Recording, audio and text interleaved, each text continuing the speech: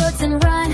I always wear jorts. I have a list that snorts. A weak heart, but it supports a love that never bore. It's time to love. It's time to unwind. Cringing sure of sad scrolls in my mind.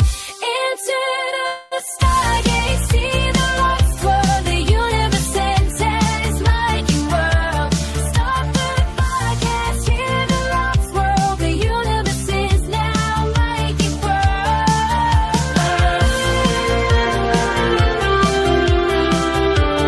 Mikey's world.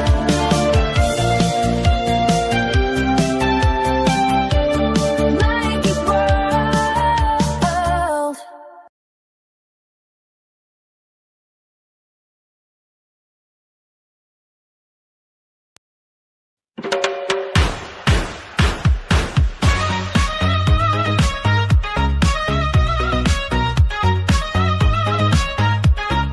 Let's go on a ride to the unknown side, a magical place where nostalgia hides. We love the 80s toys, the movies, kick-ass boys. The 90s were joy, like a childhood toy. Some call me a cell, but I feel like the Lord.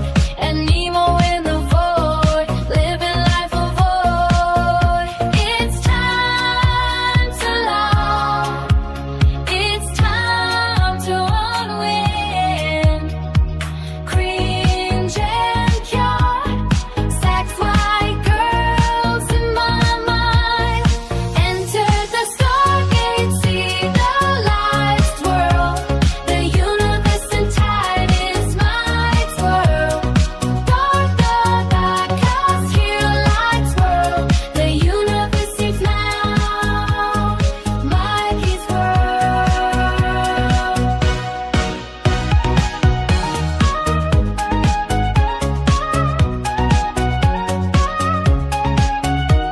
The evening has begun. It's time for retro fun. Cheese Rogers in a bun. I salute my shirts and run. I always wear jorts. I have a list that snorts. A weak heart, but it supports a love that never aborts. It's time to love. It's time to unwind. Cringe and cure. Sex white girls in my mind. Enter the stargate, see the lights twirl. The universe and tide is my twirl. Start the podcast, hear me like swirl. The universe and now Mikey's world. Mikey's world. Mikey's world.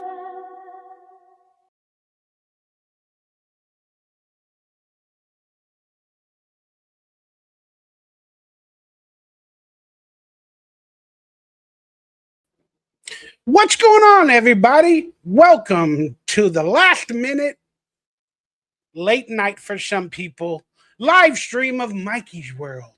That's right, I am MichaelRayBower, and this is my world. Tonight, we're doing a Salute Your Shorts episode. Why? Because I slept all day like a vampire. In spite of my rage, I'm still just a rat in a cage and a vampire.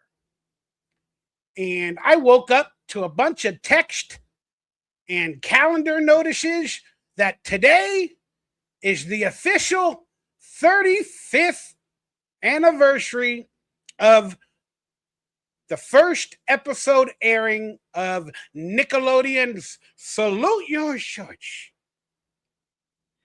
the show that I had the pleasure of being on and being a character.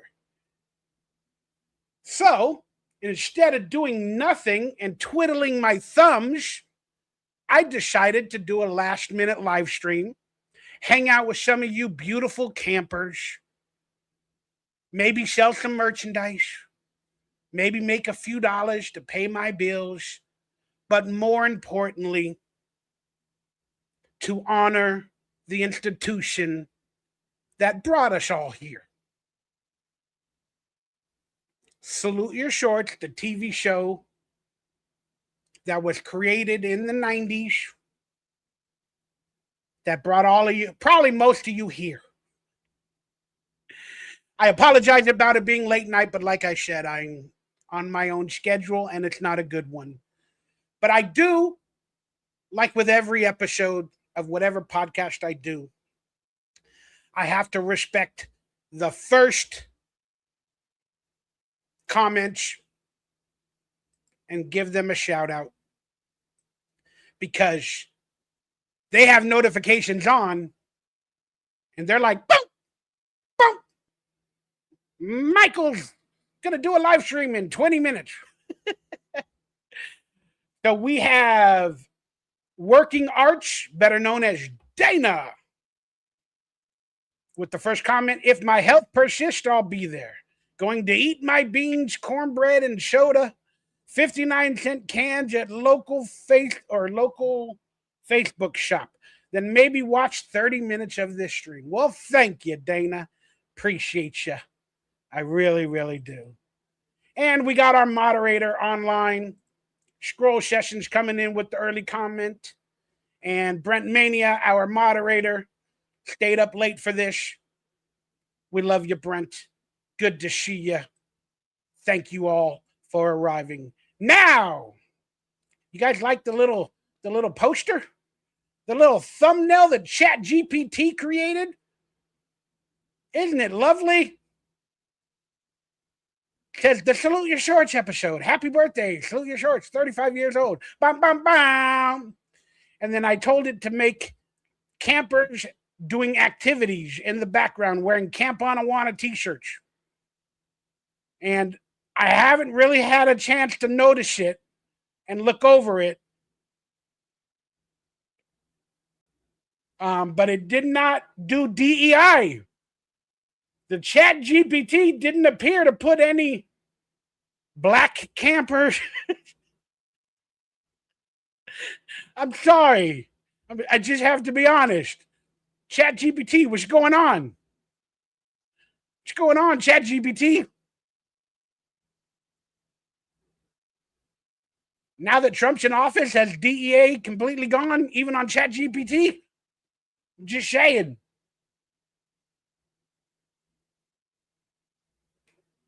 Sorry, I didn't mean to get political or doing a kids type of podcast. But hey, I'm of age. I'm really, really old. That being said, as an actor, I need to make money. So I got some appearances on the books coming up very, very soon. So if anybody's interested living in the Pennsylvania area, I will be appearing at Spooky Summer, a drive-in theater in Dixie City, Pennsylvania on Saturday, August 15th with the actor from the Mighty Ducks and Heavyweights, Sean Weiss, my good buddy.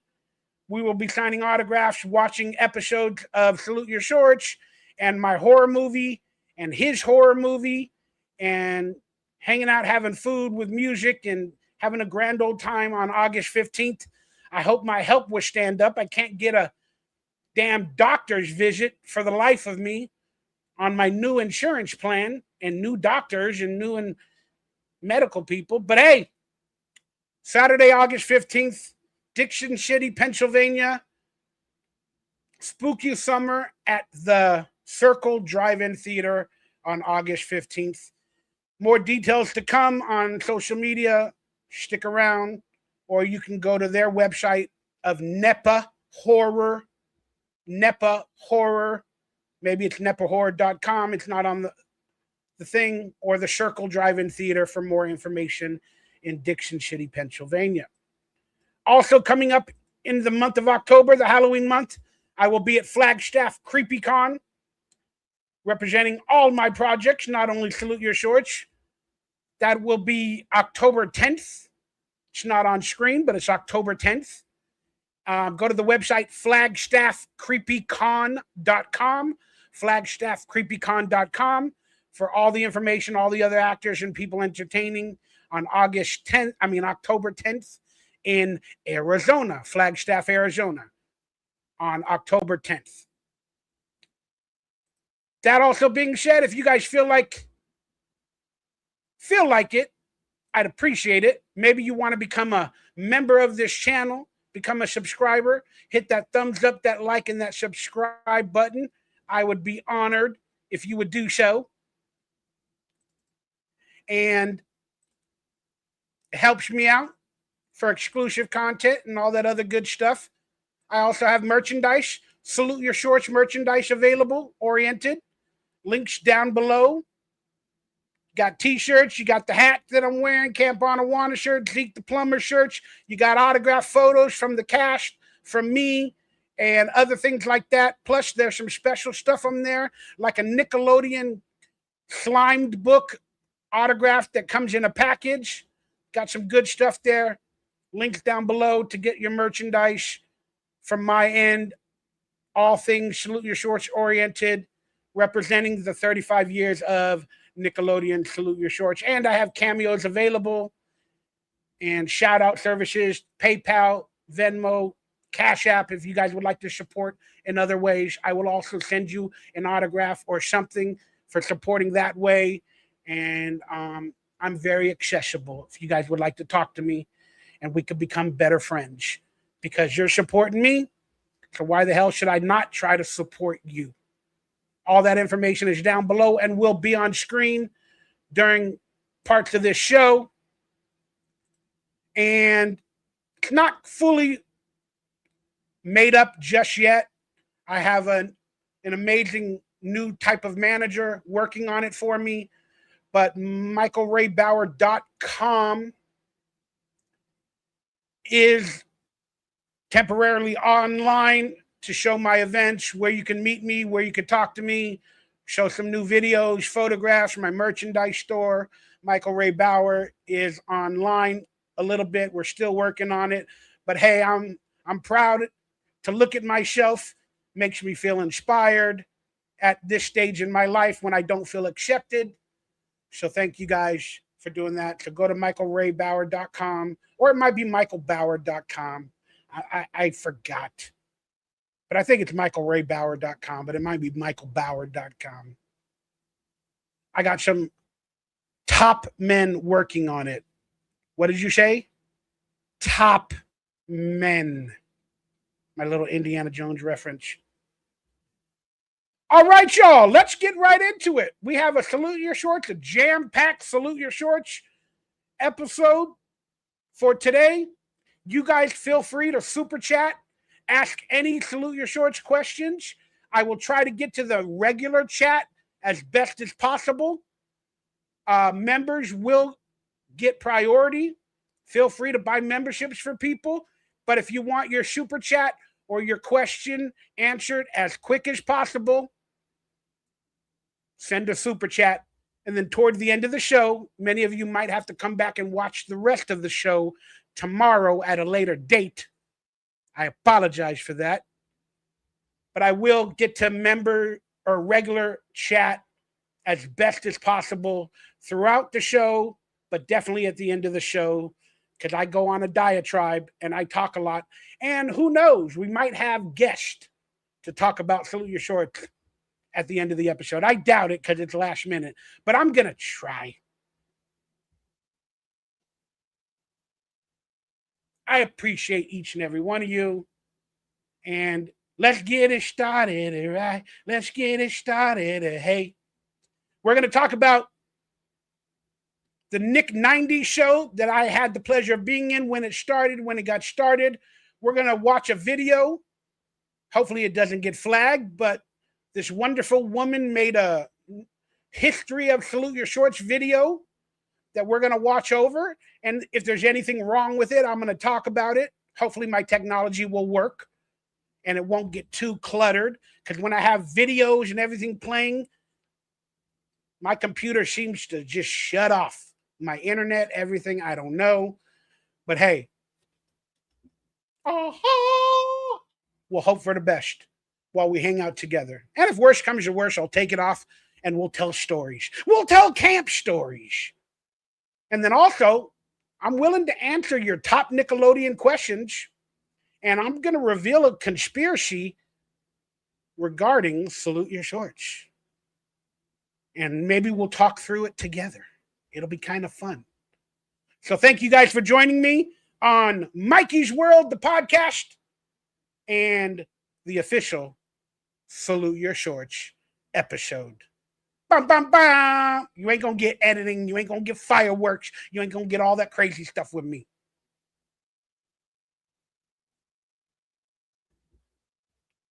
Because I don't know how to do it, and my eyes are going bad, and my hearing's going bad, and I'm old. DonkeyLips is old. But let me get the comments on screen while we get the episode started, just to check out a couple of people that are online. And if we got any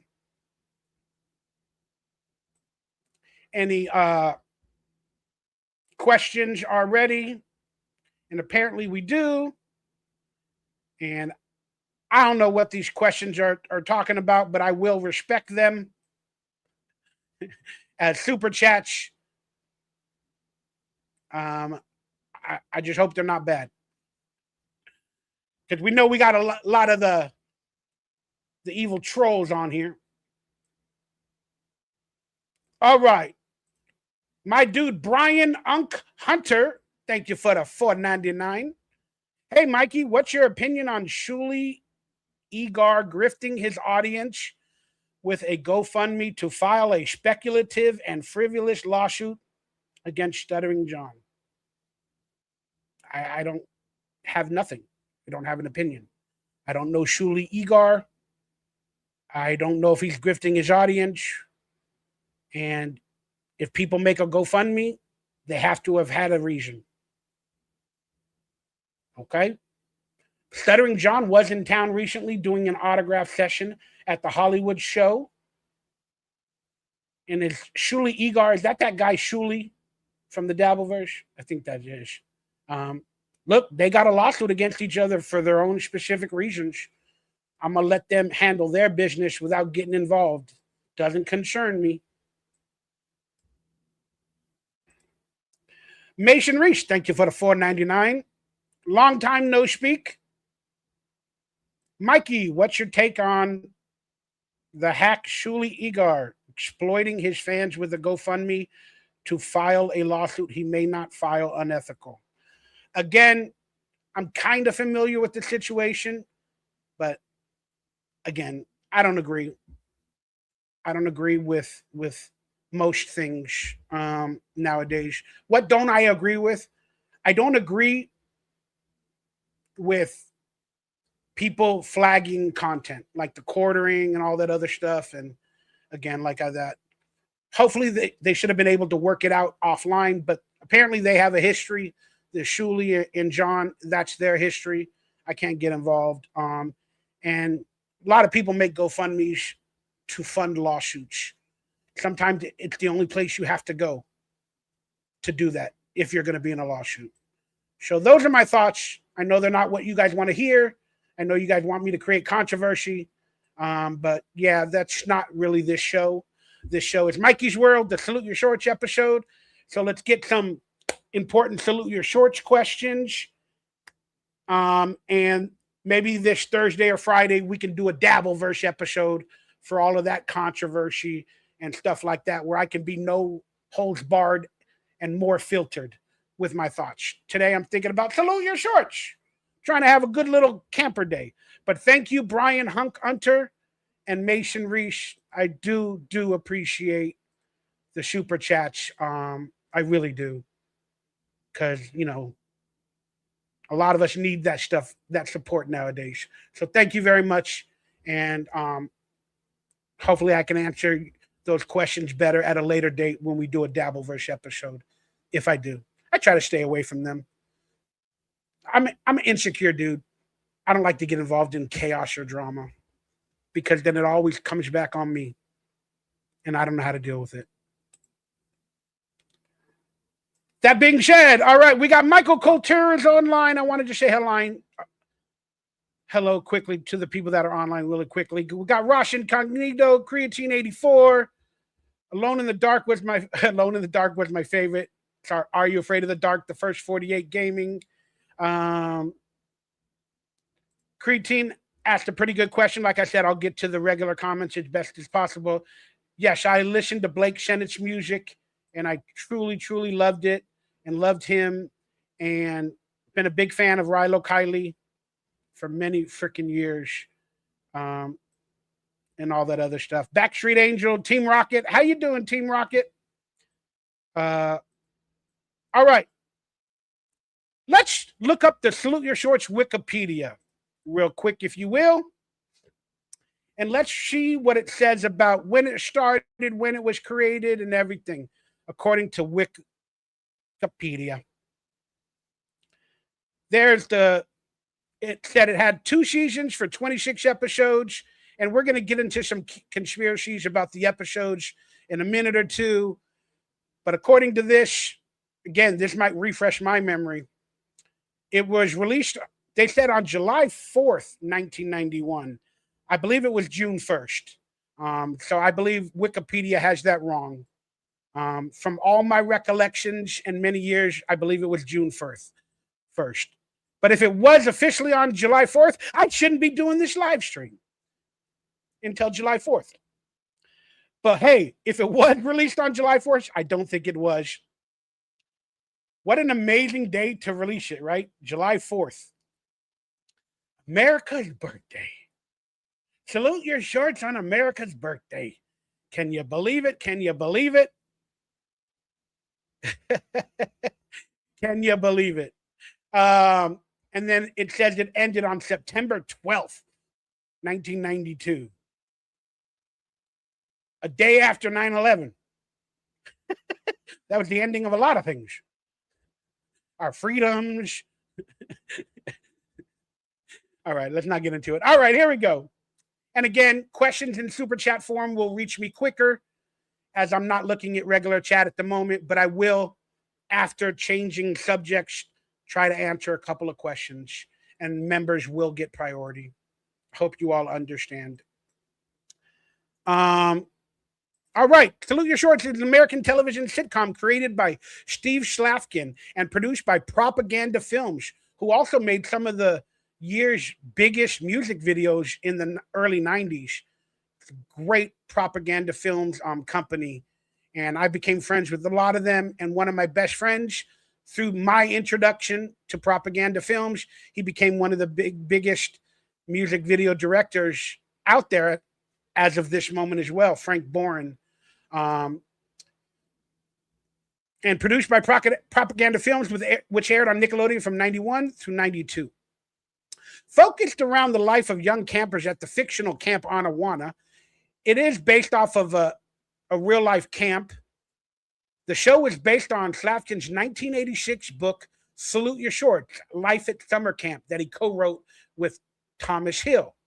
Him and his partner had a falling out, but that book, I looked it up online, and it's out of print, and they're selling it for like hundreds of dollars online. I have a copy here, but I ripped it up for the cover, but I still have a copy here somewhere with a ripped up cover. Man, I messed up. I should have collected more stuff for this show all together. Despite its short run, unlimited availability on home media, the show received positive reviews and was constantly one of the highest rated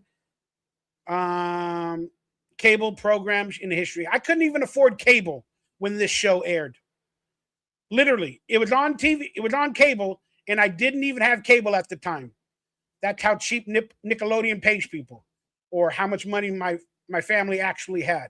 I did eventually have cable, recorded the episodes on VHS and stuff like that. And let me try to respect a member and a comment, just to try to answer a couple of questions here and there as best as possible. Do you still keep in touch with the girl who played Dina, Heidi Lucas? She was a beautiful woman. Yes, we're all friends to this day. We're not on a regular day basis. I'm not even on a regular communication business with, even my family. But we're all still in touch, and that's the question we get. And I might make another separate video tomorrow or the next couple days for this summer where I explain and I answer these questions in a 15, 20-minute video so they don't have to watch entire podcast and nitpick and try to find, the comments. All right. Brent asked a question. I'll get to this one. Do you have a favorite episode? I think I know what it is if you have one. My favorite episode is actually the finale episode where I become the CEO of the club. It was the final episode filmed. I became basically the leader of the camp, the smart kid, and the money maker. And I don't know, in a weird way, like I became like the heart of the show by that episode. And it seems like they gave the camp business to me, the birdhouses, and I sort of became like everything that I wasn't when I began the show. Despite its short run and limited availability on home media, it's not available on home media. Streaming, there's only 12 episodes. We'll get into that more a little bit later. But the show received positive reviews and was constantly one of the highest rated cable programs. I beg to differ. I don't remember it getting high ratings because when we were doing contracts for the second season, I think they told us the ratings were not that great, but hey, they were probably lying. Because according to this, it had high ratings. But the money issues, again, I don't want to ruin the memory of the show, but I've revealed on other episodes how much I made per episode, and it was $1,500 per episode, and we only filmed 13 episodes a year. We did 26 episodes total, and the reruns was on an AFTRA budget, so the reruns didn't pay as much as a Screen Actors Guild budget, and this was before SAG and AFTRA combined to make SAG-AFTRA, all one contract. We were on an AFTRA contract, which was a cheaper and smaller contract for television shows. So I didn't get paid that much. Plus I had a manager and an agent. Manager gets what? 10, 15%. Agent gets 10%. Then the taxes base our money off of how much we made per episode or per week. So, but for other movies and TV shows, I've gotten a lot more per week or per episode, and they tax you based off of that income. But, I lost like 40 to 50% of the $1,500 every episode filmed. So let's say I made $800, $850 off of every episode for 26 episodes. And your mother and your father make more in 1 year than I made in 2 years on Salute Your Shorts, not including residuals. So there you go. But still, the residuals probably all together after all these years, they barely pay a couple pennies nowadays, maybe 50 cents, $1 at most. So never probably passed in total over residuals, never probably passed 20 grand after all these years. That's a guesstimate. The premise: the series is set at a fictional summer camp, Camp Anawana. It focuses on teenage campers, their strict and bossy counselor, and the various capers and jocularities they engage in. The first season focused on the power struggle between upstanding newcomer Michael Stein, Eric MacArthur, and camp bully Bobby Budnick, Danny Cooksey, Ronnie Pinsky, played by Blake Soper, replaced Michael. They replaced Michael in the second season. People want to know why Michael was replaced in the second season. I'm sure we're going to hear about it a lot in this episode from other people, but I'll tell you from my recollection and from, I don't know if it's 1000% the truth, but Eric MacArthur, he lived in Hawaii. He was studying in Hawaii, and he became an actor on a whim around that time and got Salute Your Shorts. And his mother had to stay in LA, and they had to stay in like public housing, not public housing. You know what I mean? They had to rent like an apartment or something while they were filming Salute Your Shorts, getting $1,500 an episode, which is probably not that much money. Then on top of that, going into the second season, he needed to continue his studies. We didn't get any more money in the contract, and he had to probably live in LA for 2 or 3 months. And his mother, I think she was sick at the moment she was diagnosed with cancer, I believe. And he had his studies there, like in high school as well. And I just think it didn't work out. Whatever the decisions they made on their end to come back to the second season, they didn't want to do that. They did not want to do that, based off of their decisions. And he wanted to be there for his mother. His family's in Hawaii, studies. They're not really making that much money. And she traveled with him the first season to stay out here with him. So she wasn't able to do it the second season. So they made their decision to not be a part of the second season. And that's my recollection of what actually happened. They replaced Michael in the second season, countering Budnick as a suave, preppy ladies' man. Other campers included Budnick's accomplished Eddie DonkeyLips girlfriend. I think I wrote that down below. Oh, I forgot the D for donkey. Michael Bauer, Nerdy Sponge Harris, Tim Eister, now called Tim. What's his name? Trevor Eister, I think he changed his name to. Stuck-up rich girl Dina Alexander, Heidi Lukacek, Tomboy Telly Radford, Venus DeMilo Thomas, and nature-loving ZZ Megan Berwick. Kevin Ugly, Kirk Bailey, rest in peace. We lost him in 2022 to cancer as well. We had a reunion just a little while before that at a Good Burger pop-up. Then a few months later, we lost our beloved counselor, Kirk Bailey. Rest in peace. The dim-witted camp counselor served as antagonist to all the children. Dr. Khan, Steve Slapkin, the unseen camp director, was heard providing announcements over the public address system.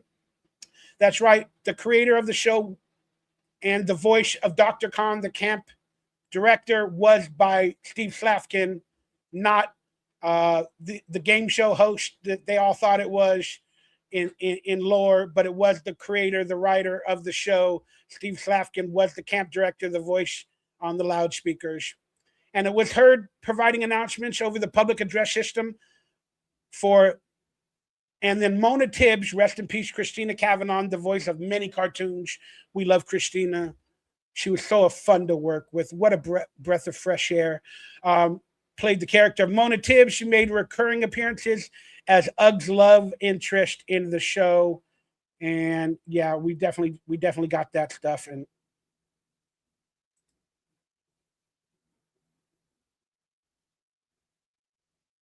I don't know what you guys are talking about, Rebel Raider, but it's good to see you, Rebel Raider.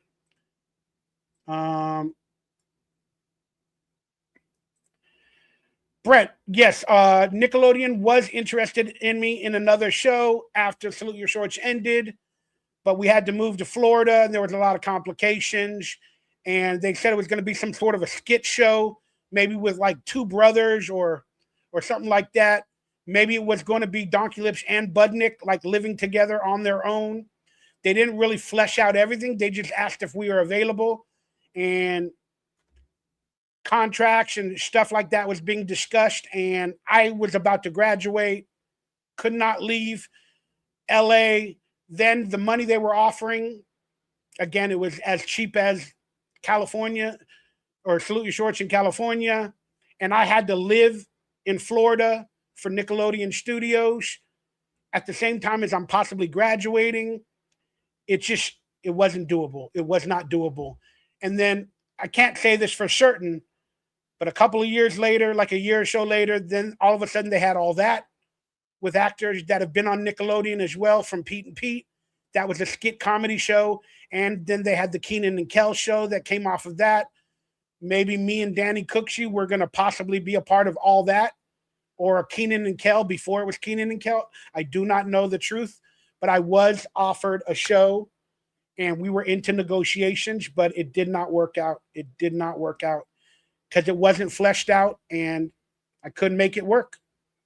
Couldn't make it work. I'd have to pay the bills in California to help out my family who was struggling on the little bit of money that were being paid to live in Florida on my own dime. They were not going to give me housing. Then I had to study and find a new school for that final year or two. Yeah, it wasn't going to work. Wasn't going to work. Thank you for the questions. And again, I'm going to try to hit up every regular comment as best as I can during today's show because I want to respect you all. But I kind of do a show and I forget about things. So again, Super Chat's available. If anybody's got $1.99, you want to ask questions, it helps out. Christina played, Chucky Finster on Rugrats. I love that. I love that. The title of the show comes from a common prank campers play on each other. A group of children steal boys' boxer shorts and raise them up the flagpole. So weird to have a picture of me behind me. So weird. A group of children steal a boy's boxer shorts and wave them up a flagpole, hence why when people see them waving like a flag, other children salute them as part of a prank. In the first episode of the series, Michael, the character, falls victim to this exact prank. And a lot of people ask, are the episodes online and all that? Again, we'll get into that a little bit more later. But no, there's only apparently up to 12 episodes on streaming platforms, Paramount Plus and or Amazon. There will never be a DVD for it, official. I don't know the true reasons why.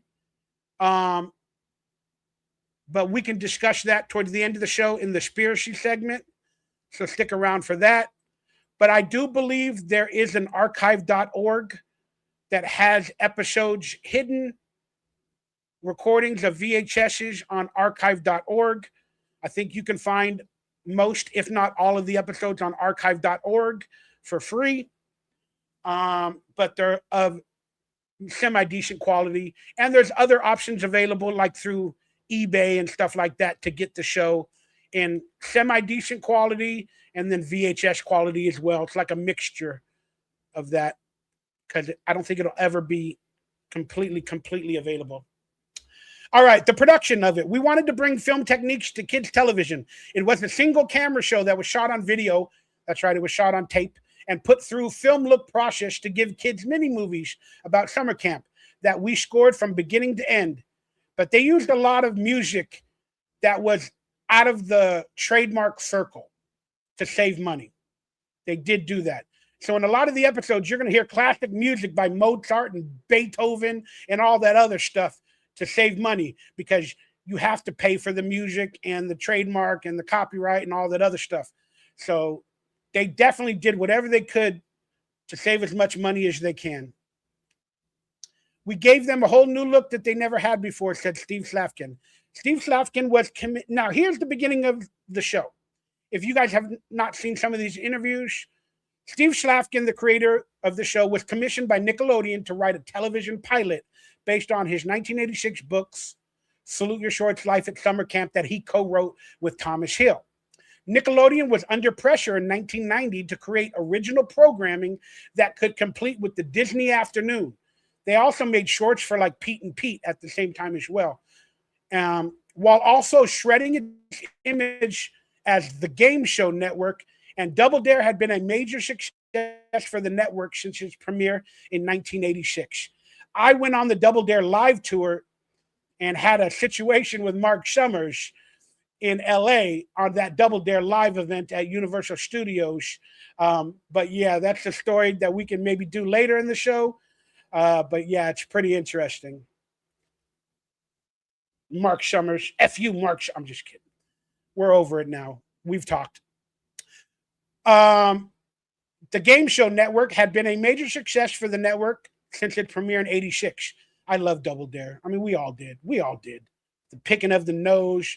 It was such a great game show to watch. But the channel lacked in-house narrative programming and in-house animation. And here's an interesting fact that I just read a little earlier today. Camp John Candy, the animation, launched on NBC in 1989 and showed there was an audience for children's programming about summer camp. Wow, you cannot do that nowadays. You cannot do that nowadays. Do kids even go to camp? They need NDAs, they need this, they need that, you know, the SJWs. I don't know, man. It's pretty interesting. But wow, maybe Camp Candy had a launch in Camp Anawana. So that brings me back to the video I made a while back about the John Candy documentary where we're connected. So I am officially Like John, I'm just kidding. Camp Candy launched in '89 and showed there was an audience for children's programming. Randall Miller directed the pilot episode of the series, which was filmed, and here's the filming locations, at Griffith Park Boys Camp. That's where we shot all the sports stuff, the basketball, the baseball field, and some of the outside stuff. Not all of it, but like the camp sort of outside stuff next to bunks. The bunks were not filmed at the Griffith Park Boys Camp. But the show, which was filmed at Griffith Park Boys Camp in March of 1990, it starred Ian. This is the pilot. Okay, this is the pilot. It starred Ian Giotti as Michael, Danny Cooksey as Budnick, Kirk Bailey as Ugg, Michael Bauer as DonkeyLips, David Thomas Sponge, Terry Johnston as Dina Alexander, Alexander Curran as Telly, and Kelly Parker as Zizi. The pilot was temporarily titled Welcome to Bunk 32. Now, that's a conspiracy number for me. I'm learning about that just now. But that was what the pilot did. And it says, according to this, the pilot aired Saturday, October 6th in 1990 at 5:30 p.m. on Nickelodeon as the television special, Salute Your Shorts. How do they know what time it aired? So long ago. They weren't even tracking it. But hey, the pilot did air one time. I call it unaired in one of my videos when I react to it. But it did air one time. And then it says the show was recast after being picked up to series in February 1991, as many of the young actors had outgrown their roles since the pilot was filmed. The only cast members retained from the pilot were Cooksey, Bailey, and Bauer. Well, funny little story about that I've said before. So we filmed the pilot.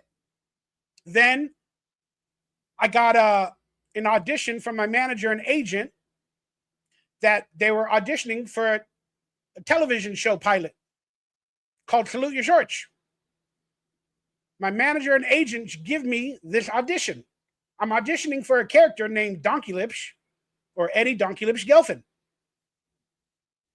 for the first episode of the season, not the pilot, when they're recasting. I get this audition. I'm like, what the hell is this? I thought I already had the part. Maybe I needed to audition again. I don't know. But I got the audition. I went to it. And I'm in the room with other actors that are fat and whatever. And I'm like, damn. I need to earn my role again. So then I walked into the audition. And the first audition was just with a casting director. And these were the same casting directors that casted me for the pilot. And they said, Michael, what are you doing here? It's like, I don't know. I got this audition to play this character that I already played. And they were like, oh, yeah, no, it's fine. Like, whatever. Then I left. I left the audition. They're like, don't worry about it. I didn't know what was going on. Then maybe a week or so later, they had the actual writer and producers and whatever auditions for the characters. Maybe even the DonkeyLips. I knew about it. I knew something was going on, that I needed to earn my part again because I saw other actors auditioning for my role. So there was no guarantee I had it. So I went to the audition with the producers, Steve, and all that again. And they're like, what are you doing here? I'm here to audition for my part. And in the original pilot audition, I ate an actual piece of hard macaroni in the audition, the pilot audition, and I cracked a tooth for the pilot audition. So in this audition again, it was short, the same script per se. I brought in another piece of rock hard macaroni, and I bit on it, and I chipped a second tooth. That's not truthful. But in the original audition, I did chip a tooth. But I got the part. I auditioned again, and they were flabbergasted. and I auditioned again, and I got the part. So that solidified me that there was no better actor, because they probably have already seen, 10, 15 actors at that moment. And then they're like, dude, it's Mike. It's Mike. He was in the pilot. We got to bring him back. He's better. He's the character. We all love him. We all know him. So I earned the part. Filming of the first season, initial order. All right, we got a couple more super chats. Let me get to that. And let me respect it. Let me respect it so much. Oh my God, this is a big one, dude. Josh Alden, dude, that warms my heart, man. Thank you for the support, brother. Hit me up on social media, if you can, and I'm gonna send you an autographed picture or something to respect your super chat. I can't thank you enough, brother. Just wanted to show support. Grew up with Salute Your Shorts, San Diego native, but the Midwest now. Cali is expensive, and I hope this helps. Brother, you're amazing. God bless you. Thank you. Thank you. And I hope you all appreciate that I woke up and decided to do a Salute Your Shorts episode and tell some stories and talk some stuff. Josh Alden, 98. You're the man. God bless you and thank you. Bam, bam, bam. You are our newest camper. Faux life at Camp Anawana. All right, at Denny Dimes. They're still trying to create controversy where there is none. So I'm going to get in trouble no matter what I say, but I will respect the $5.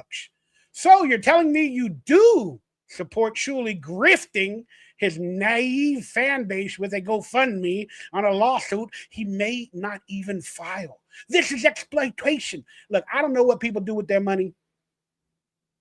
I am not supporting anybody. Their lawsuit is their lawsuit. They're doing whatever the hell they want to do. That being said, I hope this message finds everybody in good health, good spirits, and in good life. Now back to the Salute Your Shorts episode. At Denny Dimes, thank you so much for the support. Filming of the first season's initial... can you guys read it on screen, or is it too small?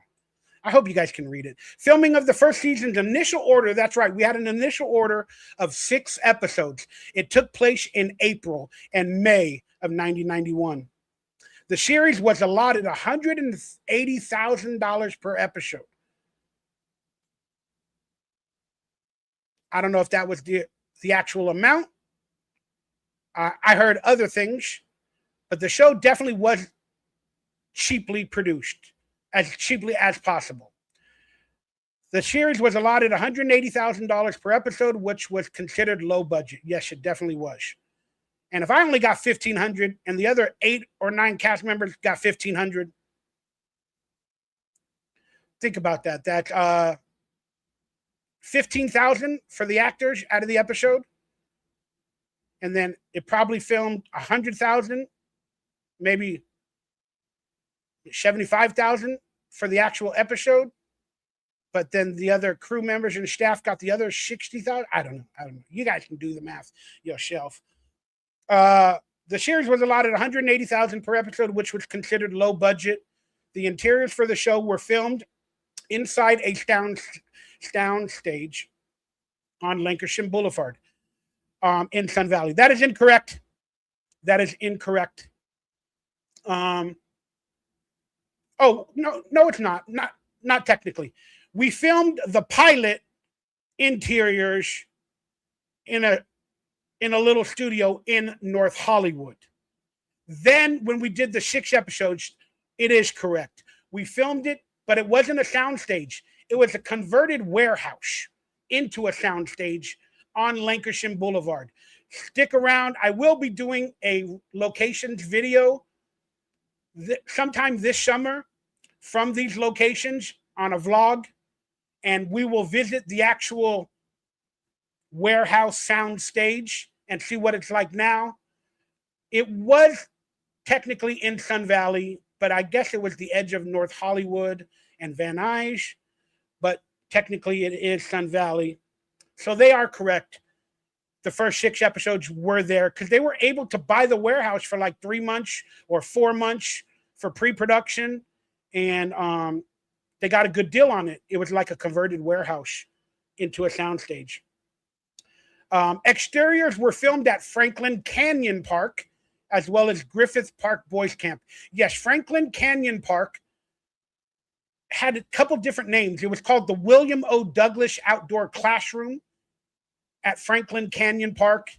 And there's another area by it called Tree People. But that's where it was filmed. The outside shots with the trees and everything else. It was at Franklin Canyon Park. And at the William O. Douglas Classroom, where our meeting places, and then at Franklin Canyon Park, it had the lake. It had everything, as you could see on the picture. And it had a lot of different locations.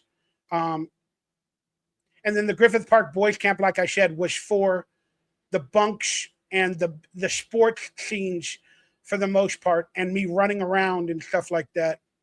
Some exterior shots of the bunks were done using 3 feet high miniatures. That is correct. You could see that in the gag reel, in the footage. The show's music was composed by Ed Alton, who had previously composed the music for Head of the Class. I did not know that. Congratulations, Ed. And I used to hang out in the theater while they filmed Head of the Class on like about 5 episodes.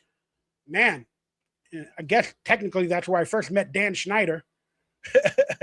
The opening theme song was a mock Camp Anawana Alma Mater, composed by Alton with the lyrics by Slavkin.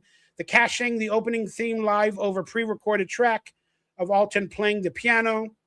The first season premiered with a special primetime broadcast on Thursday, July 4th. Okay, so there it is. I thought it was June 1st, but they're still sticking to July 4th. The first season premiered with a broadcast on July 4th, with new episodes airing Saturdays at 5:30 p.m. thereafter. Here's something that maybe not a lot of people know. We filmed 6 episodes, and then we halted production. We only had an order for 6. Then we were all on edge. So we took a break, like a 2-week break or a week break. Then we had a wrap party for the first 6 episodes. We all went to a bowling alley in LA called Corbin Bowl on Ventura Boulevard in the San Fernando Valley. We had a wrap party at Corbin Bowl. We all bowled and all that. Man, I wish I had some pictures of that event. And we're going to check out some behind-the-scenes photos as soon as I get to it. It's going to be a long live stream show, but I appreciate everybody sticking around and watching this. And again, Super Chat's available for questions that I can get to quicker. I apologize, and I'll check out some regular comments in just a couple of seconds. Please keep that comment room lit. I appreciate each and every one of you.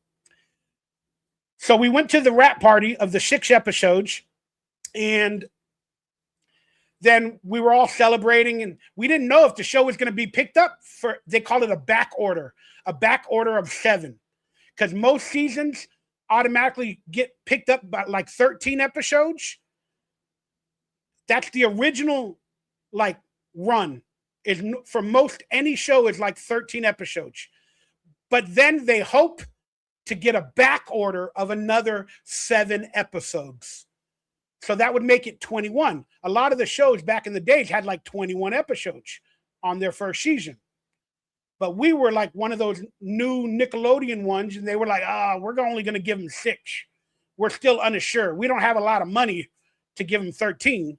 So we went to the wrap party. We didn't know if we were going to get a back order of any more episodes. And then they brought out a cake, and it said, congratulations on 6 episodes. And then, we all celebrated the cake. And then one of the not producers, but like one of the main people at Nickelodeon was there, and he wiped off the number 6, or I'm sorry, he put a number 1 in front of the number 6, and then he wiped off the number 6 with the frosting, and he put a number 3. And it said, congratulations on 13 episodes. So we all knew at that moment we got picked up for a back order of an additional 7 episodes. Oh, it even says it here. The filming for the remaining 7 episodes of the first season took place in August and September of 1991. How many months later? Apparently we filmed it in March and April.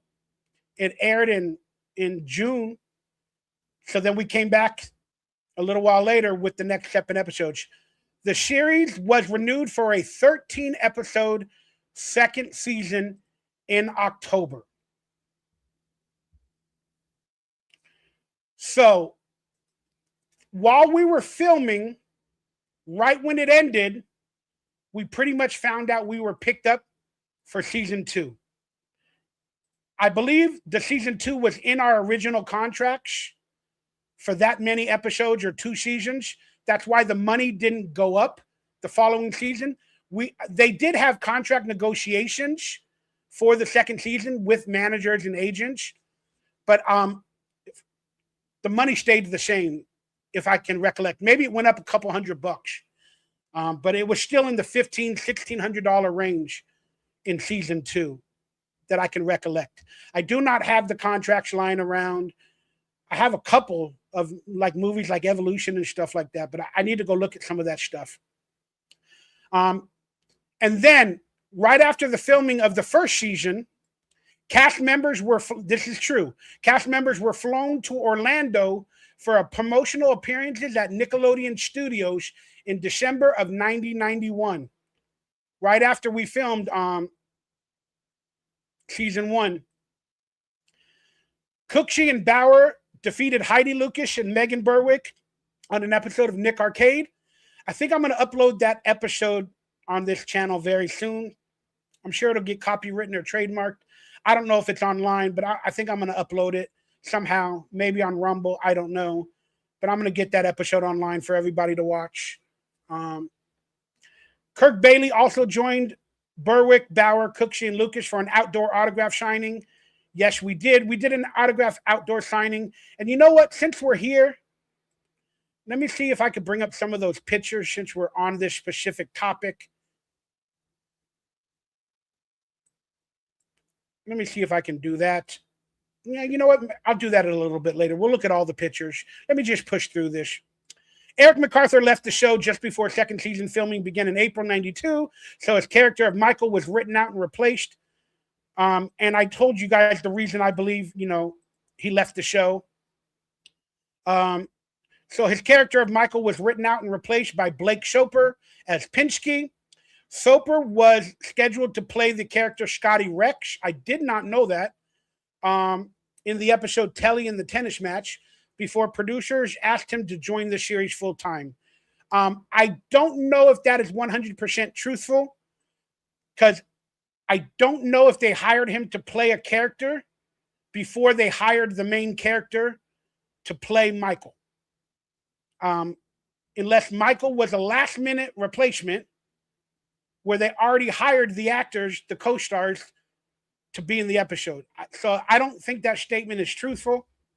From my recollection, we had a audition process where me and some of the other actors like Danny, Heidi, the girl that played Dina, and Megan and Venus, and Tim, or Trevor, as he's called now, we had an audition process where we auditioned with the new character Pinsky. And they brought in, I think they brought in 5 actors, and we all auditioned with them. We already had the parts, but they were trying to pick the character Pinsky. And Blake was one of the actors that came into the audition room with us. And we were all hanging out with all of them outside of the audition. And they were filming us. They were trying to see the chemistry between some of the actors and all of us as cast members.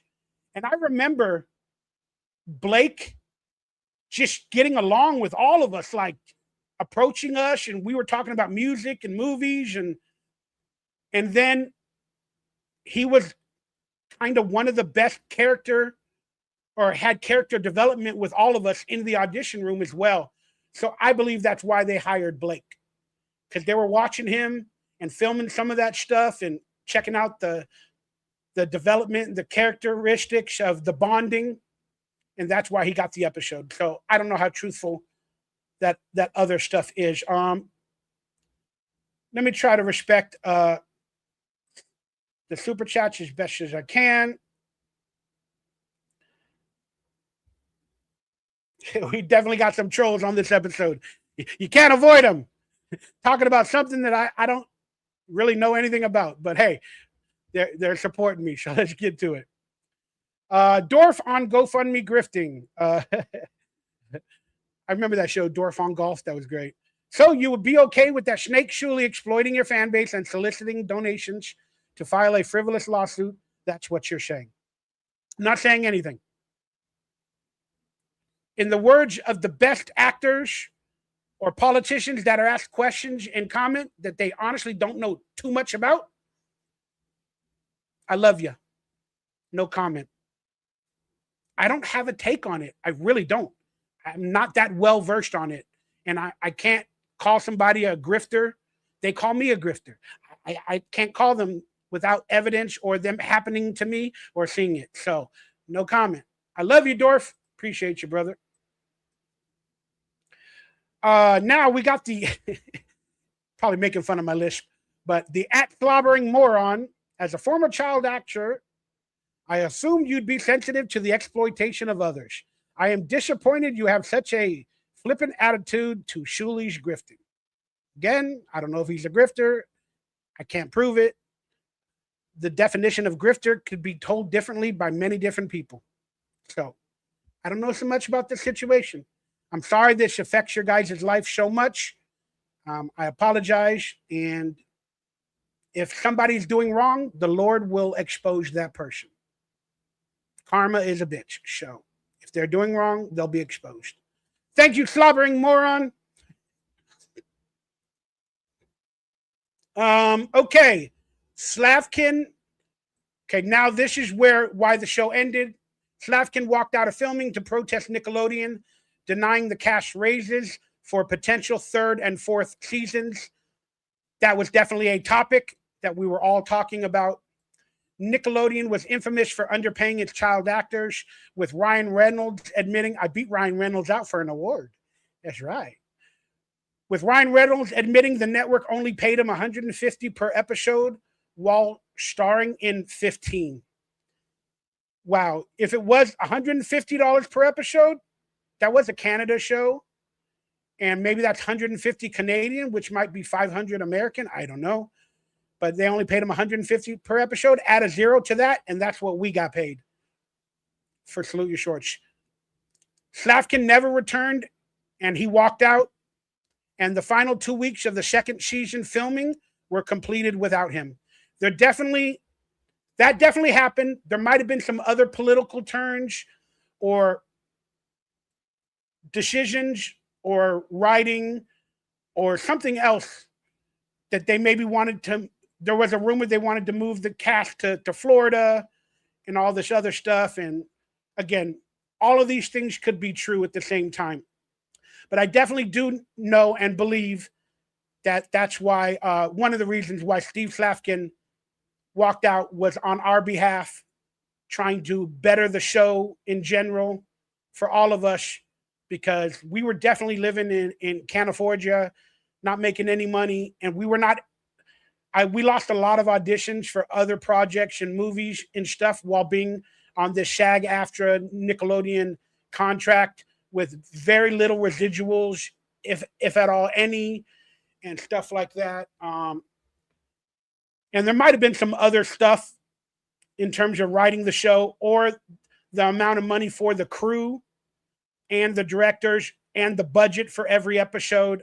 Again, it's a lot. Only the people that were involved in those exact conversations know the truth. And I don't consider Steve Slavkin to be a liar about anything. So that is definitely one of the main reasons why he walked out. He felt we were all being maybe solicited or not abused, but like taking advantage of a little bit by the powers that be. And yeah, it was an ominous feeling working without him for the final 2 or 3 episodes. It was so ominous. Like, again, only the people that really knew what was happening, but us cast members were like, damn, where's Steve? He's normally in the writing room and being around us every day in the producer's chair and everything. It was sad. It was sad. It was like an overwhelming cloud of ending entered us. And we had a party, a rap party, a couple of weeks after filming the final episode, like about might have been three weeks after filming the episode, and the final episode, maybe 2 weeks, 2 or 3 weeks. And then we went to the rap party. It was at the, like at a, on top of the Hilton in downtown Los Angeles. I think that was the hotel. It was called the Hilton. They had like a space, a top floor, like a room, a ballroom. And we had our rap party for season 2 there. And I took a lot of pictures, and I'm going to share the pictures with you all in a little bit. And we all knew, man, we just knew it was the end of the show because of all the negotiations and stuff with agents and managers and writers and Steve walking out. We just knew it was the end of the show. And we're like, damn, why is the show ending? Like, that's insane. It got nominated for Ace Awards. It was so damn popular. I went to Disneyland one time during the show's run, and it was camp day. It was camp day at Disneyland. I went to Disneyland one day on camp day. Like, fate and God puts me into these moments that are just so memorable. But I went to Disneyland one day, and it was camp day, where all the camps and schools and camps are at Disneyland, like for $20 or whatever it might have been. And now DonkeyLips shows up with the regular public. Boom! Oh my God! Can we get pictures? Can we get pictures? Okay, you know, they had the little cameras that you'd have to buy for $20, disposables and whatever cameras they had there. It was a crazy, crazy, crazy time. But man, the security for Disneyland, I've had multiple experiences at Disneyland that are wild. Some of them for another day. But I got so many people around me that all of a sudden, like, because of a previous incident, I was basically told we were never allowed to return to Disneyland for a mooning incident that happened a couple years previously. We went to Disneyland jail. But now I'm surrounded by campers, and I'm like, oh my God, I'm not supposed to be at Disneyland. I got a lifetime ban or whatever they told us because of that incident. Now I'm afraid security and everybody's going to recognize me, the men in black that are at Disneyland. But they came over. They're like, oh, what's going on? I'm like, I'm an actor, this and that. I'm a celebrity. And then all of a sudden, oh, we need to give you an escort. We need to get you an escort. I'm like, okay, if you want. So I got like a security escort detail from the park to walk around Disneyland on camp day. I only had a security or a police escort in real life one other time at an event, at a baseball event for charity. I felt like a Beatle. I felt like a Beatle. So those moments are so beautiful, and I felt accepted. All right. The second season premiered with a special primetime broadcast on Friday, June 26th, 1992, with new episodes airing Saturdays at 6 thereafter. The series was not renewed for a third season, correct? It was not renewed because we did not agree with their stipulations or what they wanted. After the network wanted production moved to Nickelodeon Studios, that was one of the reasons, but most of the cast was unwilling to relocate, correct? Nickelodeon was under pressure from parent company Viacom to reduce its budget so that MTV could fund production of Beavis and Butthead. So our show was canned to film episodes of Beavis and Butthead. That's the story I'm going with. That's the story I'm going with. Wow, we are definitely a part of Nickelodeon history when you think about it that way. That's pretty awesome. Maybe they were making a remake with me and Danny Cookshee of Beavis and Butthead before it was Beavis and Butthead. We would be funny Beavis and Butthead characters of the beginning of Salute Your Shorts. Budnick and Donkey. Donkey Head.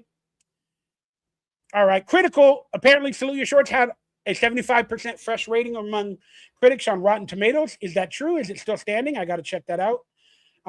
These are articles that you guys can possibly read at a later time with links. We won some awards. The show was nominated for an Outstanding Young Ensemble Cast in Television Series at the 13th Youth and Film Awards on December 1991. That's definitely true. We did not win the Outstanding Cast for that award ceremony. But then the next year at the 14th Annual Youth and Film Awards, that entire award show is on my channel with a lot of famous actors from the 90s. On January 6, 1993, several cast members were honored. Heidi Lucas, congratulations, won Best Young Actress for co-starring in a cable series, beating out fellow cast members Megan Berwick and Venus DeMilo. They were not nominated. Maybe she beat them out for the nomination, but I don't believe or remember Megan Berwick and Venus DeMilo from our show being nominated for that award. Maybe Heidi beat them out for the nomination. And who were also nominated? They were not nominated. It says that they were not. That I can recollect. Michael Bauer, because they would have went to the show with us. Michael Bauer won Best Young Actor co-starring in a cable series. I beat out Ryan Reynolds. Beating out castmate Trevor Eister. Yes. Trevor was nominated, the actor that played Sponge. He was nominated as well. So not that I beat him out. I was just chosen over him. And I've talked about this award show on my last award show podcast where I talked about the Academy Awards. I explained how sometimes, technically, you're buying an award. So I love to think that I truly won it. It's 1,000% genuine. But I feel like in a weird way, because I bought so many tickets to the event and I was a host as well of the show and a speaker, in a weird way, I think they gave me the award because I kind of bought for it because we paid for tickets for the high seating and all. Like, I don't know. But I'm going to pretend that I beat out everybody and I beat them all. I'm going to keep that truth to myself. And Danny Cooksey was nominated for Best Young Actor starring in a cable series. So that's a different category. I got to go look back at all the nominations. And if Danny Cooksey was apparently the star of the series of Salute Your Shorts, we were all co-stars. It was an ensemble. Why are you trying to divide us and separate us? Starring in a cable series. No. I got to go look back at the nominations. Let's talk about the ratings. Oh, we got Jessica online. I just saw you, Jess. Love you, love you, love you. Hey, Jess, if you're available later, if you're still awake, maybe you can get on the live stream and we could talk Salute Your Shorts or anybody that's available. But for now, I'm going to do all this stuff and I got to catch up on my chat. Forgive me. Who's Ryan Reynolds? I never heard of that guy. Love you, Brent. The ratings. The show was the second highest rated cable. See, I don't know whether to believe this or not because I heard the ratings were not that good. I heard on one episode, the highest ratings we ever had was 120,000 viewers on one episode. Maybe that was for contract negotiations or something, but that's what I heard. I heard the most viewers we had on one episode was $120,000 according to whatever that system was that would record the viewers. And regular popular shows that I was on, like Wonder Years and all that other stuff, they had millions, 7 million viewers, 8 million viewers, 12 million viewers. So I don't know what the truth is. But hey, if it's on Wikipedia, you know it's true. Not that people can write their own Wikipedias and make up lies like DonkeyLips is married. If it's on Wikipedia, it's true. So we're breaking the myth from my perspective. The ratings. The show was the second highest rated cable television series with children of ages 6 to 11. The 6-year-olds to 11-year-olds love us. And the second highest rated cable television series with children from 6 to 11. How do they know that? With the cable boxes back in the days in that system, how do they know a kid was watching? They didn't have cameras and smart TVs. How did they know that it's a 6-year-old, it's a 7-year-old, it's an 8-year-old, it's a 9-year-old, it's a 10-year-old, it's an 11-year-old. It's not a 12-year-old. It's not a 12-year-old. It's an 11-year-old, a 10-year-old. How did they know? But hey, I'm going to take that. That's an honor. We were the second highest rated television show with children 6 to 11 at the start of our second season. Not at the beginning, at the start of our second season. What was the first highest rated cable television show for children 6 to 11? Then I wonder what was the number 2 show for children age of 12 to 16. I'd like to know that. That'd be really, really awesome. Despite being in reruns for 4 years, it was in reruns for a lot longer, but that was a consistent run. The show finished as one of the 15 highest rated basic cable series of 96. No fucking way. No way. Wait. No way. Come on. That's awesome. Man, if we were that high, Nickelodeon should have added a couple $100,000 to the episodes. I heard in our second season, the first season we had $180,000 an episode. Then again, it's a rumor. You'd have to talk to the producers or the creators of the show. I heard a rumor that the second season we had a $600,000 budget per episode. But yet none of the cast members or people like that made more money. I don't know. But damn, despite being in reruns for 4 years, the show finished as one of the 15th highest rated basic cable series of 96. Even with reruns, we're in the top 15. Bum, bum, bum. Again, most of the Salute Your Shorts fans came after the show aired, not during. It was through the reruns that aired many years later and the summertime reruns. So that is a blessing in disguise. If you stick around or you come back and watch this show whenever you're available, later in the episode, I'm going to explain an amazing conspiracy about the episodes and the reruns and the media format. You guys are going to want to stick around for that. And why somebody ain't telling the truth. And why the episodes are not online or on digital media officially. All the episodes, I mean. The show last aired on Nickelodeon, on June 7th, 2004.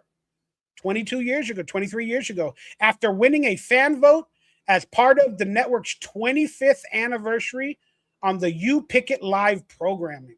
Wow. Did not know that. All right, let me respect these super chats as best as possible. I'm sure we got some more Dabbleverse ones, but hey, I still want to respect them. Dorf on GoFundMe grift. Oh, I get it. Dorf on golf. You're Dorf on GoFundMe grifting. I had a GoFundMe many years ago, man. I lost my house. I lost everything. Thank you guys for supporting me. I didn't consider that a grift. I just had no job. I had nothing. I needed help. So hopefully that's not Dorf investigating me on GoFundMe grifting, because it wasn't, to my knowledge. But I get it now. Dorf on GoFundMe grifting. Appreciate the $4.99. Did you ever cross paths with either Billy West or John Crick-Falucci of Ren and Stimpy while you were working for Nickelodeon? No, they had offices or something with the big Ren and Stimpy animation artwork on Highland Boulevard in Hollywood. That might have been the place called Klasky Shupo. I think I'm forgive me, but I just remember an office building on Highland Boulevard with some Nickelodeon artwork, and I believe Ren and Stimpy was a part of one of them. But I heard they had troubles or something, because I know you're into the drama. I think they had like troubles or something with people online or abuse or something like that. I'm not well versed in the story. I can't really remember. But if I'm not mistaken, isn't that somebody from Ren and Stimpy or Klasky Shupo or something like that? Forgive me. But here's a little quick story. Here's a little story I'd like to tell about Ren and Stimpy. You know so well. It started way back in the 90s with a little show called Ren and Stimpy. No, so I went to an event for the, I think it was 91 or 92 for the start of Nickelodeon Salute Your Shorts. They had like a Nickelodeon event at the Hollywood Athletic Club. And they invited me because I was one of the actors on Salute Your Shorts. And they were premiering it to like people for ad space or revenue or something. So they had a Nickelodeon event at the Hollywood Athletic Club. So I went down there just to promote or Salute Your Shorts. And then they had artwork and posters and creative people from, I believe, Ren and Stimpy, the Rugrats. Maybe those people were there. I don't technically remember if I talked to each individual because I didn't know what Ren and Stimpy was at the time. I just saw artwork that was being presented for the new slate of Nickelodeon shows that were coming out that year or whatever. And I met some people. They had stickers. They had little poster cards with what the show's about. It might have had Rugrats. I'm pretty sure it had Ren and Stimpy, maybe Beavis and Butthead, but I think that was MTV. But I can't really remember exactly there. But long story short, I was around some like merchandise or some stuff from definitely Ren and Stimpy and other Nickelodeon shows for that year of 91 or 92. And I was around some amazing people at the Hollywood Athletic Club. And man, I wish I could have been a stealer of everything back in those days, you know, for retro nostalgia's sake, to share with the world, man, because a lot of you guys love this Nickelodeon history and stuff. I wish I would have had it. I really do. I really, really do. But unfortunately, I don't. And people ask, do you have things from the show available to sell? Well, I have a few things available on my merchandise store. Please feel free to make your way to it and pick yourself up some merchandise and some other stuff. I thoroughly think you guys will love it. Please hit that thumbs up, that like, that subscribe button. Consider becoming a member of the channel for early and exclusive content. And look forward to some filming locations of Salute Your Shorts very, very soon. Maybe a reunion special for 35 years later. We're working on it. We're trying to do some things as best as possible. Now, I want to respect I Am Sassy and Classy. Thank you for the $2. Hugs and adventures to you. Thank you for being part of the last minute live stream and being a part of friendship in my life. All of you guys, I appreciate you all completely. Jamie, Nickelodeon used to be better years ago. Of course, ain't nothing going to represent the 90s like they did. All right, let's get back to this. Apparently, we had cultural impact. Again, I read a little bit of it earlier, but I didn't read the whole thing. Cultural impact. The Paley Center for Media has preserved the first season episode of Sponge. What? Of my show? The Paley Center for Media has preserved the first season episode of Sponge Saga in its New York archive. I don't know if that's true. Is it a Nickelodeon portal that they built and they put underground? I don't know. Come on, guys. Paley Center for Media has preserved the first season episode of the Sponge Saga in its New York archive. We got to go visit that shit then. Again, I don't know if it's true or not. I really do not know. The museum curates select television programming for its artistic achievement. With fart jokes and toilet humor. Our show is artistic. For social impact. Well, we had a little bit of DEI on Nickelodeon in the 90s. That was good. Or historic significance. Which one of those goes to our episode Sponge Saga? Artistic achievement, social impact, or historic significance? I don't know. But that sounds amazing to me. I really think Zeke the L.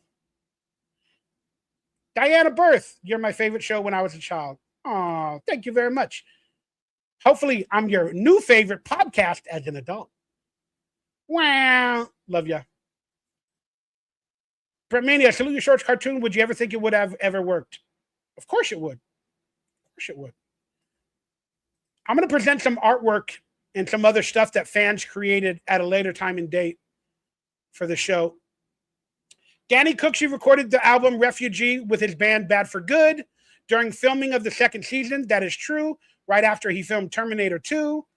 And according to Wikipedia, the song Devil in the Angel was written by Danny Cooksey and Steve Vai, the famous guitarist, for the 2-part episode of Budnick and Dina in Love.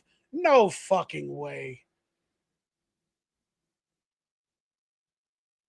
I mean, Danny would take the show into his work. Did he write the episode for Budnick and Dina Fall in Love for that 2-part episode? Go check out the album band or the band Bad for Good and look up that song. We got to listen to that song together. Dude, I got to listen to that song, man. Can we listen to it while we're here? I don't know how to like go back and forth, unfortunately. Let me see if it's online, but apparently he wrote that song for Budnick and Dina in Love, was left out of the show due to time constraints. They were going to copyright that song for Nickelodeon to be in the show. On our budget? I don't know, man. I don't know. That's interesting. I got to talk to Danny Cooksey about that. But was left out of the show due to time constraints. Budnick, Blake Schoper, and MichaelRayBower sang backing vocals on the album. I don't remember that. We fooled around and made our own band offset playing music, and I played the drums and stuff like that. And then we put the band into an episode of Salute Your Shorts. But I don't remember singing background vocals on that album. When he went on tour to local locations, I went with him and I moshed in the mosh pit in like 93 or whatever for his band Bad for Good. But I don't remember singing background vocals. Guys, I'm going to take this off screen. I'm going to real quickly look to see if that song Bad for Good, Devil in the Angel is even online to listen to hear the lyrics and put it against the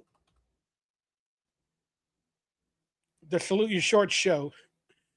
I don't think that is factual. Forgive me if my internet goes out a little bit anytime I open up new screens. Bad for Good, Devil in the Angel. I don't remember that song. I was a big fan of that album. All right, guys. I don't know if this is going to get copywritten, but we're going to play a couple of minutes of it. Apparently, this was in the 2-parting episode of this was in the 2-parting episode that apparently Danny Cooksey and Steve Vai wrote for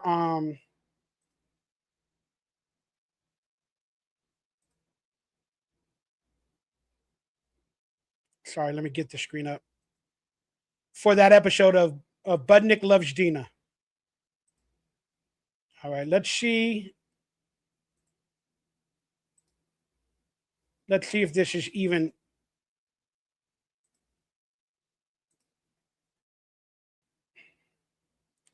All right. I might stop it. This is a live reaction to Bad for Good, Devil and the Angel, that apparently was written for the Budnick Loves Dina 2-part episode. Here we go. Oh, I remember this song. It's called Nothing Great About a Heartache. Oh, no, that's the next song. Okay, I love that song. Nothing great about a heartache. But let's listen to Devil and the Angel. I don't remember this song. Apparently it was written for that episode of Salute Your Shorts. Here we go.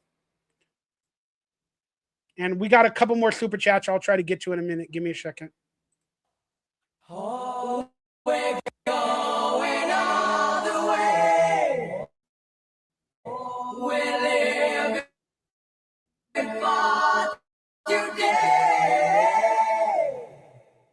I love that intro. Again, my technology is going out and in. Please forgive me. It's going to happen when I have multiple screens open. But you got to love that intro. We're going all the way. I thought he was talking about him and the character Dina.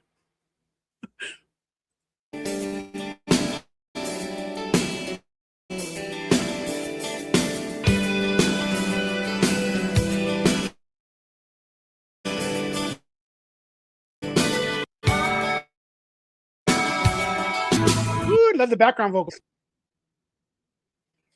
And it's a great band, y'all. You gotta love and represent that, dude. You gotta love it.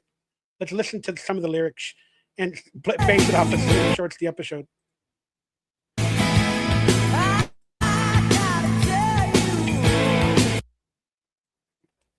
In the episode, there was a secret where there was a rumor that he liked her and he didn't tell her. In that episode of Salute Your Shorts, there was that secret.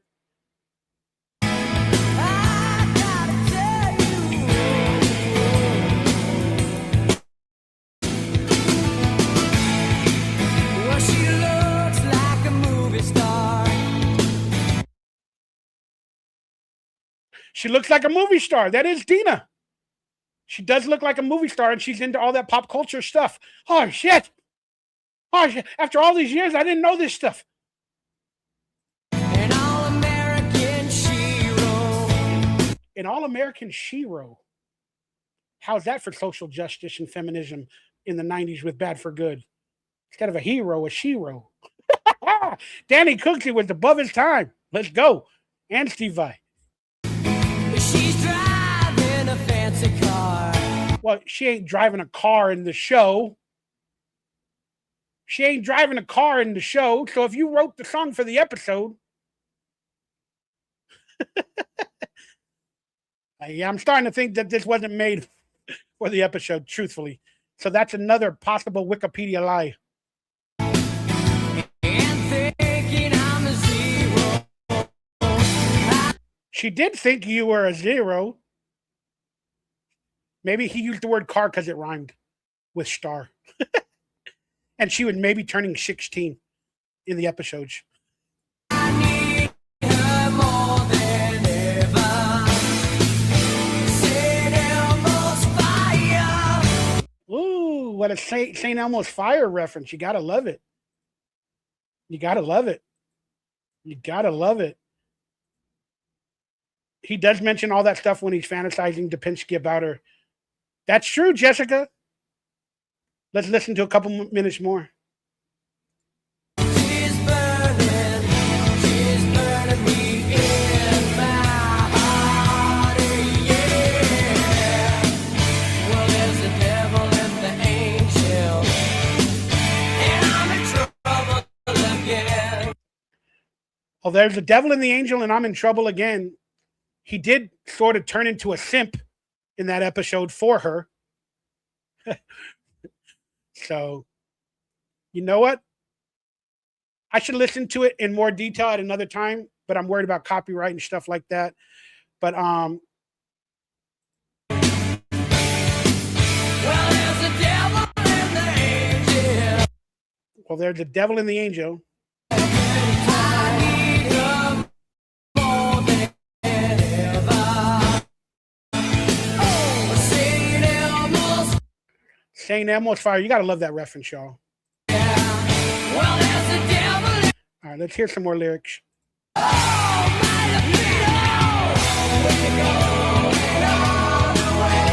I was talking about going all the way. And his libido. And his libido. Dude, that sounds like the Breakfast Club, dude. Or Tears for Fears. Everybody wants to rule the world. The pianos or the guitar riffs.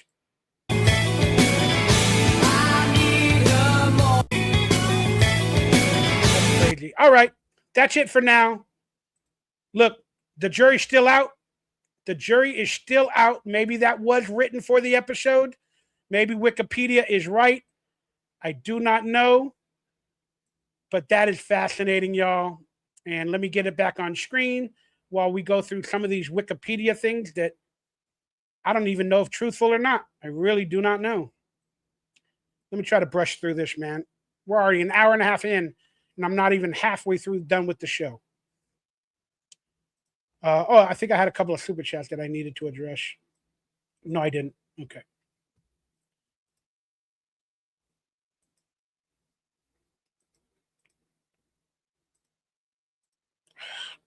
Gotta get my comments on screen. Unfortunately, everything's getting all messed up for me.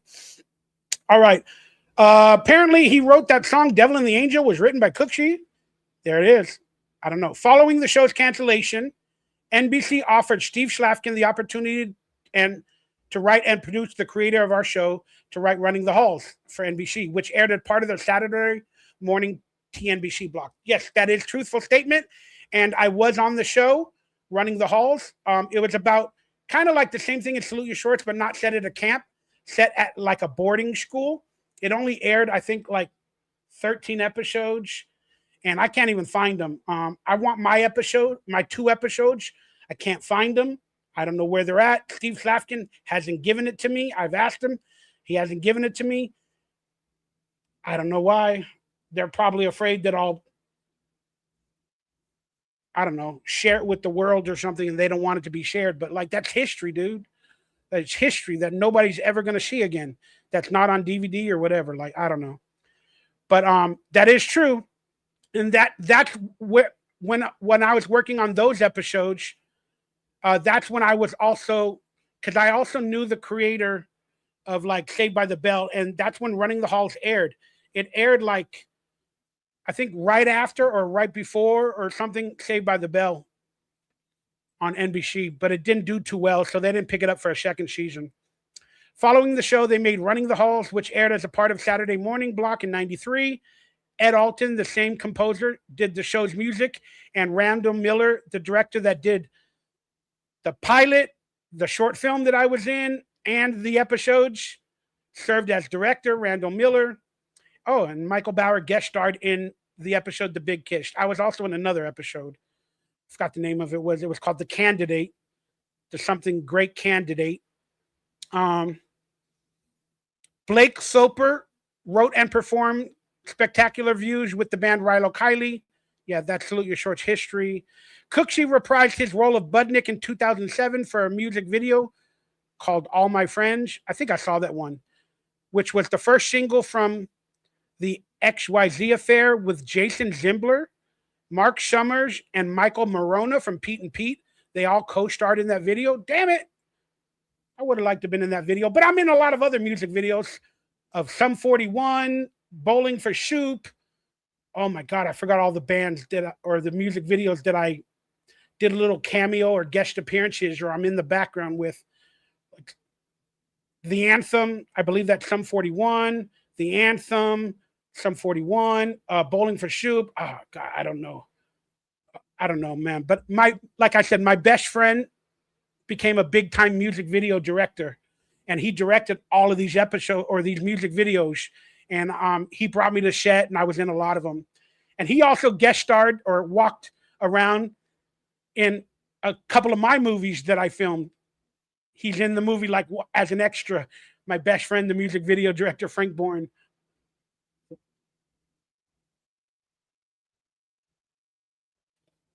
Sorry, guys, I'm getting real hot. Dude, I need a new air conditioner. My goodness. Cooksey, Bauer, Schlafkin, and featured in the 2018 documentary, The Orange Years, sharing their experiences on the show and its place in Nickelodeon history. Yes, we were. You guys can check it out on streaming. The trailer's on my channel. A retrospective documentary about the series titled Forever on Awana is in production and will feature new interviews. Yeah, that's... I think a fan wanted to make that movie, but he never went through with it. We had some reunions. Members of the cast and crew reunited September 15th, 2012 at Kamikaze Expo at the Convention Center. That's right. We definitely did that. That was for like what? 25 years later or something like that? I don't know. In attendance were Andrea Sherman, Danny Cooksey, Ed Alton, the composer, Eric MacArthur, Kirk Bailey, Larry Shapiro, MichaelRayBower, Steve Schlafkin, Tim Eister, Venus DeMilo, Megan Berwick. Did not attend, but sent a video message, and Heidi wasn't available as well. But that was an amazing convention at Stanley Kamikaze, which later became LA Comic-Con a couple years later. A 25th anniversary, that's right, reunion occurred on May 28th, 2015 during the Everything Is Festival at the Hollywood Theater in Portland, Oregon. In attendance were Eric MacArthur, Heidi Lucas, she showed up. Kirk Bailey showed up. Megan Berwick showed up. MichaelRayBower showed up. Steve Schlafkin showed up. Trevor Eister, Tim Eister, and Venus DeMilo. And Cooksey did not attend as he was recording an album with the band Shelter Dogs. Yeah, he wasn't available at that moment. He was doing some big things in his life at that moment. And then they filmed it. It was supposed to go live, but they didn't have the contracts in place for it to go live. And we didn't have, like, they were charging for event tickets or something like that. And we were not seeing any of that. We were not even being paid to go to that experience. And they sold tickets, and they sold out like a 300-seat theater, and they were live streaming on a website with tickets for people to buy. And they didn't even have the contract, man. And we were getting paid nothing. We just got plane tickets, hotel, and maybe like $50 per diem, but no money from the event or nothing. We weren't even charging autographs or money for autographs or nothing. So the production was getting all the money. So when I found out what was actually happening, I put my foot down. And I said, there needs to be a contract, and we all need to get paid. This is some bullshit. You guys sold out the theater at like $35 a ticket, a 300-seat theater. And then they said it was all going to the theater to keep the theater afloat, the Hollywood theater. And I do believe that. I do believe that. But the live stream wasn't on the theater site. It was on the Everything Is Corporation website, whatever. So they were selling tickets to that event on their website. And I put a stop to that website or to that live stream because I was like, we don't have contracts, bro. We don't have contracts for this. And then, I don't know. I think some people hated me because of that. But I was trying to get everybody paid. We all took time from whatever real jobs people had to come down there, to fly down there. And, they were getting as much content off of us as they could to make some money, not only for the Hollywood theater, but maybe for their corporation. So I had a little bit of an issue with it. And I wasn't going to stop it completely. I just said, we need a contract, guys. Like, this doesn't seem legal. This doesn't seem correct. We deserve some money. I mean, I'll be honest with you guys. Somebody, maybe me, went to that event with no money in their wallet, and we had to put down a credit card for the hotel and the essentials while nothing is being paid. That's why I put my foot down. I'm like, some of us are actually broke. There was another person as well that didn't have a lot of stuff. And we're starting to pay for like a meal while we're doing promotions for a show that you're selling out and live streaming. And we're doing all this and we get nothing. We get nothing. So then I started asking for $50. I said, we need per diem. We need per diem for these 2 days or 3 days. And then I started to, speak up about some of the stuff that I didn't think was right. So the producers of the show, they all got mad at me. Some of the cast members got mad at me. Just leave it alone. It's not important. It's not. Well, look, it is important. It is important. You guys deserve anything you can get. We're doing all of this on our own dime and on our own time to have a reunion that they're at least paying for the flight and technically the hotel, but we got to put down our own money. We got to buy our own food at the moment. And they're going to live stream it and sell it. Come on, man. Act like you're worth something. You deserve it. That's how I felt. So, and that's the year that TMZ found me at the airport and called me or made me look like a crazy conspiracy theorist or whatever, which I am, but still they did it in a bad actor sort of way, if you know what I'm saying. All right, there's that story. A 25th anniversary was filmed at the Everything Is Festival. Danny Cooksey was not available. Cooksey and Slavkin appeared in June 9, 2017, part of the Nick Splat panel at the ATX Festival. Yeah, nobody invited me to that one. I was a little jealous. I wasn't going to lie. But let's be honest, Slavkin and Cooksey, I'm probably a little bit too much for them. I have a little bit of a manic personality, And based off of the last reunion that I did when I spoke my mind, they probably didn't want to invite me. They said, oh, he's hard to work with. He's hard to work with. He expects a little bit of professionalism and a little bit of money for his time and his efforts. He expects a little bit of stuff.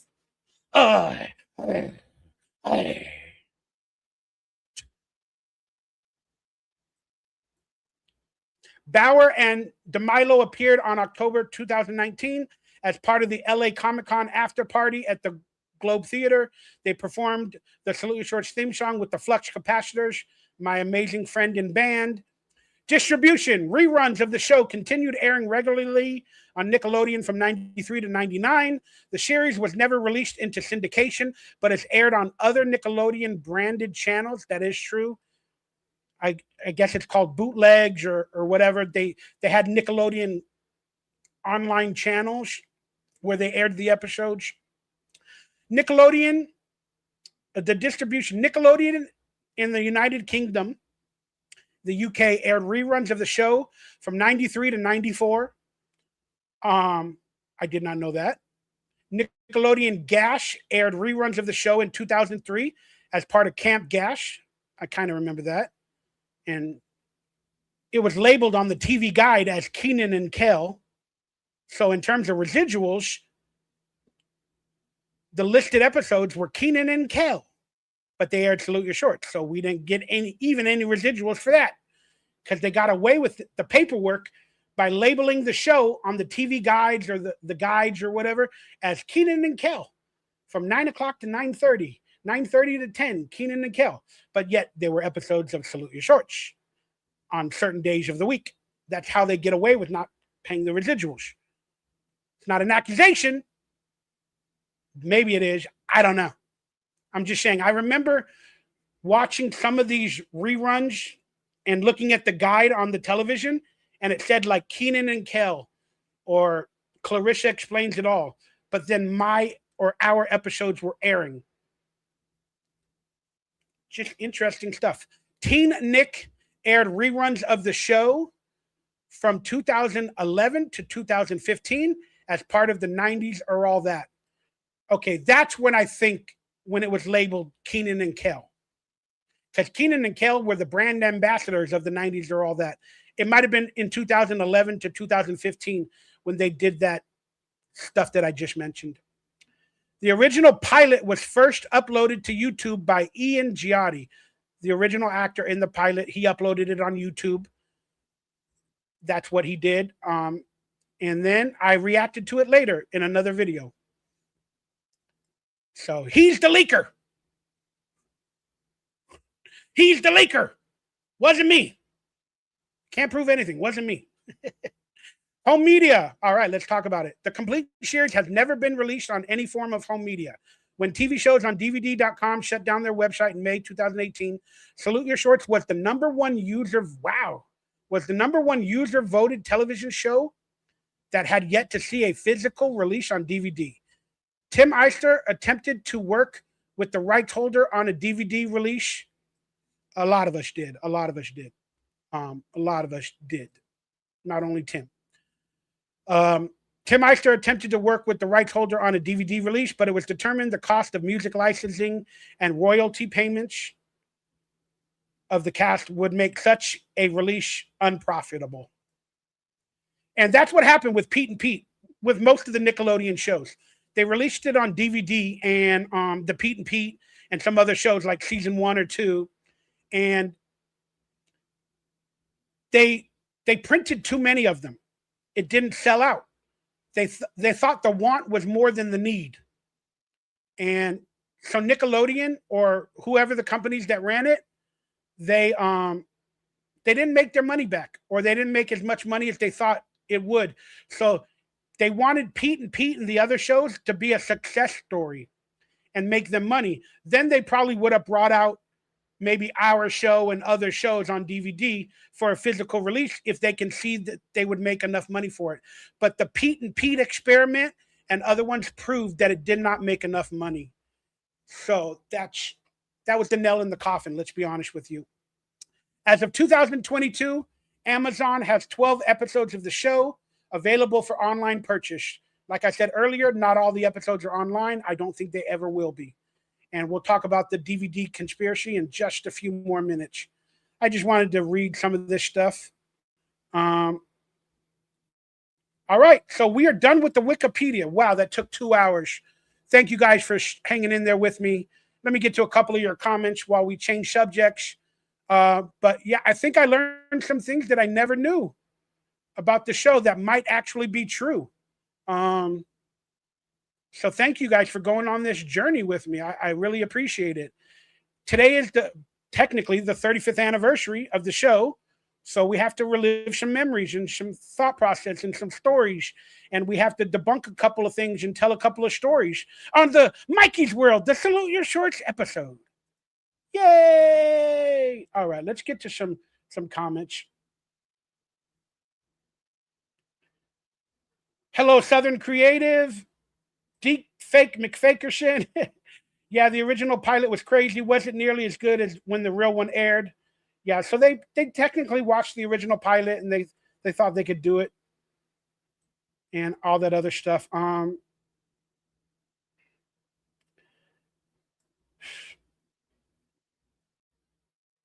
Yes, CB, I talked to TMZ about chemtrails because they brought it up.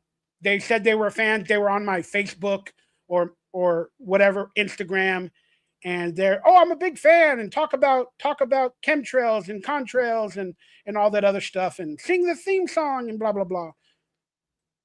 So, I mean, TMZ is POS type of company and system.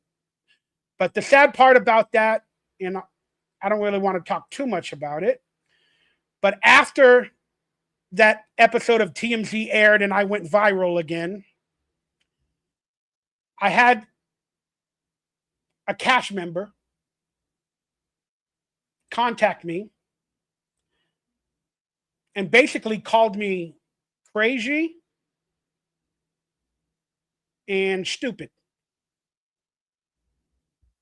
And how dare you believe in that type of stuff? I had a cast member contact me after watching it and talk to me like that, like I'm a child. After being disrespected by TMZ, I had a cast member call me and basically tell me in probably these exact words that I disrespected them and the entire cast of Salute Your Shorts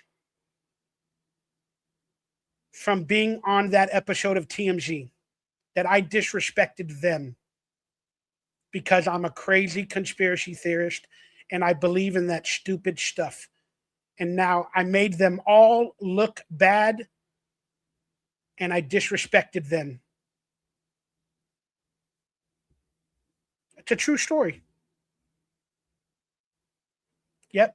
Instead of somebody having empathy, seeing that I was made to look really bad on a TV show with editing, but I mean, those were my thoughts. But to think that this person doesn't call me and go, hey, Michael, I saw you on TMZ. Look, I don't care whatever you think of chemtrails or conspiracy theories, but man, they made you look like a fool. And I'm sorry they did that to you. I love you, Michael. You're my cast member. You're my friend. No, how dare you? You disrespected us, and I can't believe you think like that. You're stupid. That stuff ain't real. How dare you think like that? How dare you vote for Trump? That didn't come up, but that was just a joke. Ridiculous. But yeah, it's a true story. It's a true story.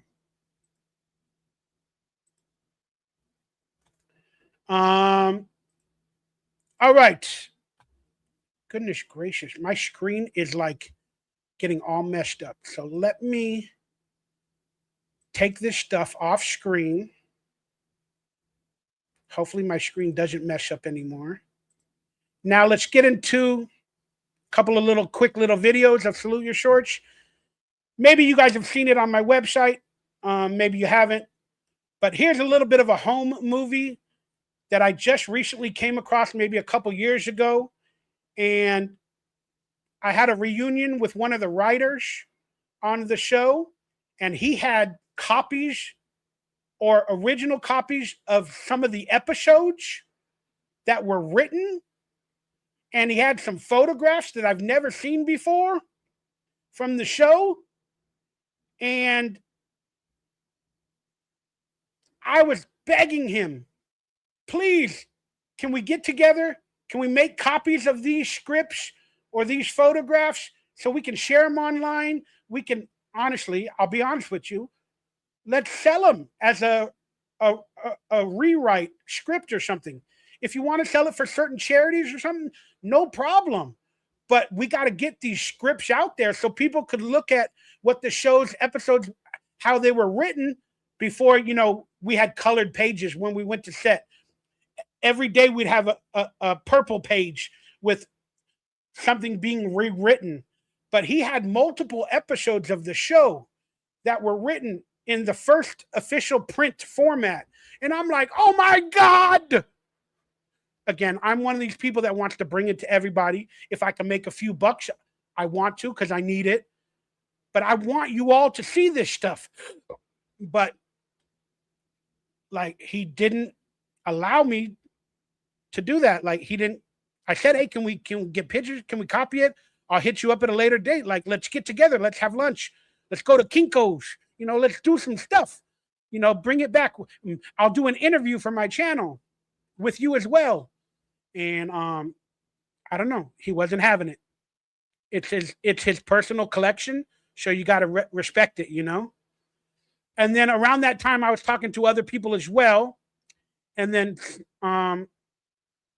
one of them sent me a home video that they filmed while on set. And it's on my channel, but let's watch it now.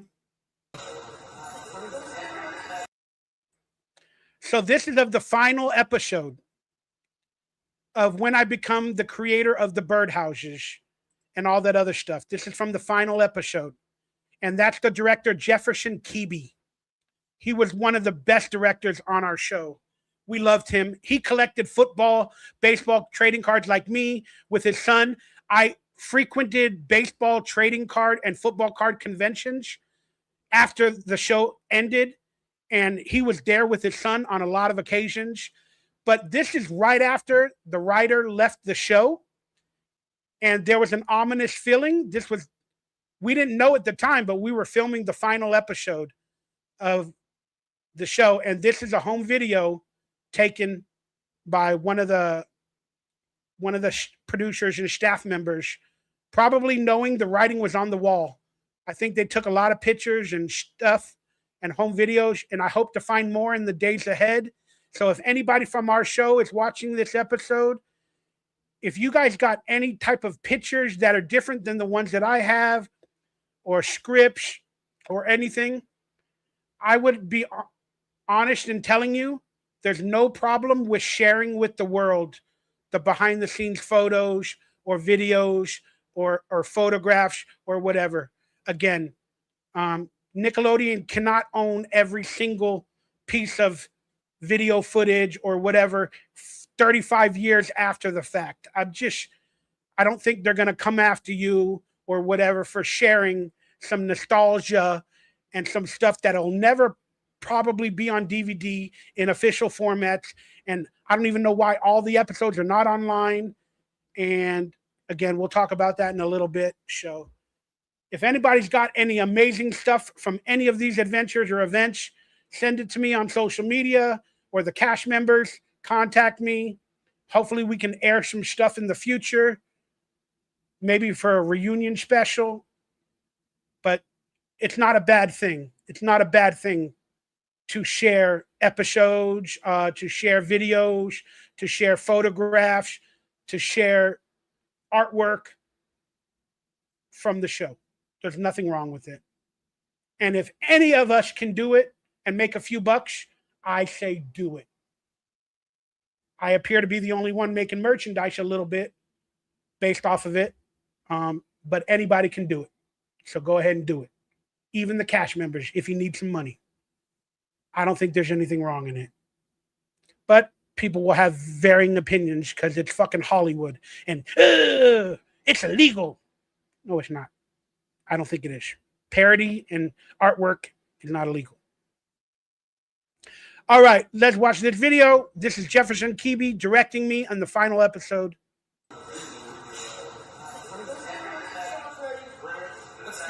Let's get Michael a glass of water. The man helping MichaelRayBower replace DonkeyLips is Chris Lahoda. He's one of our prop masters, and he'll explain what he does in just a second. Speed, and action. Go, Courtney, you do it. Attaboy, walk away, Donkey. Attaboy. Cut. Michael, I said I didn't get around. Yeah, sorry. See, so clearly they have video footage right there of other episodes and other stuff. I want it. This shit is gold. This shit is gold. But I'm going to play this big screen for anybody that wants to watch it big screen. I'm going to air it again, but I'm going to make it full screen. And I'll take myself off just for a couple seconds.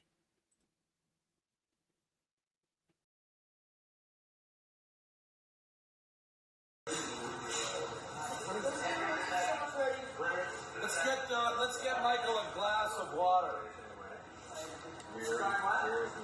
The man helping MichaelRayBower replace DonkeyLips is Chris Lahoda. He's one of our prop masters, and he'll explain what he does in just a second. Speed, and action. Go, Courtney, you do it. Attaboy, walk away, Donkey. Attaboy. Cut. Michael, I said I didn't get around. Yeah, sorry.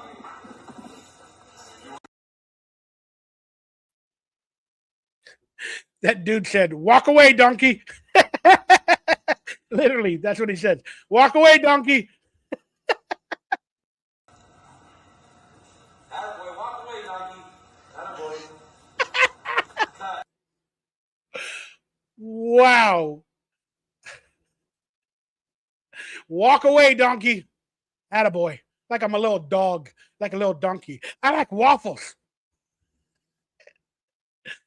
But yeah, man, what a great video of reminiscing. Then one day I was watching the Pat McAfee show. And the crew members of the Pat McAfee show started talking about Salute Your Shorts. So that shows our cultural impact. That shows our cultural impact. Because they started to talk about it. And I have other videos as well of an NFL program. I think it was called Good Morning Football, where they talk about Salute Your Shorts. But I didn't bring that video up. But I brought up the Pat McAfee video, and I think this is on my channel as well. But this is pretty awesome how they mentioned Salute Your Shorts. And it's kind of like in the zeitgeist of a lot of these shows and stuff like that, especially with football, my favorite sport. Yeah, and he's eating as fast as possible, all the eggs he could, and then they just got everywhere. They could have had guys like dumping syrup all over the ground too, just a sticky mess everywhere. Yeah, what they do, yeah. Banana peels on the ground. But the kids, you know, That's kids like $1 million. Yeah. They might have been trying to give someone an awful waffle. Yeah. What exactly is that, Luke? So there it is. He goes, they might have been putting syrup on it or whatever. Then he goes, you might be trying to get him a little bit of an awful waffle. And this is from one of the most famous Green Bay Packer football players in the history, co-hosting the Pat McAfee show, talking about awful waffles, y'all. This is really, really cool. That's kids like $1 million. They might have been trying to give someone an awful waffle. Yeah. What exactly is that, Luke? Hey, Jay, if you have to ask. I do have to ask, honestly. I assume it's something terrible. You take it out of your butt cheeks or something. What? What is it? What the hell? He said an awful waffle. You don't know. Oh, just a bad waffle. Doesn't You taste watch Salute Your Shorts with DonkeyLips and Bobby Butnick? Yeah, I remember Salute Your Shorts. I don't remember. See, AJ Hawk didn't know what an awful waffle was. And he's like, didn't you remember Salute Your Shorts? And then they immediately said DonkeyLips. But yet, they called Danny Cooksey the star of the show. But hey, DonkeyLips was the first voice after he said it. That waffle doesn't You taste watch Salute Your Shorts with DonkeyLips and Bobby Butnick? good. Yeah, I Jesus. remember Salute Your Shorts. I don't remember any specifics from the program, but yes, I get it. What'd you do with Awful Waffle, though? You never told me. I still don't know what it is. You gotta tell us, Nick. No. If it's on Salute Your Shorts, I think we could say that was a Nickelodeon show, right? It was. That was a different. That's when they pushed the brand. different It era. was a different era. When Nickelodeon was really pushing That was the boundaries. Goosebumps era. That Yeah, it was was. fucking. That was fairly dark. This wasn't Lunkin. Oh, this is. So then they go into the history of what the shows they liked on Nickelodeon and stuff. Like, what an amazing thing to be a part of when you think about it. When you really think about it, how amazing is that? So just for reference, since we're doing a Salute Your Shorts episode, I'm just going to quickly explain what an awful waffle is. People don't know what it is. They don't know how it's done. The episodes don't explain it. But I'm here to explain what an awful waffle is and how it's done.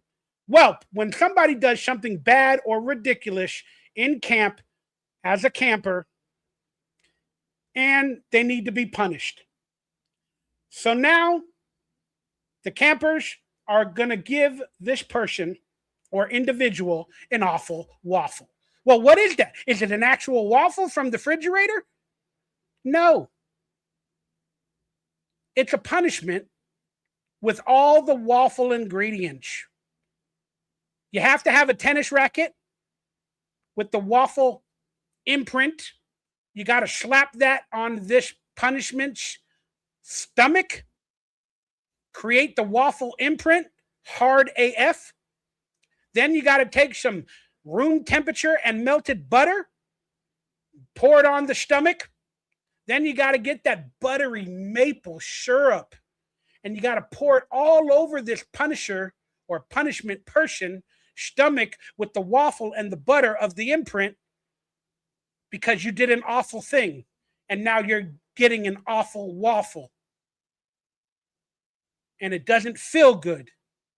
It doesn't taste good because you're receiving punishment of an awful waffle. And then we got to chant that word 10 times in a row. Awful waffle, awful waffle. So you're getting in a waffle and it feels awful. That's the Salute Your Shorts awful waffle. So I recommend you guys do that in pranks, but use a marker, not a tennis racket, to create the waffle imprint. Okay? We don't want no violence on anybody. Use a marker, but you can pour the syrup and in the butter and chant awful waffle while you're holding it up and condiments and everything. That's funny. All right, everybody. So we got those two videos out of the way. Now we are going to watch, maybe to its completion, and I will be putting comments on screen, not only super chats, while we watch this. I hope it works. But this wonderful woman, of my parents had day jobs, which were I forgot the name of her, but she made a history of Nickelodeon revisited video. Okay? And we're going to watch this all together. Man, I should have. I'll put it in the chat room below for her respect. The woman that made this video that we're watching on screen. Please do not copyright me. I need to support your channel more. I promise you guys the link to her channel for subscriptions and everything will be down below somewhere to respect the amazing history of Nickelodeon video, Salute Your Shorts, she made a couple of years ago. And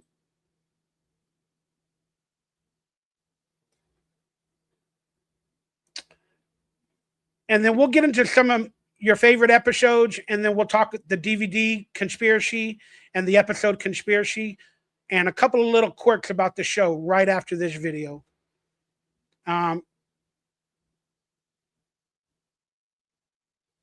So here we go. So I'm trying to get everything on stage perfect. Okay, so now let's watch the history of Nickelodeon's Salute Your Shorts, made by I Love You, I'm Sorry. Your name will be down below sometime later. Growing up, both of my parents had day jobs, which worked out during the school year because I'd be gone around the same time they were, but during the summer I needed somewhere to go, much to my annoyance. So they sent me to a summer day camp where I realized I hated outdoor activity and would have rather stayed inside drawing vampires and fairies all day. But something I did enjoy was watching a show about camp. That way the giant fireball of death and There it is. There it is. I believe it's, thank you, JRAM85. I believe it's Pushing Up Roses. Thank you. So please log in to Pushing Up Roses on YouTube or anywhere. Give us the support and everything. Please do not copyright my video. I'm doing my best. I'm watching it. I'm reacting. Thank you. But you did excellent work. You did excellent work. I haven't watched the full thing. I started to watch it, and then I was like, do it on the live stream show.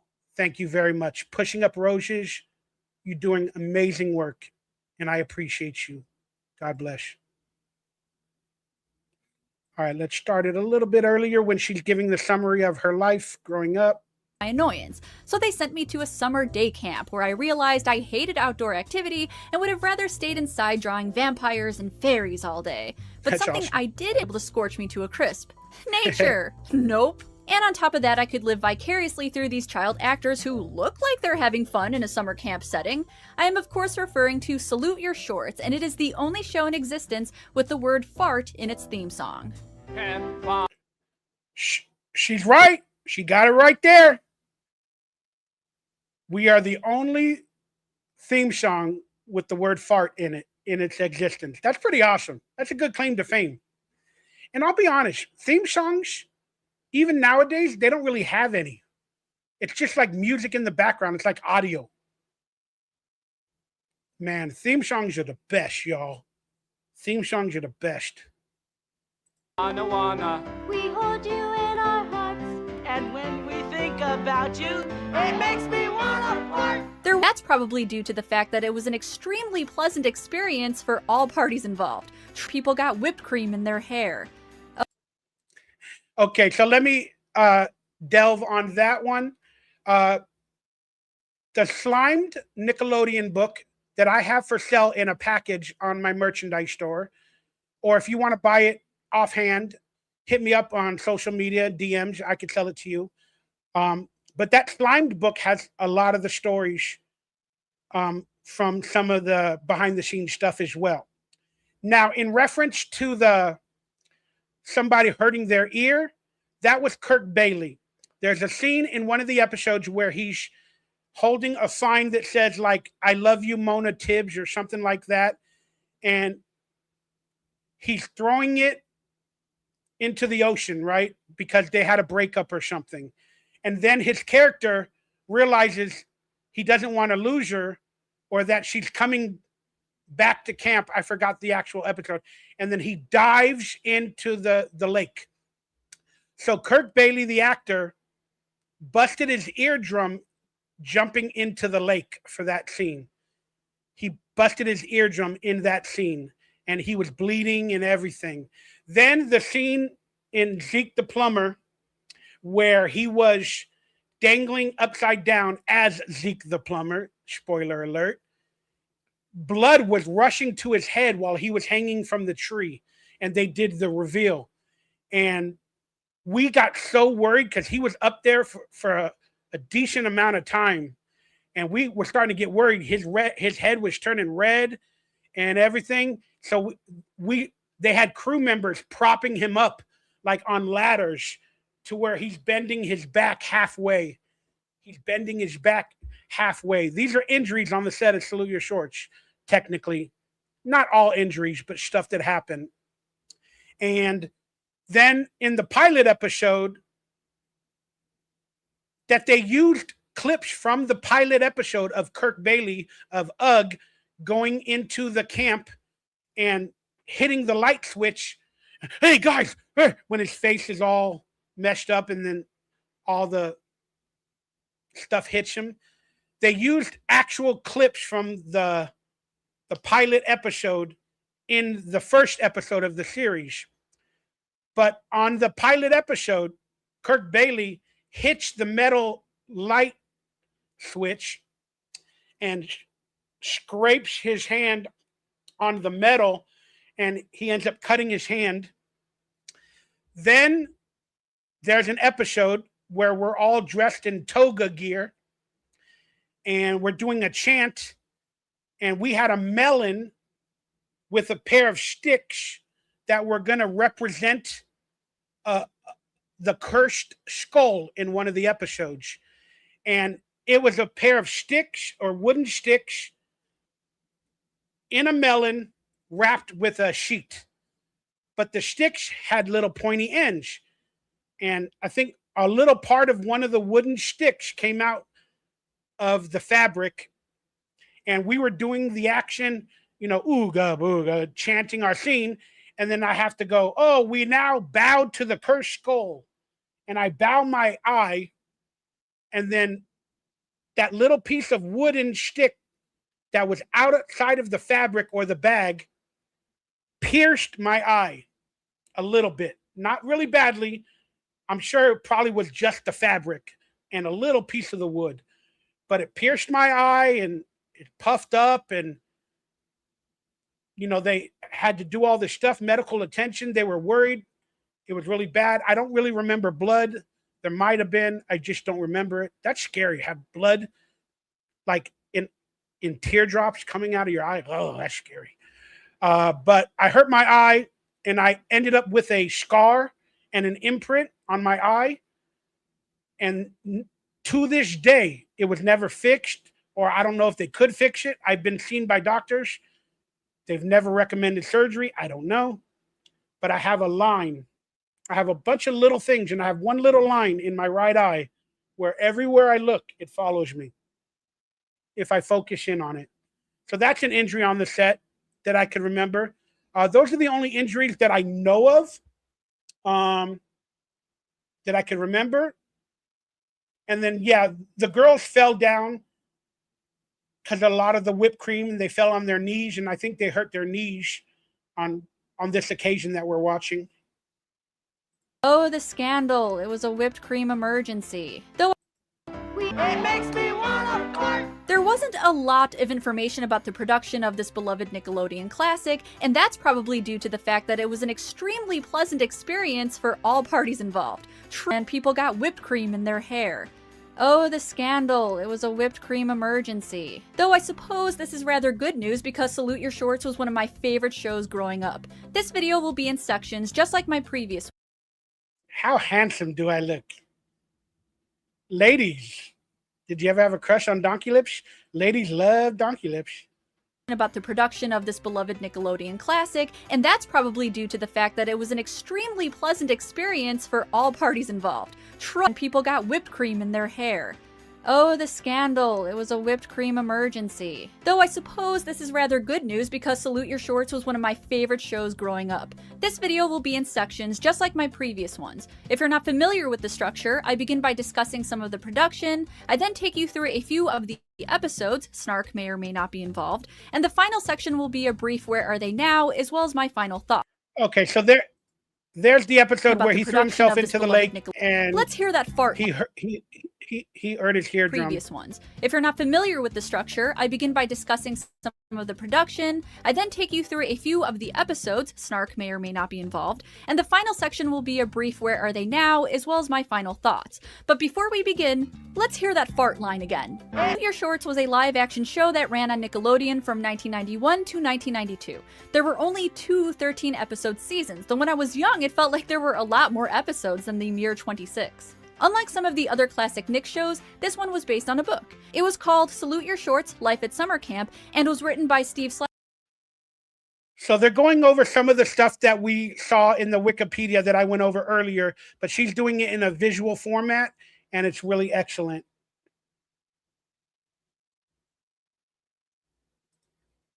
Jessica, you better make me a scavenger hunt. Yeah, we're going to do that. We're going to talk.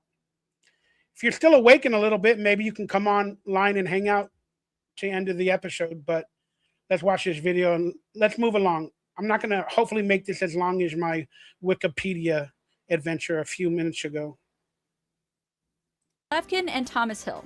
Slavkin went on to create and write the show, however there's not too much to compare when it comes to the two mediums. The illustrated book is a cute and rather juvenile account of what it's like to go to summer camp. There aren't any characters in it and it does not follow a story. It's more meant to be a comically written guide and includes such topics as how to recognize your best friend, 5 creative ways to give the finger, and really neat dead birds. I'm waiting for that last one to be a category on Jeopardy someday. I'll take really neat dead birds for 500, Alex.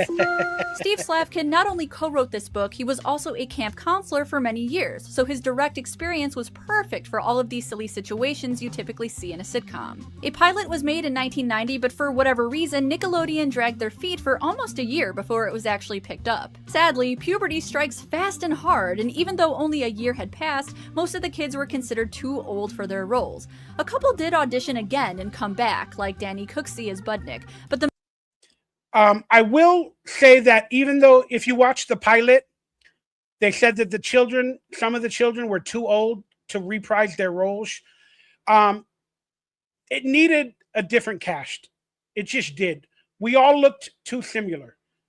I'm not trying to go the racial route, but I'm just saying we all looked too similar. Like the girl parts were played by, all of them were blonde girls and stuff like that. So like, it just needed to be different. It just needed to be different. So that's why, another reason why I also believe, on top of the same kids being too old to recast, maybe some of them were not available, but they needed to recast because they needed to individualize each character. And I'm so grateful that I continued to have the role after auditioning again that we talked about earlier. Typically see in a sitcom. A pilot was made in 1990, but for whatever reason, Nickelodeon dragged their feet for almost a year before it was actually picked up. Sadly, puberty strikes fast and hard, and even though only a year had passed, most of the kids were considered too old for their roles. A couple did audition again and come back, like Danny Cooksey as Budnick, but the majority of the cast was replaced. As far as casting went, Slavkin was interested in kids who looked like kids, no pristine actors or actresses that fit a common Hollywood beauty standard.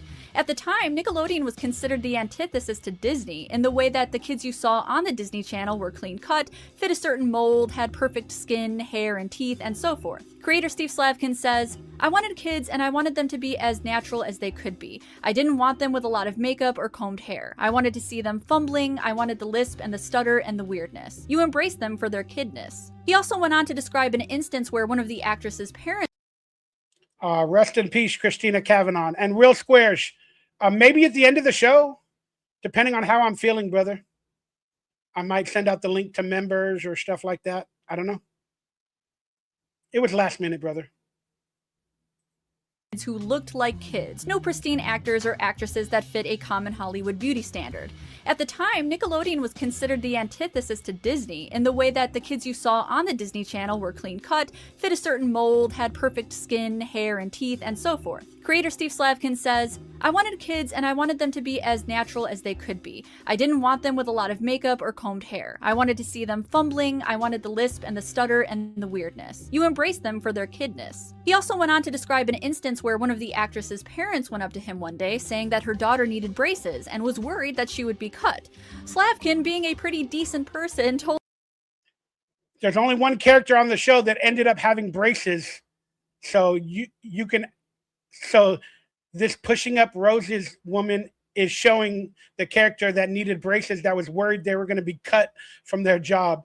Such an innocent hair. I wanted to see them fumbling, revelation. I wanted the lisp and the stutter and the weirdness. You embrace them for their kidness. He also went on to describe an instance where one of the actress's parents went up to him one day saying that her daughter needed braces and was worried that she would be cut.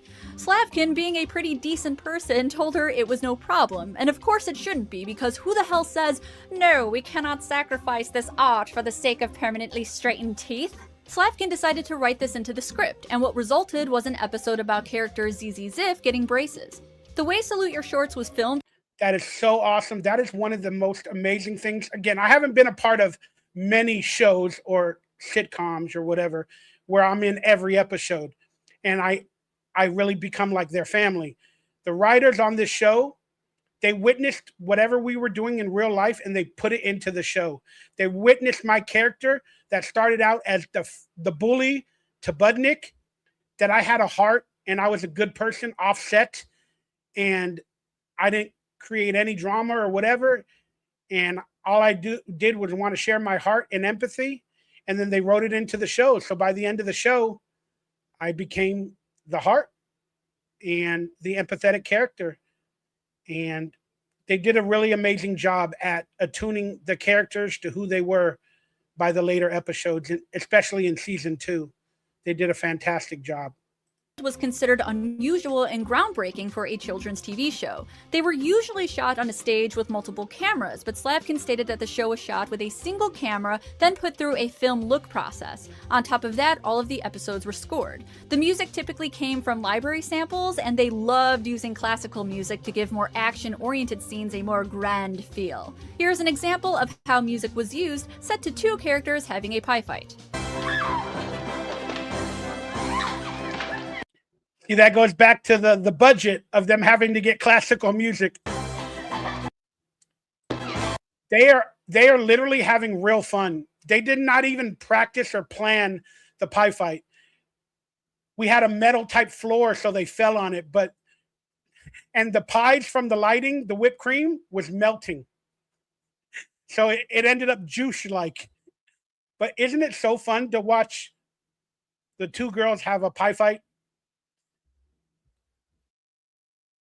Sorry, something really weird went into my head. As an adult, you love to see 2 of-age women have a pie fight. I'm just saying. The music typically came from library samples, and they loved using classical music to give more action-oriented scenes a more grand feel. Here's an example of how music was used, set to 2 characters having a pie fight.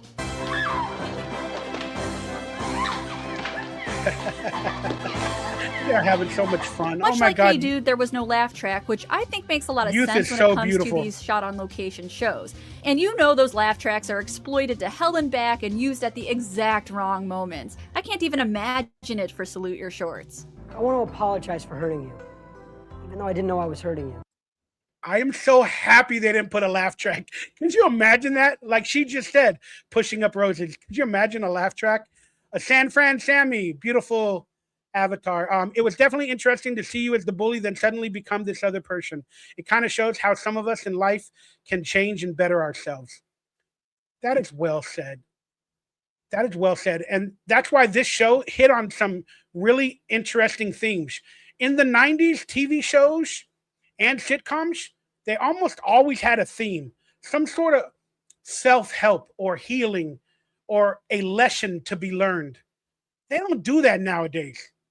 They don't do it nowadays. We lived and we watched some of the best stuff of the generations that'll never come back around. Scenes a more grand feel. Here's an example of how music was used, set to 2 characters having a pie fight.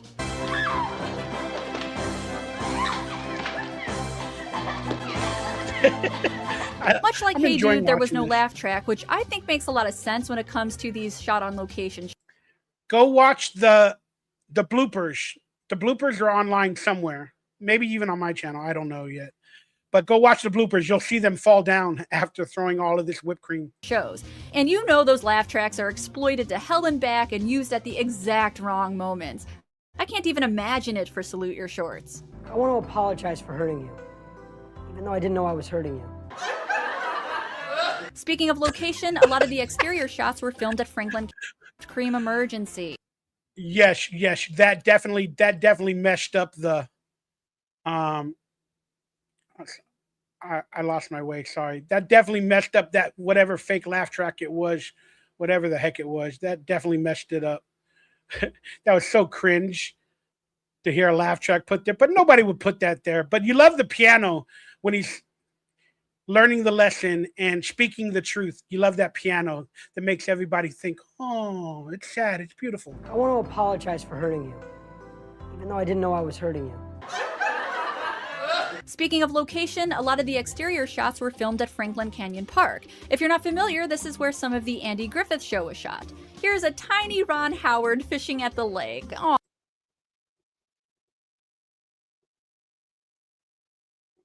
They filmed the Andy Griffith Show where we filmed Salute You Shorts. I'm sure somebody told me that many years ago, but I don't think I watched the Andy Griffith Show much back in those days, so I didn't really think about it. But later in life with my father, who eventually went blind, we hung out. We would listen and watch these shows, and then I became a familiar. Salute You Shorts was filmed where they filmed Andy Griffith? No shit, Sherlock. Good to know.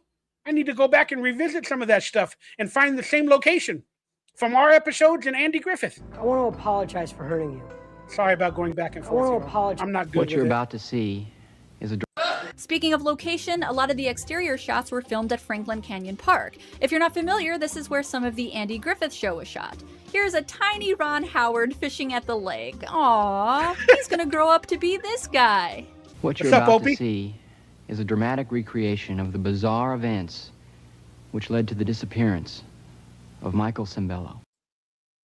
Michael Sembello is that saxophone guy from Lost Boys, right? Look at that 70s stash, baby. What's up, Opie? Sorry, that went a little off track there. Ron Howard is always a hot conversation. They also filmed at Griffith Park Boys Camp in Los Angeles, which was a brilliant move because everything really does feel authentic. A lot of the cast members really connected to this location and described. I also mentioned that earlier in this episode, I go over the locations and what they film. And I'm going to hopefully do a on-set or filming location video this summer for everybody from these locations and tell some stories. So look forward to that to my channel. Hit the thumbs up, the like, become a member, subscribe. It as actually being at camp and having fun experiences with friends. The cabins, however, were all built specifically for the show. Despite being fairly high quality and having innovative methods of filming, the show had an astonishingly low budget. Producer Courtney Conti says, "We were lucky no one else was filming there. We got the whole place for $500 a day or something, which is..." Okay, so they're saying that Courtney, our executive producer, that he got the warehouse that was turned into a soundstage, they got it for $500 a day. Wow. Wow. So where did that 180 grand per episode go? Then I heard they got up to 600,000 per episode. I don't know. Didn't go to us. But $500 a day for a warehouse converted into a studio in like Sun Valley or North Hollywood, that's amazing. Is actually being at camp and having fun experiences with friends. The cabins, however, were all built specifically for the show.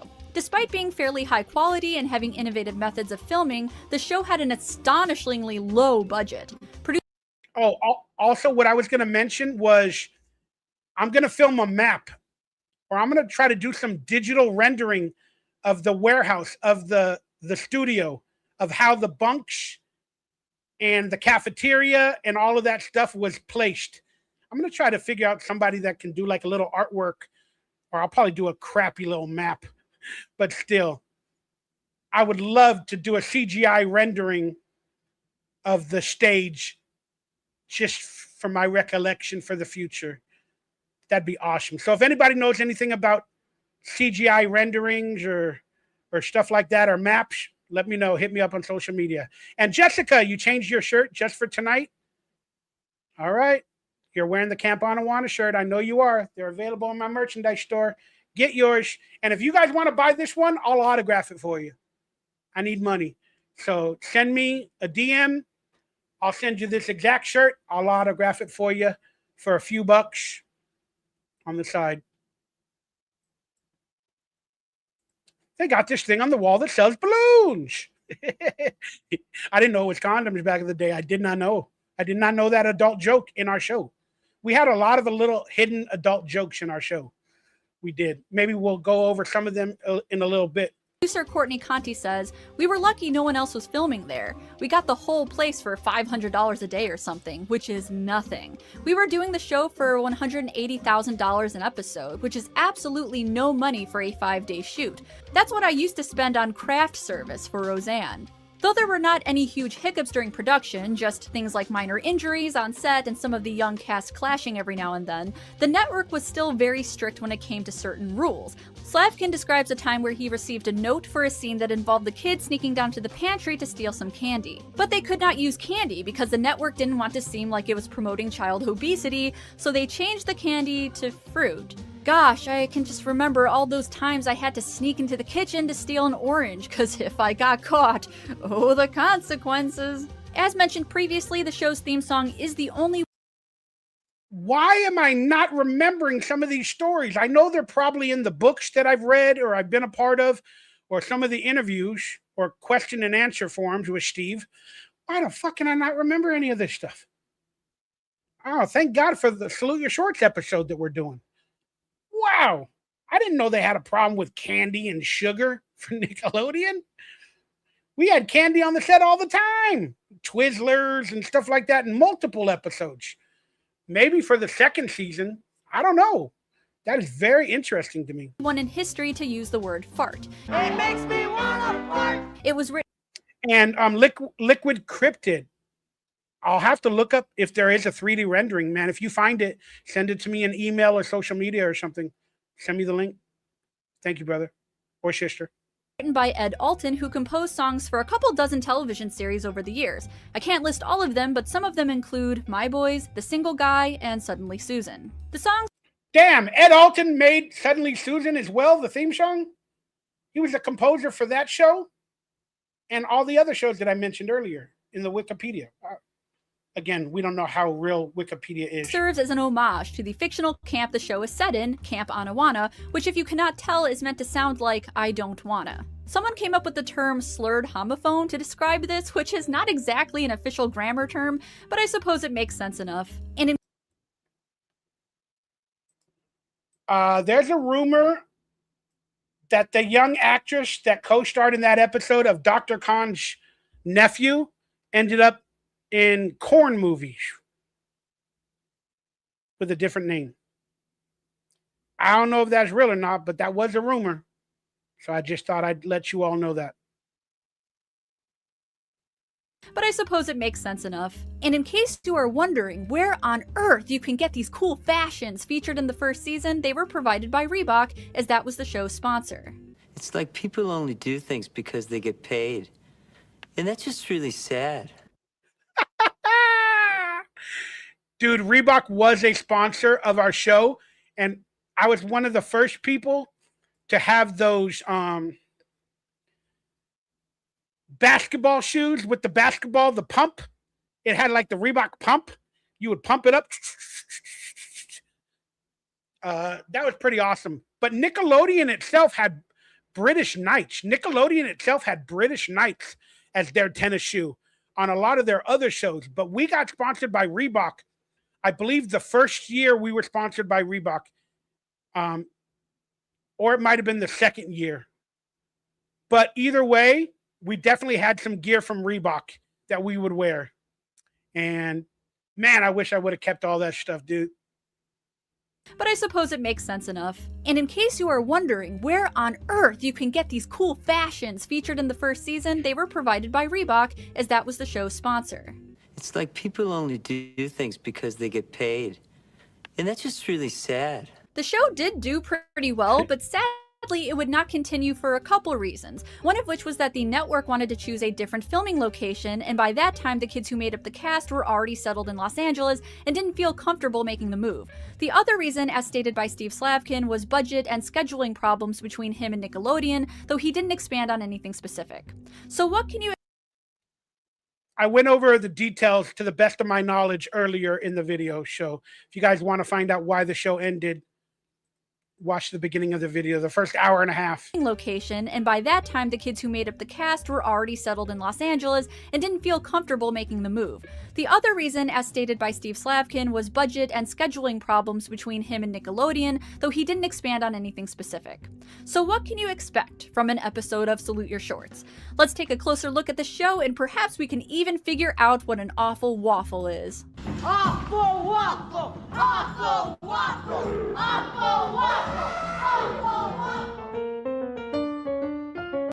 So Pushing Up Roses is doing a good job. Now, it's also kind of like the Wikipedia article that we read.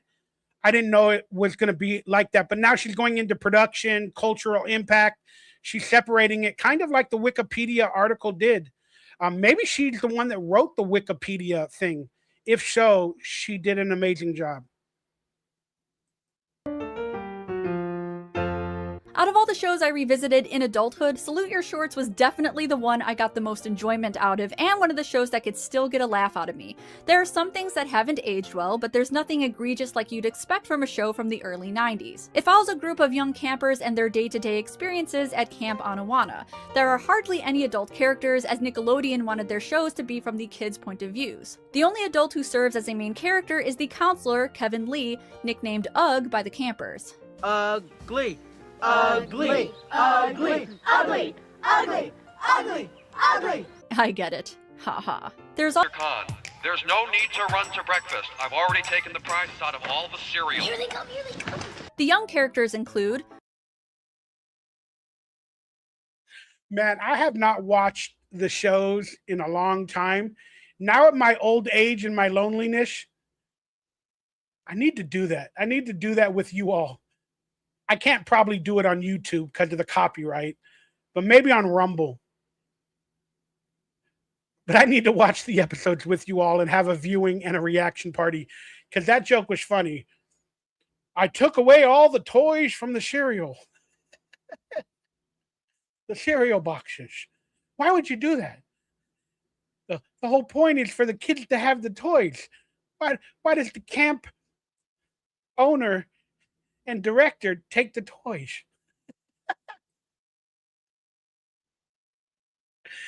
Oh my gosh. I need to do a deep dive into some of this stuff again. 35 years later, huh? I probably honestly haven't watched a single episode in about, well, I watched the pilot a few years back, but I probably haven't watched a single episode in 10 years. And I haven't watched all the episodes probably since 93. I mean, I've watched various episodes throughout the years here and there, but I never did a whole run. And I don't know, man. It's been a long time. I need to do that. I need to do that. I need to plan it instead of doing it last minute like today's live stream. So hopefully you guys will be on board for that. Stay tuned to this channel for more. There's all... There's no need to run to breakfast. I've already taken the price out of all the cereal. Here they come, here they come. The young characters include Michael Stein, who only appeared in the first season and is introduced as the popular new kid that the girls quickly develop a crush on. Bobby Budnick, the bully archetype. He starts out as the bad boy but matures throughout the show. He goes from being a bully to a jerk every now and then. Eddie DonkeyLips Gelfin, a loser type who is Budnick's lackey for the first several episodes, but also evolves throughout the... Did you just call me a loser? You're Michael Bauer, not the character. So anytime you meet me in real life, say, hi, MichaelRayBower. Nice to meet you. I'm MichaelRayBower, not the character. Now and then. Eddie DonkeyLips Gelfin, a loser type who is Budnick's lackey for the first several episodes, but also evolves throughout the series. Telly Radford, who is meant to be the tomboy of the girls group and prefers outdoor extracurricular activities like sports and any... Her mom was her agent and manager at the time, and her mom had clients like James Worthy for the Los Angeles Lakers. And on the set of Salute Your Shorts, in one of the cabins, in the girls' cabin, if you watch through the episodes, there's a poster signed to her character, Telly, by James Worthy of the Los Angeles Lakers. And it's in their episodes. And James Worthy was my favorite Laker at the time. So that's a little tidbit story that not a lot of people know about.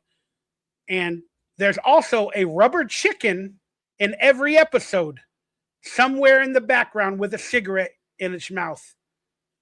There's a rubber chicken in the background somewhere in every episode, but the quality wasn't HD or whatever, so you might not see it or find it, but it's there. They put it in every episode, somewhere, some way, somehow. That's what the crew did. Competitive. ZZ Ziff, who is considered the nice one of the group, even towards Budnick, and enjoys doing activities that involve nature or animals. Dina Alexander, who comes from a rich business family and was often portrayed as a shallow person who only cared about fashion, but ended up having streaks of kindness throughout the series. And 9 times 54 minus 3 divided by 4. 1,200 decimal point 75. It's like living with a computer. Actually, I'm not even sure what Sponge's real name is. Huh. Michael left after the first season and was replaced with Ronnie Pinsky, who came across as your smug, competitive type who was often seen butting heads with Telly. Ugg himself is portrayed as a bumbling type who does seem to enjoy being around the kids every now and then, but clearly takes himself way too seriously. The show always begins with a cold open, much like Hey Dude. The first episode lays out the meaning of the show's namesake right away. Michael's underwear is stolen and sent up the flagpole. Michael considers making a run for it, but Sponge says that if it were him, he would stand at attention. Where is stolen and sent up the flagpole. Michael considers... See, that shot is from the pilot. They used certain shots from the pilot for the new series once it came back on air. Making a run for it, but Sponge says that if it were him, he would stand at attention, click your heels, and salute your shorts. It also gives you an idea of what all of the characters are like and sets the show's formula in place, which can basically be boiled down to wacky shenanigans. And that's a little slogan that might turn around, as DonkeyLips might be selling coffee, decaffeinated coffee to be exact, very, very soon, or me, on my channel. Or on my website, or on my show. I might be selling decaffeinated coffee. And the slogan will hopefully be roasted, toasted, and decaffeinated with a twist. Like the slogan from our show. Roasted, toasted, and burnt to a crisp. But I might be selling coffee in the future, decaffeinated, because I have heart problems. So caffeine is no good for me. And I'm hoping to develop a brand with a flavoring for decaffeinated coffee. I've never seen one that I know of, because I drink decaffeinated coffee. I've never seen a decaffeinated flavored coffee. And I'm working with this new manager person that they run a coffee club or something like that. And maybe we're going to be able to get that done. But wouldn't that be cool? A salute your shorts or salute your coffee. Salute your coffee. And this brand would be called It's Roasted, Toasted, and decaffeinated with a flavor twist. And I want to sell awful waffles. I don't know if that's possible, but that's something that I'm trying to figure out. And Colt said that the actress was not in Korn. I hope not. I don't think so. But I did hear that rumor from multiple people throughout the years. So I just addressed it. But I think I'm friends with her on Facebook or Instagram as well. So yeah, I don't think so. But hey, if it was, that's a cool little story. That's a cool little story or interesting little factoid or tidbit. Basically be boiled down to wacky shenanigans. I mean, it's always wacky shenanigans. Despite the kids having drastically different personalities, they... Salute your shorts! Wacky shenanigans. Salute your shorts, wacky shenanigans. All get along and are friends for the most part, and it's a pretty fun representation of what it's like to stay at a summer camp. Obviously, I can't discuss every single episode. I'm saving that idea for Murder, She Wrote, but I do want to showcase a few that stood out to me.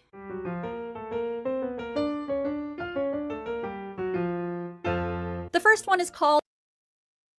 Again, everybody go check out Pushing Up Roses. She's doing a fantastic job of entertaining and making videos.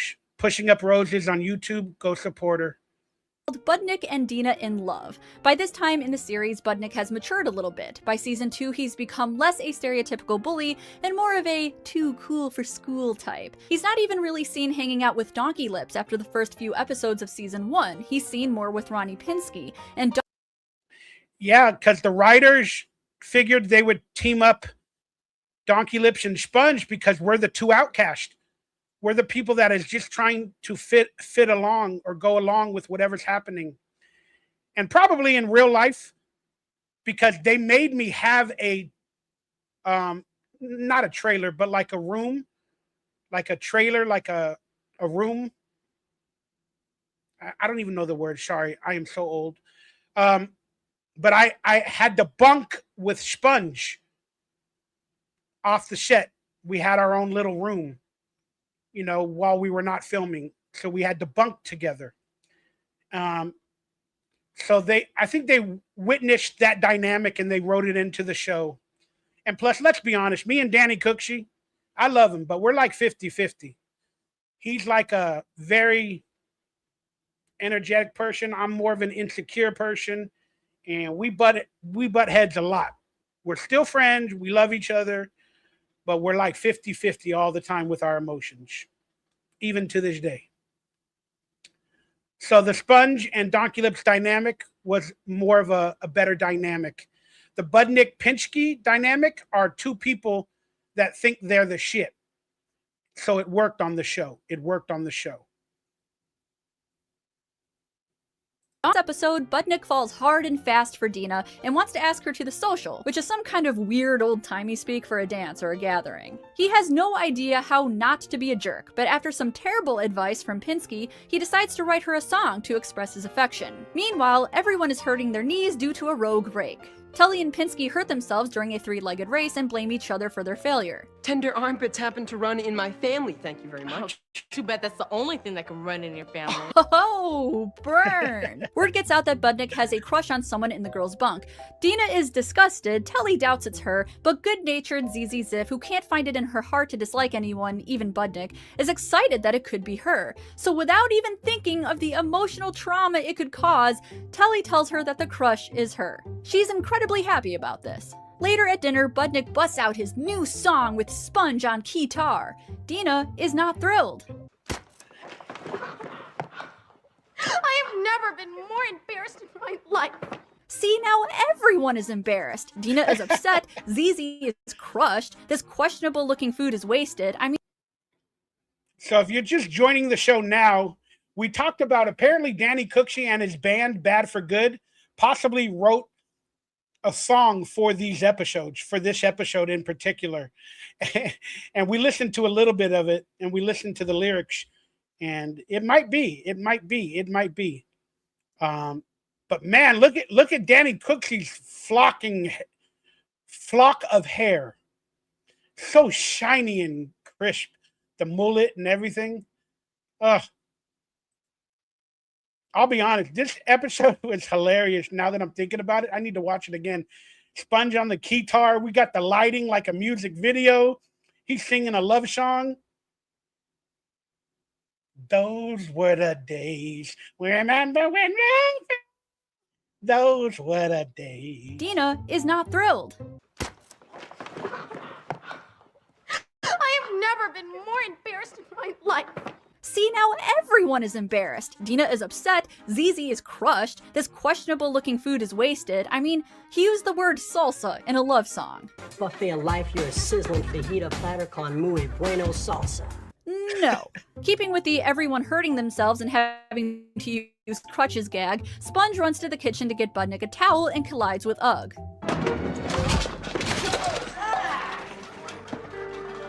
Tonal whiplash. In one of the more serious moments on the show, Budnick looks for Dina to apologize, but finds Zizi instead. He apologizes to her despite not meaning to hurt her, and Zizi tells him to...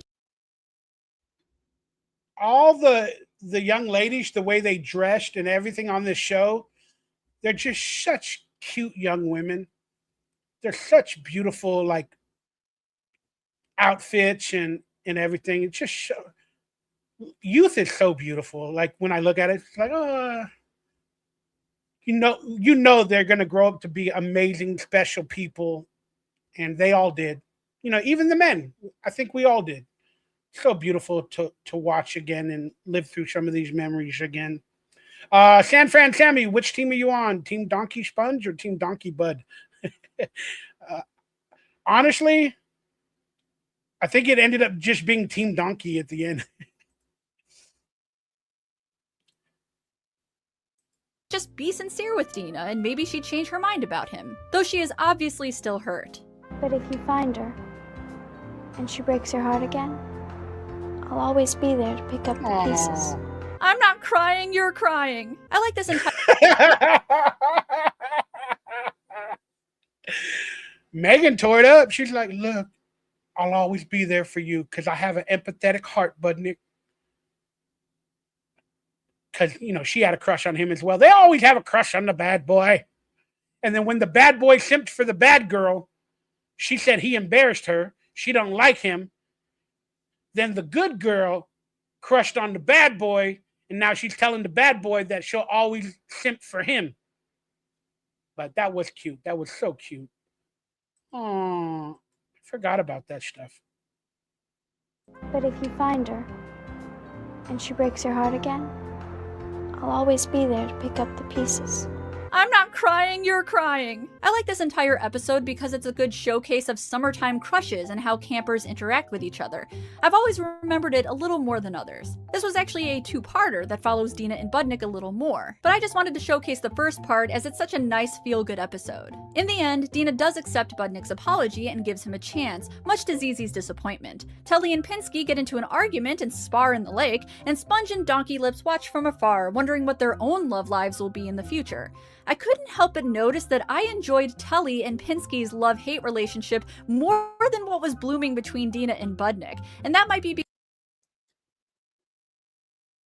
Man, it would have been so cool if we lasted like 5, 6, 7 years, and then crushes ended up like on the TV show Friends, where everybody likes each other and has a crush on each other and goes on a date or something like that to the social.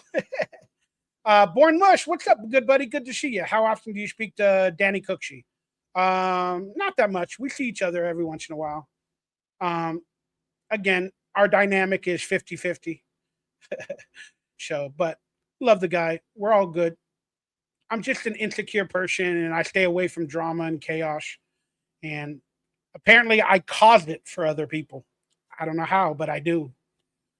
And I'm a little bit too much to deal with sometimes for other people. But, yeah, I don't know. The last time, maybe a month and a half ago. Because their chemistry was based on a small real-life crush that they both harbored during the show. Also, I am living for this sappy synth music. It sounds like Dire Dire Docks from Mario 64. She blew him off.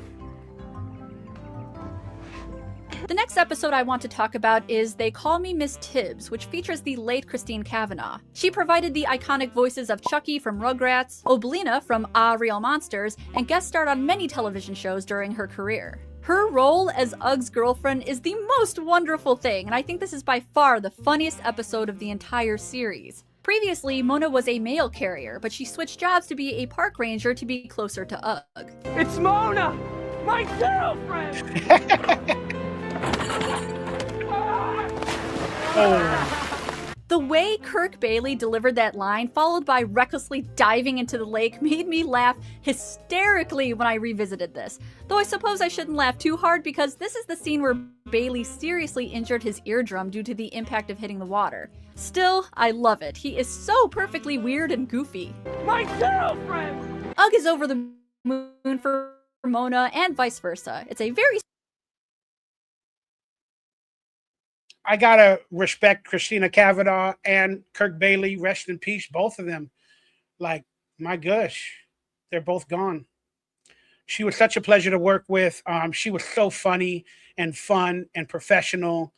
And they wanted to write her like in all the episodes of the show. And I guarantee you, if there was a third season, she would have been a part of it. I mean, if she accepted it, but I guarantee you she would have been a part of it in some manner or some form, because she just brought a light to the show that matched the energy from Kirk Bailey and all of us. And it's pretty damn cool. Pretty damn cool. We need to make some artwork that says the love story made in history or something like that with, you know, Ugg and Mona. Yeah, beautiful, beautiful. I'm in my sappy phase.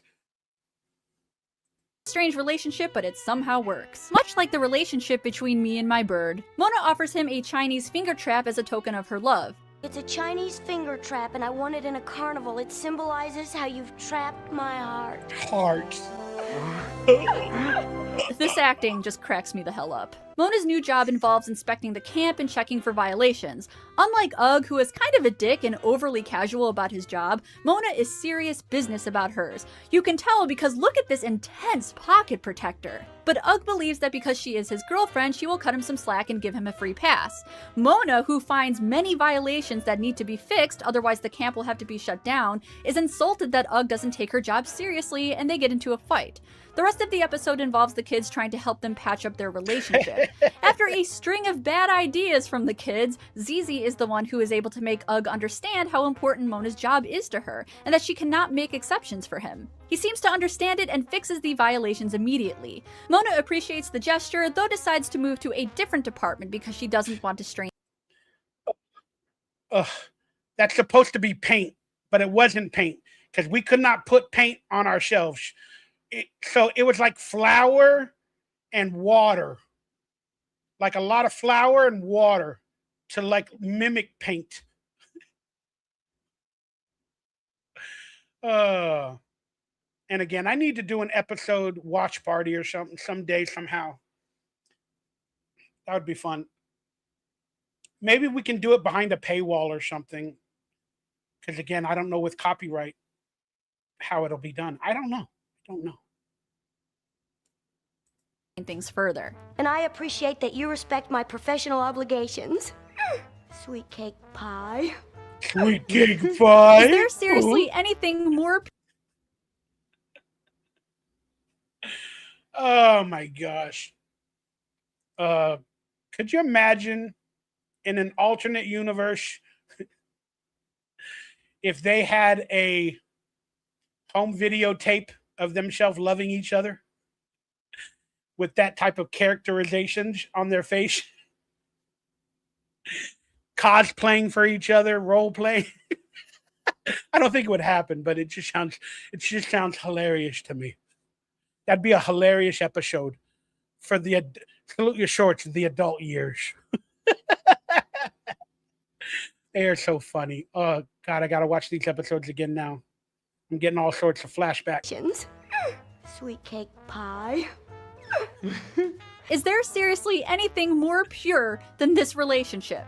Though, what the fuck is going on here? The last episode I want to discuss is called The Ghost. Oh wow, what was that? I just made fun of them kissing each other or loving each other. Is there seriously anything it's on the more episode? pure than this relationship? Though, what the Oh no, yeah, they're mimicking with the shadows. They're mimicking like, oh, you're my girlfriend. They're mimicking with the shadows. But yeah, that's a little disturbing when you think about it, because you know it's two boys. You would hope it's Dina and another boy, or Telly and another boy. I'm going to stop there. fuck is going on here? The last Yes, this seems to be everybody's favorite. The Zeke the Plumber episode. watching Nickelodeon, myself included. If I had to speculate, I would say that this episode was based on a very short section of the book, which talks about telling subpar ghost stories at camp. But Nick, who is sporting a... Guys, give me a second. I have to go do something. Something happened to my TV, and I gotta fix it. Give me 1 second.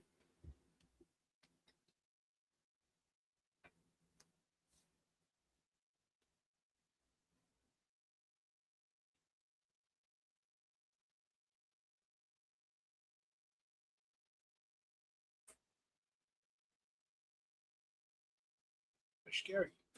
That was scary. I don't know what happened. Something weird happened. Oh, if you guys want to pick up Camp Anawana hat, it's available in my merchandise store. Should I wear it or continue wearing it? Yeah, let's continue wearing it. Even though it looks really weird. That was weird. My TV just went and all these screens popped up. It's weird.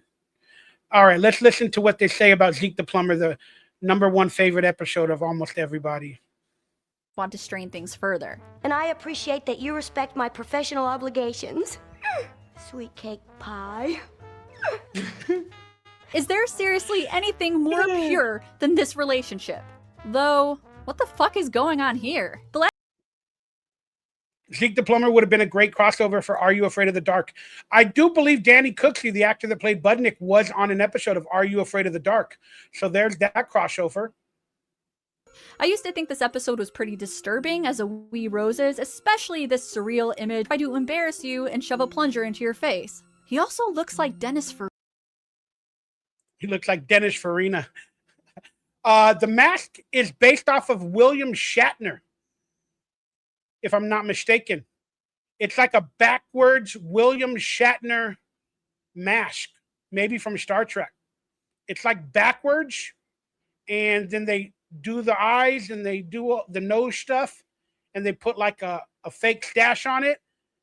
But the mask is from, I believe, William Shatner. A lot of people know the history on the mask more than I do. And we're going to look at some photographs from behind the scenes in just a couple of minutes. But yeah, that's some pretty amazing stuff. And Zeke the Plumber, I don't know how he scared kids, but he did. I think the way I think about it, how he goes in your nightmares with the plumber, he sounds like they might have hinted him to be like a Freddy Krueger, like he's in your dreams, you know, through your nightmares, like Freddy Krueger. So I think it's a play on Freddy Krueger, to be quite honest with you as well. Farina. Telling nightmares, they decide to get him back by challenging him to stay overnight in the woods alone. After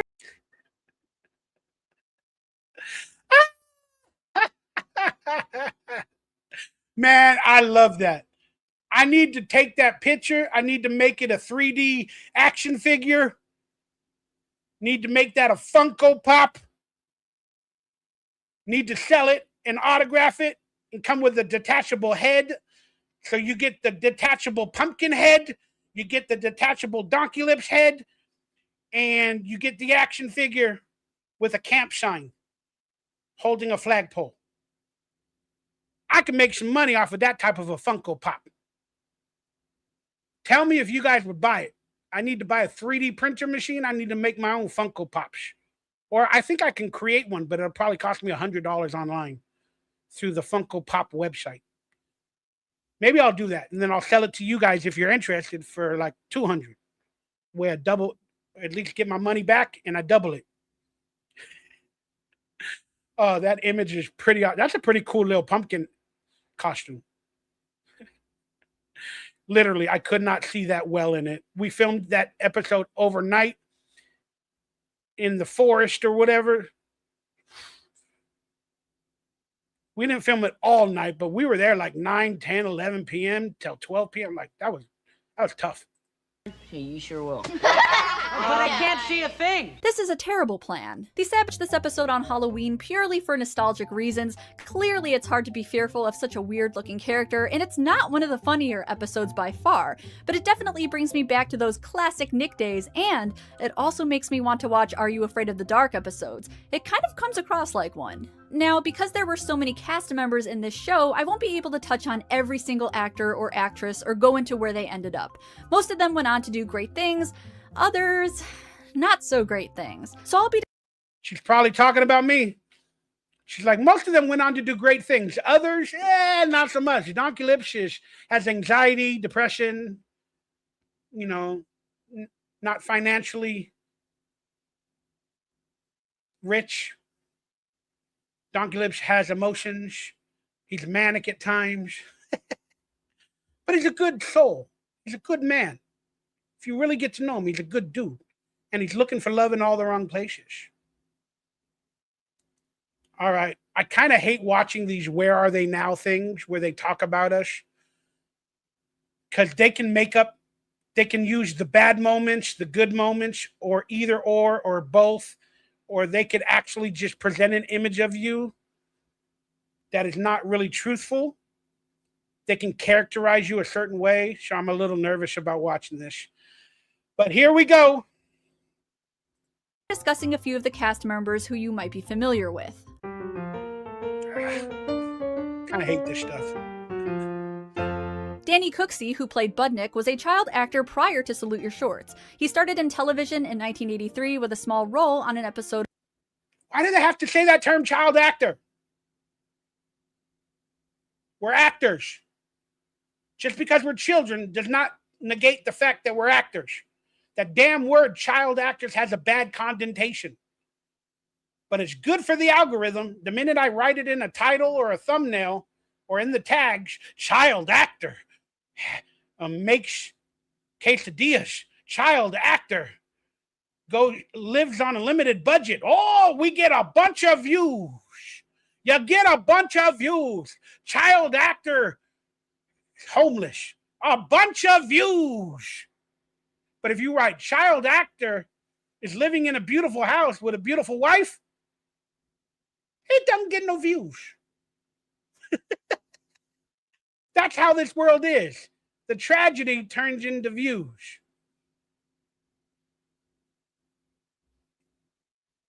But hey, life has tragedy and triumph in everybody's life. You just hope it doesn't end on the tragedy part.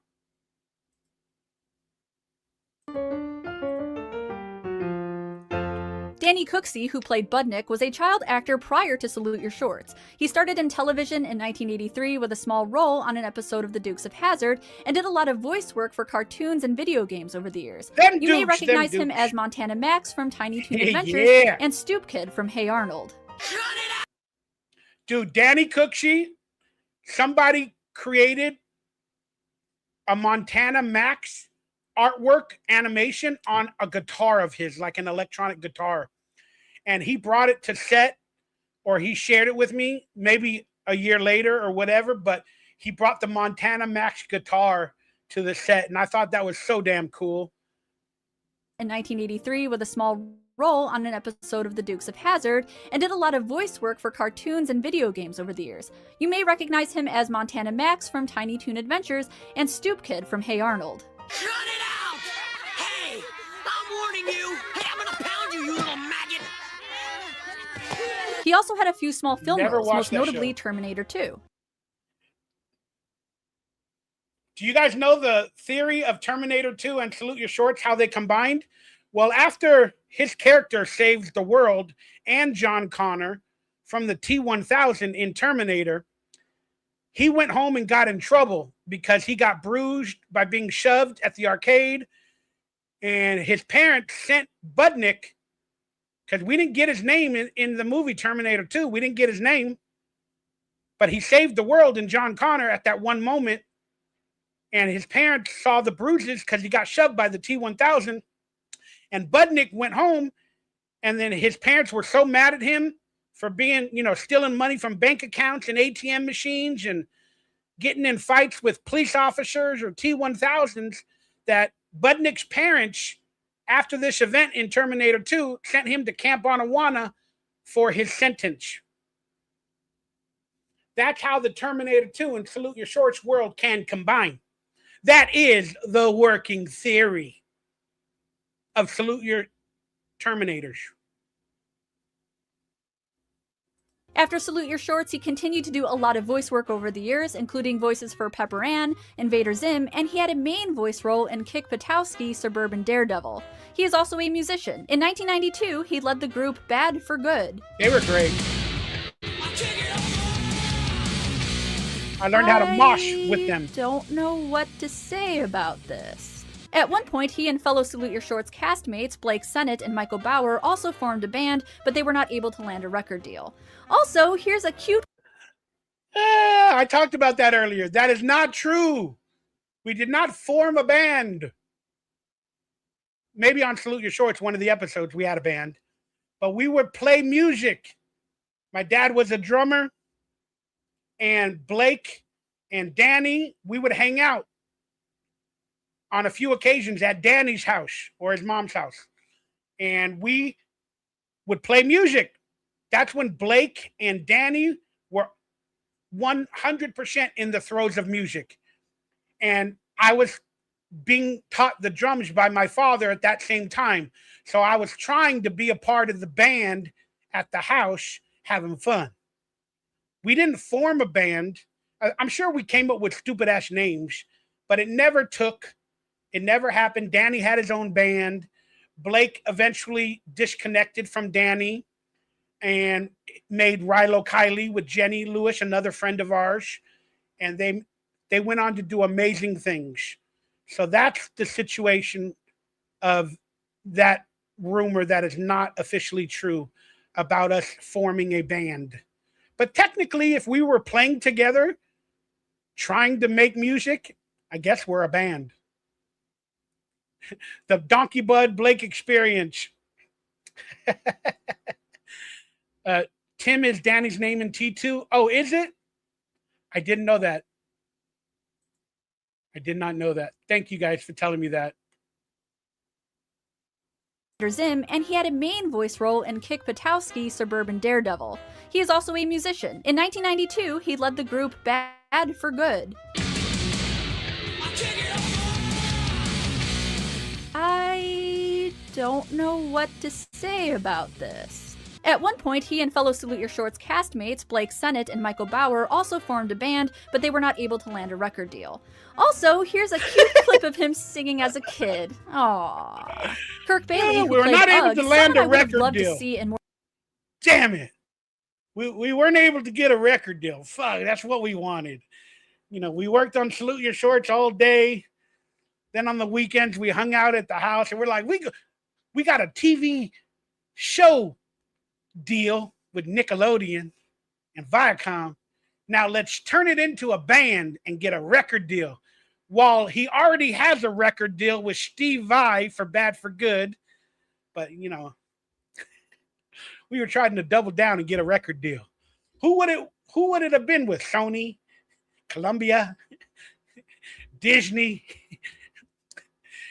So if you think about it, if we actually became a band and I was that good at playing the drums, which I wasn't, but if I was actually that good and we created a band and we were on Nickelodeon, we could have possibly been a Nickelodeon record deal signed band and toured off of the success of Salute Your Shorts in a band in like 1993 or 94, which is technically before Disney created all their musician superstars and bands. So if you technically think about it, Disney was not the first wizard with my boy Fred, who I also starred alongside in multiple episodes of The Wonder Years. And then I starred alongside Blake Sennett in Salute Your Shorts. That these two came starred alongside Jenny Lewis in their band together to make awesome music. Blake, you may also remember him for his. Then Blake starred in episodes of Boy Meets World with Ethan Suplee, who I later starred with in Evolution. Then the other actor on screen on that Boy Meets World episode is another actor that I starred with on California Dreams, I believe. So, wow, that's a 7 degrees of Kevin Bacon right there if you've ever had one. Salute Your Shorts connects to everything and everybody. 7 degrees of Salute Your Shorts. And Josh Denny wants to interview me one day. Yeah, tell him to hit me up in DMs. We'll figure it out. But I asked for a guest fee because I need money. And some guy named Charlie is like, I'm trying to help you. Bye. Relax. It's okay. It's all good. I'm doing a show. Can't really pay attention to all the chats. Recurring role in Boy Meets World as Joey the Rat. Also, holy crap, Adam Scott. You'll have to forgive me for not going too in-depth for this part because most of the actors really went on to either have minor television roles, dabbled in voice acting, or just stepped out of the entertainment industry altogether.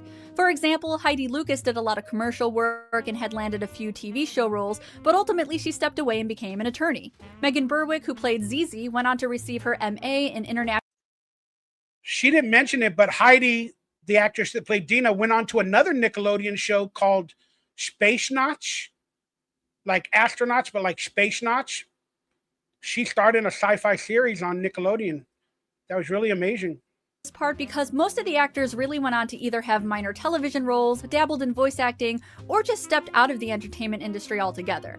For example, Heidi Lucas did a lot of commercial work and had landed a few TV show roles, but ultimately she stepped away and became an attorney. Megan Berwick, who played Zizi, went on to receive her MA in International Political Economy in 2010 and currently works for a nonprofit organization.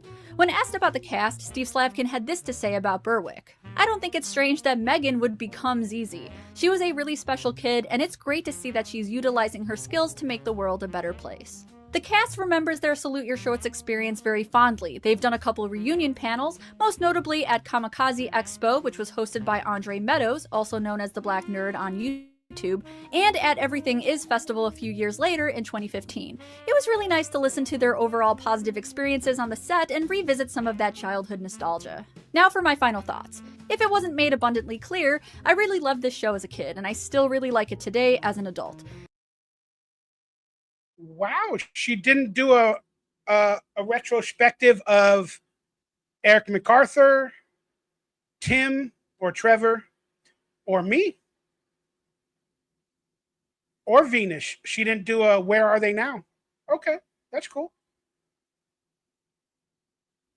I watched the majority of the episodes before I wrote this, and there were very few I disliked, and I was surprised at the show's ability to make me laugh. Steve Slavkin had stated multiple times that in terms of casting, he wanted kids who were realistic, and acting ability was on the back burner, but I honestly think the kids acted very well and had great chemistry. If all I know is that it had syrup involved, and a tennis racket, and yelling awful waffle. This is the best I could find about the made-up prank you see in the show every now and then. Sounds sticky. I hope Pushing Up Roses did an excellent job.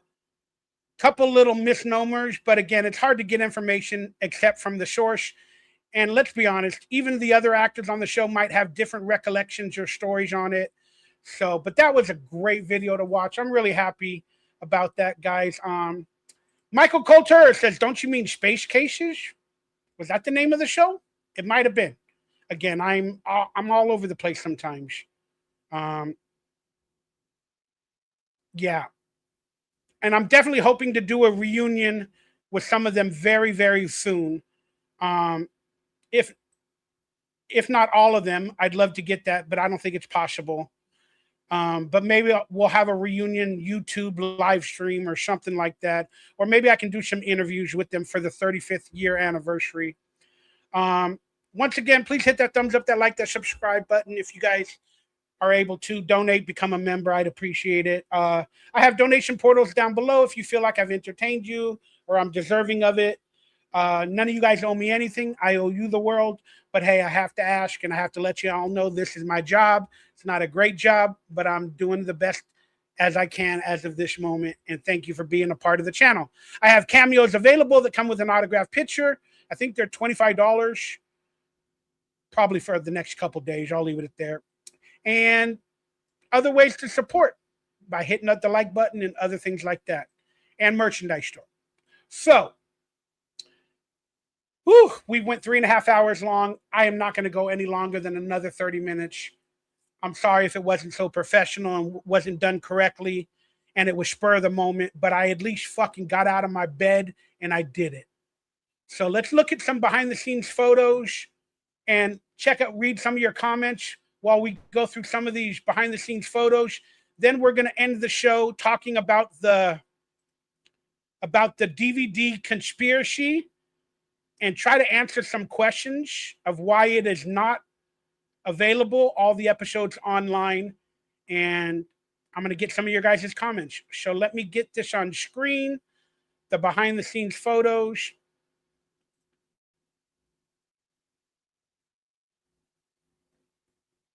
And I just recently had to sell my original production or prints of these photos because I needed money to pay my bills because I am struggling and there's no shame in that. Oops.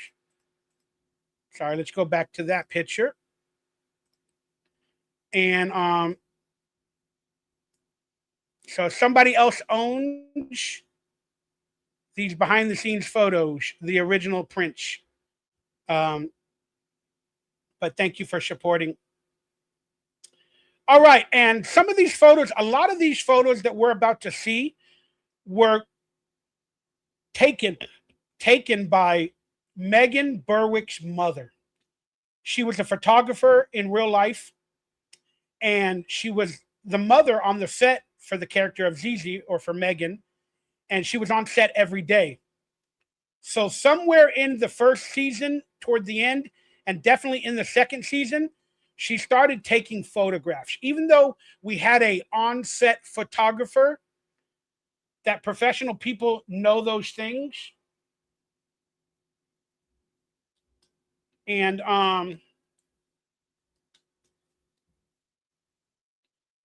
sorry, I got a donation from Brent Mania earlier that I forgot to respect, and now I just got a message from my girl Jessica that she wanted to join the live stream and go over some pictures. It might be too late in your neighborhood, but I guess not. I don't want to go much longer than 30 minutes. So I'm not gonna send you the link tonight, Jess. I'm so sorry, but we can do more Salute Your Shorts episodes on Mikey's World. Okay, I promise you, and you'll be on the next one. I should have planned this out better. I'm so tired. Lord knows the world would love to see a beautiful girl wearing a Camp Anawana shirt right now, but we'll be talking back and forth, and it'll go another hour or so. So I'm not going to do it tonight. Please forgive me. Please forgive me. But Megan Berwick's mother started taking pictures, and then she was printing them, and we started to say, we want some of those pictures. We want some of those pictures. And then she had to print them for us to take home. So we started to like pay her, you know, like $1 a print or 50 cents a print or something like that to get the photographs. And we were allowed to pick what photos we wanted to buy. There was a lot of photos, you know, she had them. And so as actors, we tended to pick up the photos that we were in or that we wanted.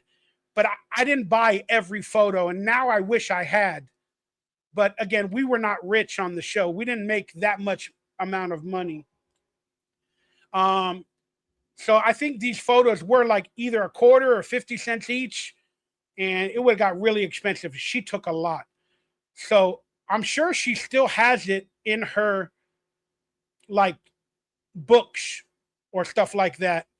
And I really would pray and hope that Megan or her mother would release the photos or upload them digitally, all of the photos, because we need to see all the other photos that I didn't buy or I didn't currently have.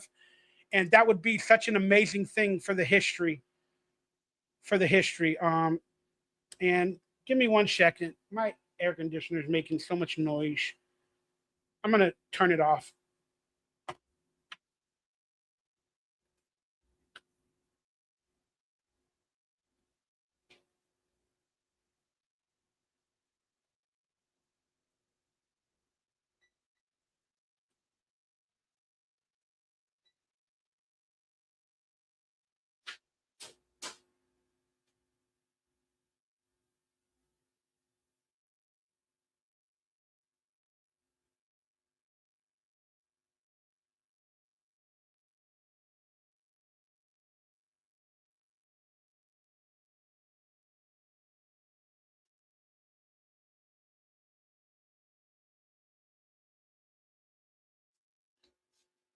I am so sorry, so unprofessional of me, but it's not my air conditioner.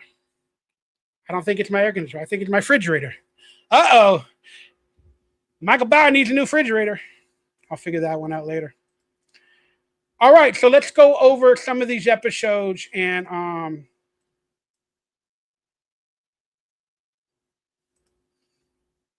Jessica, I love you. I love you. I would bring you on, but I'm dead tired and I want to get through this. I'm not used to doing stuff like this long.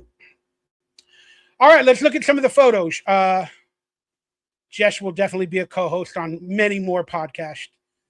She's amazing. They love her. She's a hottie.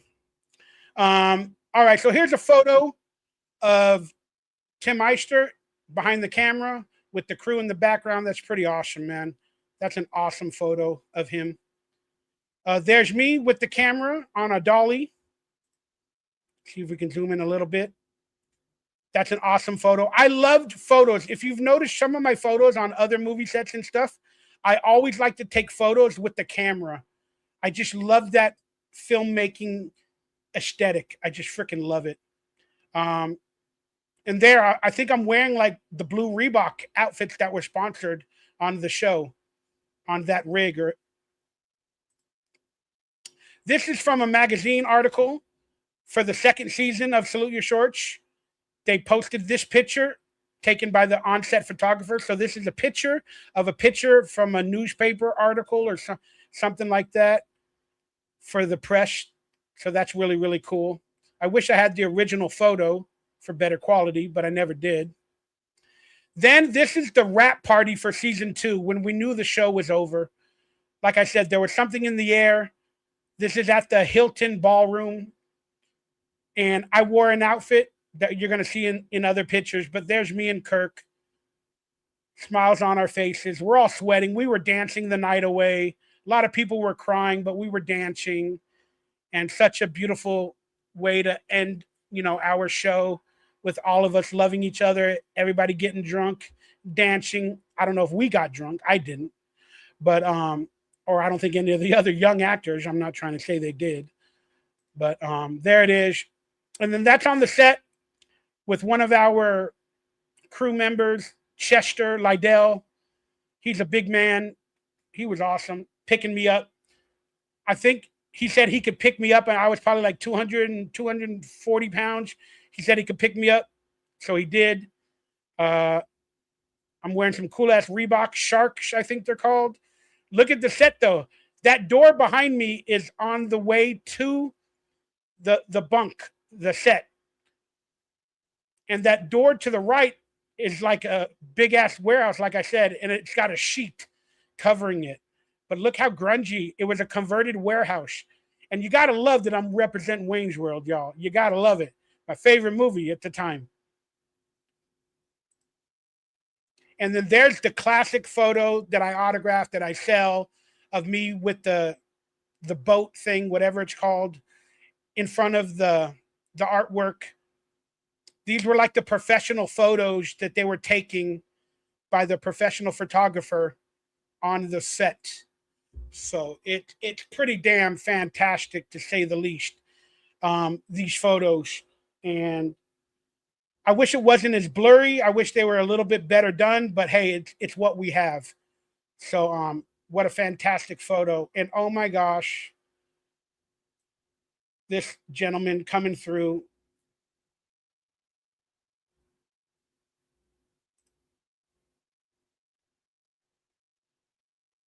I reached out on Insta, see Combat Unicorn, all one word. Josh Alden, thank you for another $50 from the bottom of my heart. Thank you for supporting. Insta Combat Unicorn, huh? I'm confused, brother. I reached out on Insta. Combat Unicorn, all one word. Oh, that's your name. That's probably your screen name. Okay. Everybody hit him up. You want to become his friend. He's such a supporting human being. Really hooked a brother up for doing today's episode. And I don't know what to say. But bam, bam, bam. Josh Alden 98 or Combat Unicorn on Instagram. Love you. I'll be talking to you soon. Thank you for everything. Let me know how I can repay you. I'm going to send you an autograph or something for your support. I love you. I appreciate you. Thank you. Truly. All right, let's go to the next photo. So I think we're filming the intro theme song. And I believe these photos are from Megan's mother. But I think we were doing the season 2 theme song, where they were recording each individual parts here in these photos. And these are fantastic photos, man. That's the lodge, like where the cafeteria is right in front of me in that picture. And here's me and Heidi in the episode that we were filming of Dina Loves DonkeyLips. And I'll be honest, I think we look like a perfect couple right there, if I say so myself. But, you know, she's a gorgeous woman, and she was always a gorgeous young woman. And I think I was like 17 or 18 on Salute Your Shorts, turning 17 or 18. And she might have been 15 or 16. I don't know. But hey, we look like a great couple. We should have filmed a lot more episodes.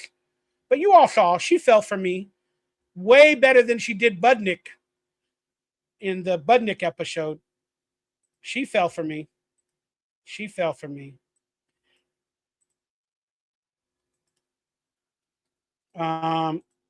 Let's brush through these. We don't have to talk about each and every one. There's an Earth Day bag created by Zizi that she gave us campers. And there's in front of a chair that they gave me with my name on it. I don't even know where that little, not chair, but they gave me that name tag. I don't even know if I have it. I have one from Evolution, but I don't ever think I took that one home. That was on set. That's what the actors sat on when they were in between filming. There's one of the wardrobe artists. I forgot the name. Please forgive me. It's been many years, but she's gorgeous. I think I was coming into my own at 17 or 18, starting to like women, and I'm sure I thought she was beautiful. But they're one of the wardrobe artists. And then here's the conspiracy theory that made me look like a woman. You know, the conspiracy theory for Black people, they put them in a dress, they make them like a woman, you know, to get more fame in Hollywood. Here's what they did to me as Carmen Miranda. And I ain't gonna lie, I look pretty hot. I mean, I don't care if you're transgender or anything, doesn't bother me. I'm not attracted to it. But I look pretty hot, y'all. And I'm living it up. I'm enjoying it. Like, look at my I definitely probably grew up and started to have a fascination with makeup. But I didn't turn completely into a woman. But I definitely have a lot of little aspects of woman type of emotions and other stuff like that. So I'm 10% woman, 15, 20% woman. But there it is. There's a conspiracy that's why I became famous in Hollywood, is they dressed me like a woman to delegitimize the male.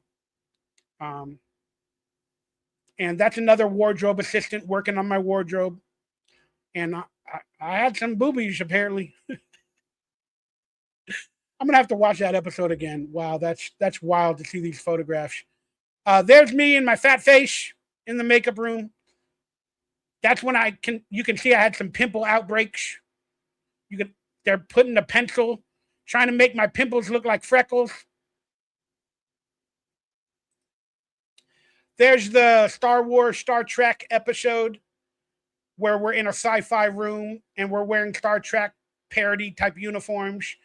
And we all got nicknames as different characters. That was a really interesting episode to film. And that was filmed in the lodge. You could see the white fabric around it. That's where the lodge was. They just put white fabric to make it look futuristic. And they put dust and stuff on the wood floor. And that's why it looks futuristic. But that is the lodge as well, where we filmed the cafeteria stuff and all that other stuff. There's the flower looking like paint for that episode on our faces in the lodge area. There's a fake little magazine photo from the Army episode of the fantasy where we're in the Army, and I put it, or somebody put it like on a magazine thing that looked kind of cool, like I was a soldier of fortune. That was really cool. That's in our bunk. That was really, really cool. San Fran Sammy said, I do stand-up in drag. Maybe you should do stand-up dressed like that. Well, nah, I wouldn't feel comfortable. It's just not me. But if you feel comfortable and it's good for you, congratulations. That's awesome. And I'm so proud of you for doing stand-up comedy no matter what. You're getting out there and you're doing it. You're doing it. There is some executive producers or the network people. Sorry, how do I make it a little bigger? There we go. And one of the directors, I think that's Gino. I think his name is Gino, the director. And that's some of the cast, and that's Catherine. And this picture was taken, or that's Catherine's child, I believe, back in the days. They were like Nickelodeon executive producers, and this photo was taken like in the first like 3 or 4 episodes that were being filmed. So this is a cool little retro photo of us at our youngest. This is in our schoolroom. I don't know why it's on her booty. My timing was bad on that picture. I took this picture with one of those cameras. This is our schoolroom where we had to go do 3 to 4 hours of school. In the second season, I didn't have to do it because I was already pretty much out of school at that point. I think I was 18 years of age in the second season, so I didn't have to do it. But that's our classroom, and I believe that's our teacher with either Megan or Heidi talking about their studies. When I got my car in the middle of the first season, no, this is the second season. I got my car, I took my test and I got a car at like 17 years of age. I drove my car to the set, and that's the schoolroom behind us. And my car is not pictured. It's a Chrysler LeBaron convertible, was my first car, but it's not pictured, but the car keys are in my hand. And I was so proud because I drove to the actual set and parked my car, and I'm pointing at my car. But the car behind me is not my car. It's on the other area. But I was so proud to drive to the set without my father for my first time. Yeah, it's a 4-hour live stream, Alex. It's a 4-hour live stream. There's pictures of us looking at the photos. See, these are the photos that we were buying that were being taken by Megan's mother on the bottom of the screen. Those are the photos you see, like we picking up our photos that we purchased through her. Then the dressing rooms for us from the left of Blake or Pinsky, that was mine and Sponge's dressing room. And that is Danny Cooksey's mother. Her name was Melody. And those are the pictures that we were buying after they were being printed. And again, behind us is the door to the stage and all that other stuff. This is the set, and we watched the home movie of it earlier, of the final episode. That's me hanging out, just looking cute. There's a prop from the sci-fi episode. It's supposed to be like a DNA sequencer or something like that. Or a specimen container. I don't know.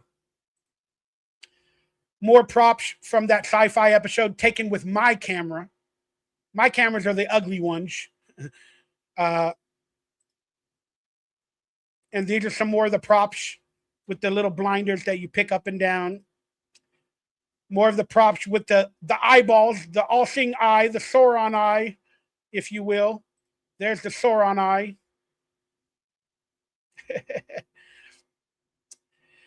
There's the set photograph taken by me of the movie theater where Sponge went on a date. And that was a beautiful set that they created. It was fantastic. I ain't never seen nothing like it. One of the most amazing things I've ever seen. And it looked like a movie theater lobby. And it was so much fun to film because that was a set that they really spent, I would consider, a decent amount of money on and creativity. And it was really fun to film. It was toward the finale of the show as well. So we just had a really good time doing it. And the flamenco dance and all that, it's hilarious. There's the makeup room, picture taken by me. There's some photographs on the back wall. I don't know if we can zoom in and see them photos or if there's anything bad, but let's try to do that. There's pictures of us on the set. Apparently, I look like I'm shirtless or something. They probably put mud all over my body or something for one of the scenes. But Just some really cool on the set photos of the people that made. I don't know what the hell that person is doing in that photo. So, but just some cool memories and stuff. There's Edgar, one of the cameramen. There's the crew hanging out while they're preparing for a shot. That's at Griffith Park Boys Camp. There's the schoolroom. Kelly and Heidi eating food, doing their studies. One of the people on the show, a crew member, was an artist, and he painted with his own t-shirt paint or whatever. He made shirts for certain characters, and he started with Budnick. So I thought he was going to make a DonkeyLips one, but he got busy and didn't finish it. But I took a picture. There's the Salute Your Shorts Budnick t-shirt that he made for Budnick. I don't think we got one. I didn't get one, but that's okay. There's on the set after that's at Griffith Park Boys Camp, after the water draining hole with the water spouting. That's a great photograph. She kept yelling at me while I was taking the pictures. I had the wire in front of my face while the water was going high in the background. She wanted the photo of my face and the water sprouting, like right after I ran off set. And then she took a bunch of photos, but the wire was covering my face. She's yelling at me, take the wire away from your face, take the wire away from your face. And then I finally figured it out. Then they shut off the water. And then that's when that photo came. Them filming the basketball episodes where they're getting the high footage on the crane. There's me, probably around Halloween, filming, coming out of Danny Cooksey and Eric MacArthur's room in season 1, wearing a witch hat, because they're both witches. I'm just kidding. But that was their dressing room. We had to bunk with each other. The first season, it was Danny Cooksey, or it was Budnick and Michael, and it was me and Sponge. The second season, and then it was all 3 girls in the same room. All 3 girls had the same room. That just proves women don't get their own stuff, even in the 90s. And then the next season, it was Blake and Danny, or Pinsky and Danny. And there's Edgar, the cameraman, dressing as a version of Carmen Miranda, or I'm sorry. There was a whole episode written about this character, Sierra Madre. That's Edgar. Boy, they like to dress people in drag on Salute Your Shorts, huh? It is Hollywood. But hey, they were very diverse for their days. But there's Edgar being framed for a shot as Sierra Madre, the cameraman on our crew. Now, this is in Universal Studios. This is at Nickelodeon Studios. They had an autograph signing, and this is going into season 2. Right when it's about to premiere. We've already filmed season 2, and this is right when season 2 is going to premiere. They put us on a PR run, and this is at Nickelodeon Studios, where people got on stage and asked us questions and got autographs. And we have Salute Your Shorts t-shirts that I wish I still had. I think Danny has his. I don't know what I did with mine, but I ruined t-shirts like nothing. But these are Salute Your Shorts t-shirts that has a wooden frame and says Salute Your Shorts. They are Salute Your Shorts t-shirts, y'all, in Nickelodeon Studios. There's Danny and everybody hanging out in the classroom. There's me on set with the crutches. That's the little lodge hallway. That's Nickelodeon Studios in Universal, or at Universal Studios. That is the Meet the Cast from Salute Your Shorts. That was a whole day of work, 1 p.m., 3 p.m., and 5 p.m. And there's Nickelodeon Studios behind me. And a lot of you people.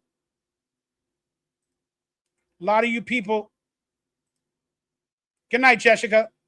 Love you all. And a lot of people have the video footage of the Nickelodeon Studios and all that. And we filmed an episode of Nick Arcade that I will hopefully have online later at another time. But there's me, Megan, Kirk, Heidi, and Danny for our appearance on Nick Arcade. There's another photograph from that. And then that's at the wrap party. I loved my outfit. I bought that outfit. I loved it. It had like an angel in front of it. It might have been too flashy, but I loved it. I just loved that outfit. I bought those glasses to look cool and hip. And that's me and Heidi having basically our last Dina Loves DonkeyLips dance at the wrap party for season 2, knowing the show was over. So I got my last dance with her. Should have had a first dance as my wifey, but that's a story for another day. But I love that outfit. I love that outfit. Can we zoom in on it and look at some cool things? It has like a big symbol of like an angel with wings. And I don't know, it kind of reminded me like an Armani type of fashion. But I just loved it. I just loved it. And it had like 80s colors right here in the background. I just loved it. I just loved it. You could tell I'm falling in love. She's smiling, having a good time. I'm like, I'm dancing with a beautiful girl. I'm dancing with a beautiful girl. I can't believe this is happening. I've waited my entire life for a moment like this. I can't believe forever.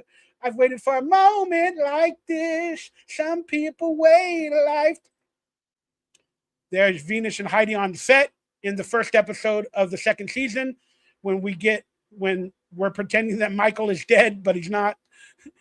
He's just gone away. We're celebrating his memory. Dude, our show was so progressive. Now that I think about it, wow. Our show was really progressive. On the set photos of one of the other flagpole episodes, capture the flag episodes, where I become the hero and save the camp. That's a running theme. There's Jill, another wardrobe artist. We're all looking at photos. We're all looking at photos to buy. Like I said, we're all looking at photos to buy.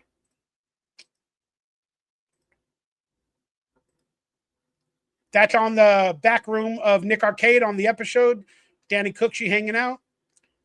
There's Heidi in her dressing room with the girls, with the Wayne's World in the background. I think I bought them that poster, and I told them to put it on their wall because it was my favorite movie at the time, and I was living that life. And then they had a Depeche Mode poster. So awesome. It was like a girl's room. They had posters in it. None of the guys' rooms had posters in it that I could remember. There's Kirk in the sci-fi episode. Sorry, on set. Heidi in front of the poster with her Star Trek outfit. Me and Sponge with the boxers on our head. Heidi on the set, probably in season 1. Probably somewhere in the lodge area. That's us at a hotel in Florida. We're tired. We're doing all these events for Salute Your Shorts. That's Megan hanging out in the hotel. That's Heidi probably on the phone with her family or her friends at the hotel.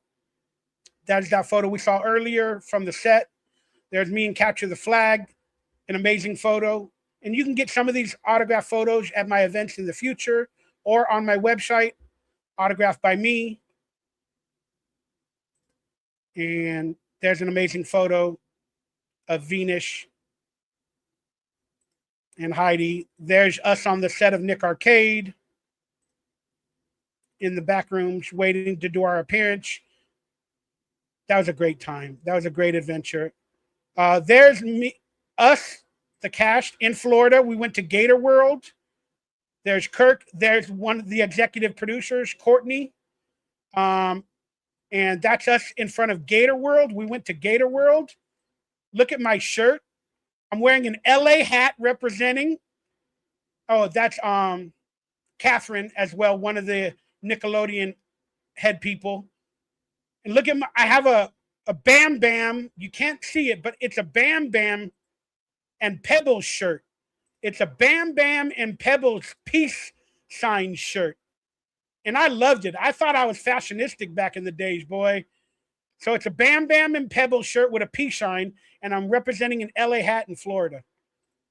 I had some style, y'all. On the set, Trevor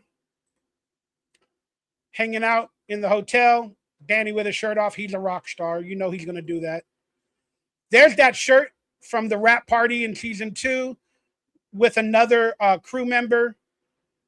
I think that was a crew member's girlfriend or wifey, not a crew member. But there's my shirt. So you guys wanted to see the design. I loved it. I absolutely loved it.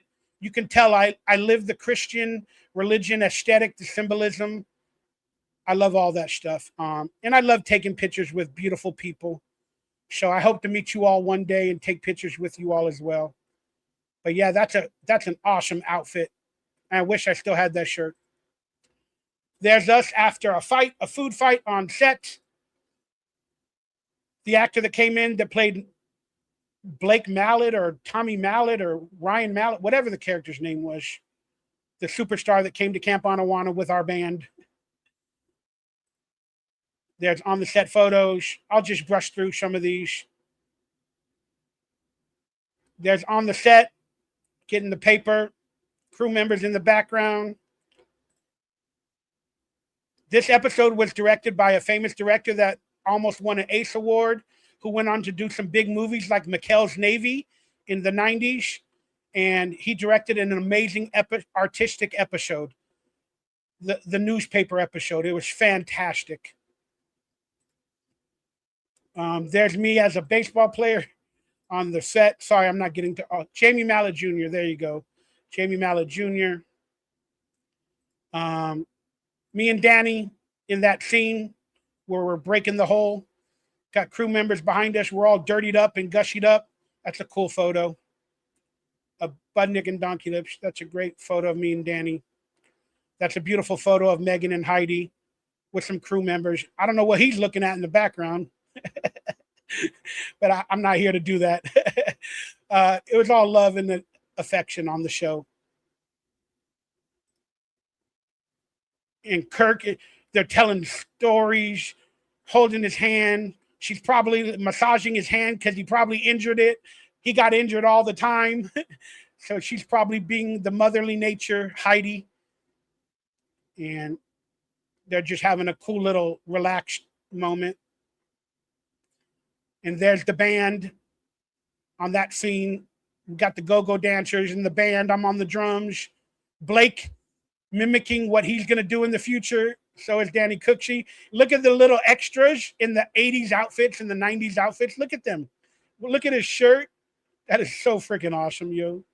It's so awesome. We need to go back and dissect everything. It's hilarious. Me crossing my heart doing a Star Trek Beam You Up, Scotty, on set. And there's, again, some of the Nickelodeon producer type people or executives that were hanging out in front of us at the, see, there's the shirts. They all say salute your shorts. Man, I wish I still had mine. Oh my gosh. Maybe I can recreate it with AI and sell it again as a retro comeback to that shirt. I might do that in the future and make it available for you guys. There's this Dancing YMCA, that song at the Donald Trump song at the YMCA at the rap party, season 2. Here's the writers, some of the couple of the writers, an associate producer, and script supervisor, and Kirk Bailey. Edgar, looking like Zeke the plumber, scaring everybody in every photo. There's Edgar, the cameraman. There's Chris and Heidi. He was a gaffer, a crew member, just hanging out, filling the air. Spongeville, a planned community for ants, me and Tim Eister in front of that little prop. That's a cool little photo. And there's a Reebok sweatshirt that we had. Again, we were sponsored by Reebok. Did Nickelodeon offer me another show? Yeah, I mentioned it earlier in the episode, Alex. There was talks for me and Danny Cooksey to go to Florida to do another show based off of skits. I mentioned it earlier in the episode, so hopefully you could watch it previously. That actor was in Angus too. Which actor?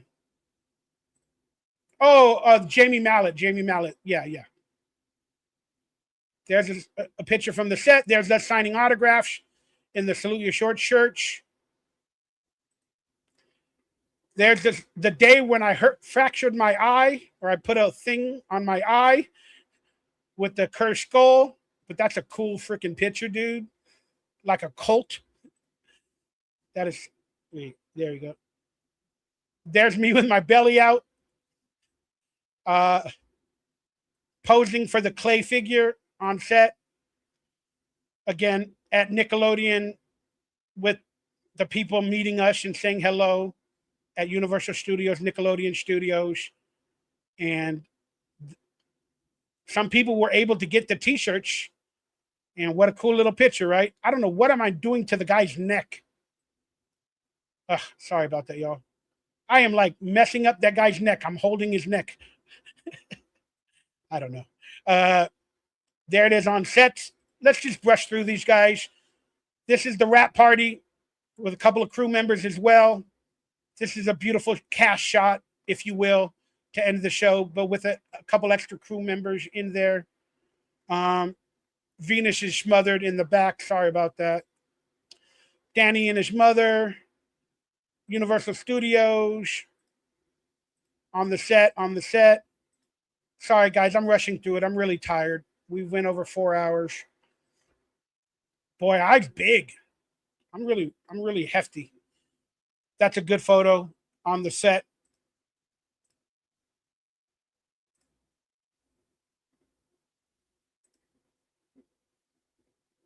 On the newspaper episode. God, we look cool. We had cool outfits. On the tennis episode, the girls hanging. Me all dirtied up. They gussied me up and dirtied us all the time. Went home, had to take 3 showers. They black-faced me. Girls' pajamas? I don't know. I'm starting to realize something about the aesthetic of our show. We had some interesting outfits. The girls hanging out. Yeah, check out the earlier stuff, man. I appreciate you, brother.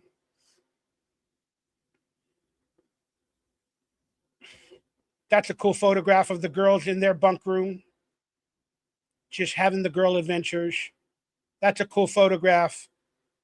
Is the chicken in this episode somewhere? Yeah, I'm sure he is. The rubber chicken in every episode. There's the flashback scene that they were filming for Budnick Loves Dina. That's really, really cool. That's a cool picture. That's why I bought these pictures. Some of these pictures were just, I could not pass up. But there's a lot of other pictures that I did not buy that are available and hopefully will come to light. Each person bought their own collection of photographs. This is from my personal collection that I sold a couple of months back.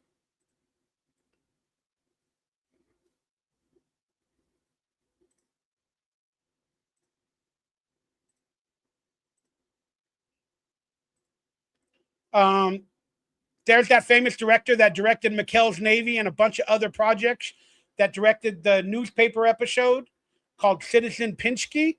And he did some amazing stuff, man. He drove to work like in a Ferrari or something like that. Like he was one of those like flashy, beautiful people that was getting famous.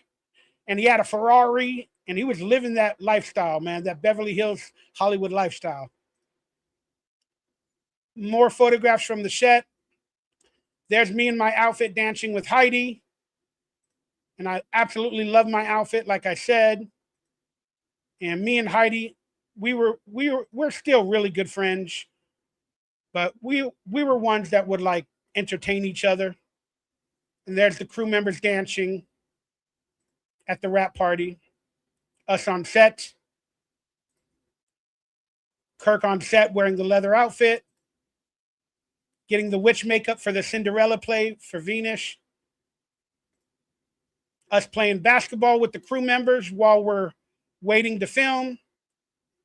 Yeah, we played basketball a lot because they had a basketball court at the Griffith Park Boys Camp. There's the amazing Cinderella outfit worn by Megan. So cute for that episode. There's the assistant director, me and Danny on set. The field, Kirk in that outfit, Megan in that outfit. Playing basketball, Megan and the crew member that designed that t-shirt that I showed earlier. Forgot his name, but I love him. And there's the the miniatures that they filmed to look like the bunks. They're in front of a miniature that from an exterior shot looks like the bunks. It looks like the bunk. So those were the miniatures that they were filming to look like the bunks at the Griffith Park Boys Camp. And that's the baseball field just to the left of everybody.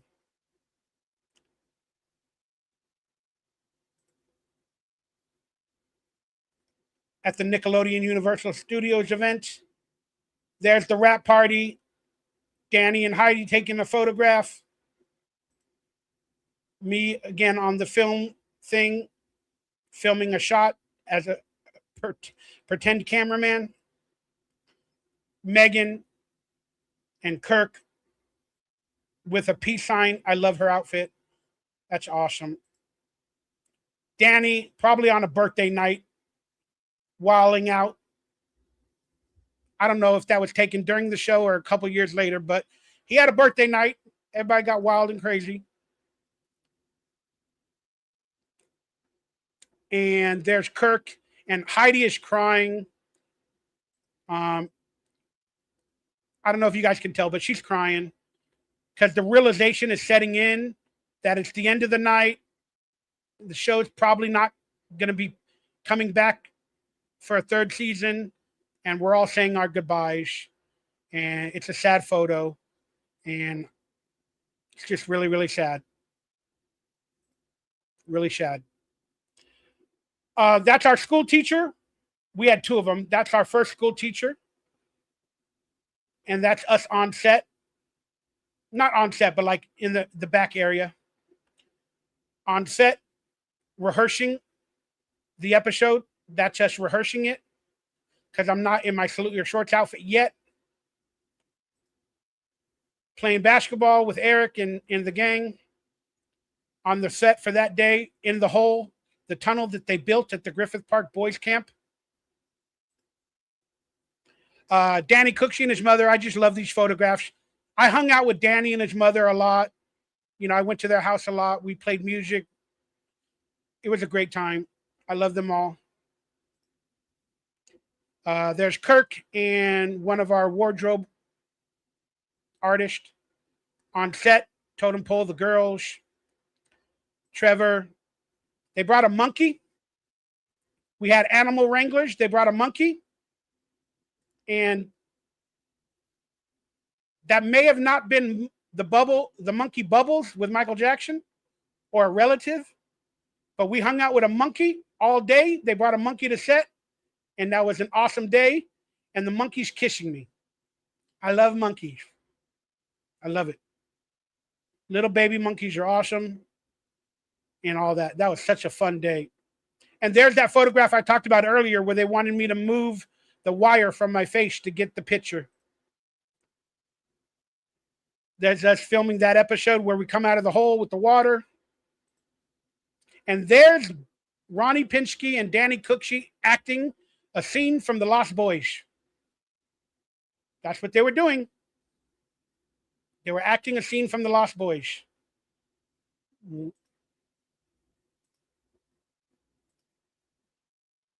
That's in the hotels or something. I think we all went swimming in Florida. That's at the rap party.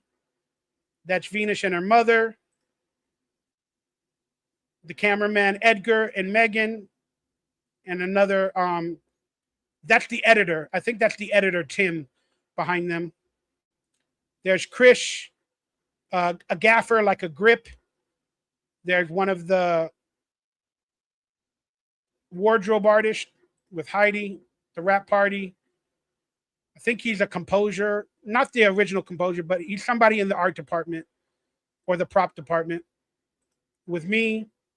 Then we got Steve, the assistant director for the second season, Steve, and some of the other crew members on the rap party.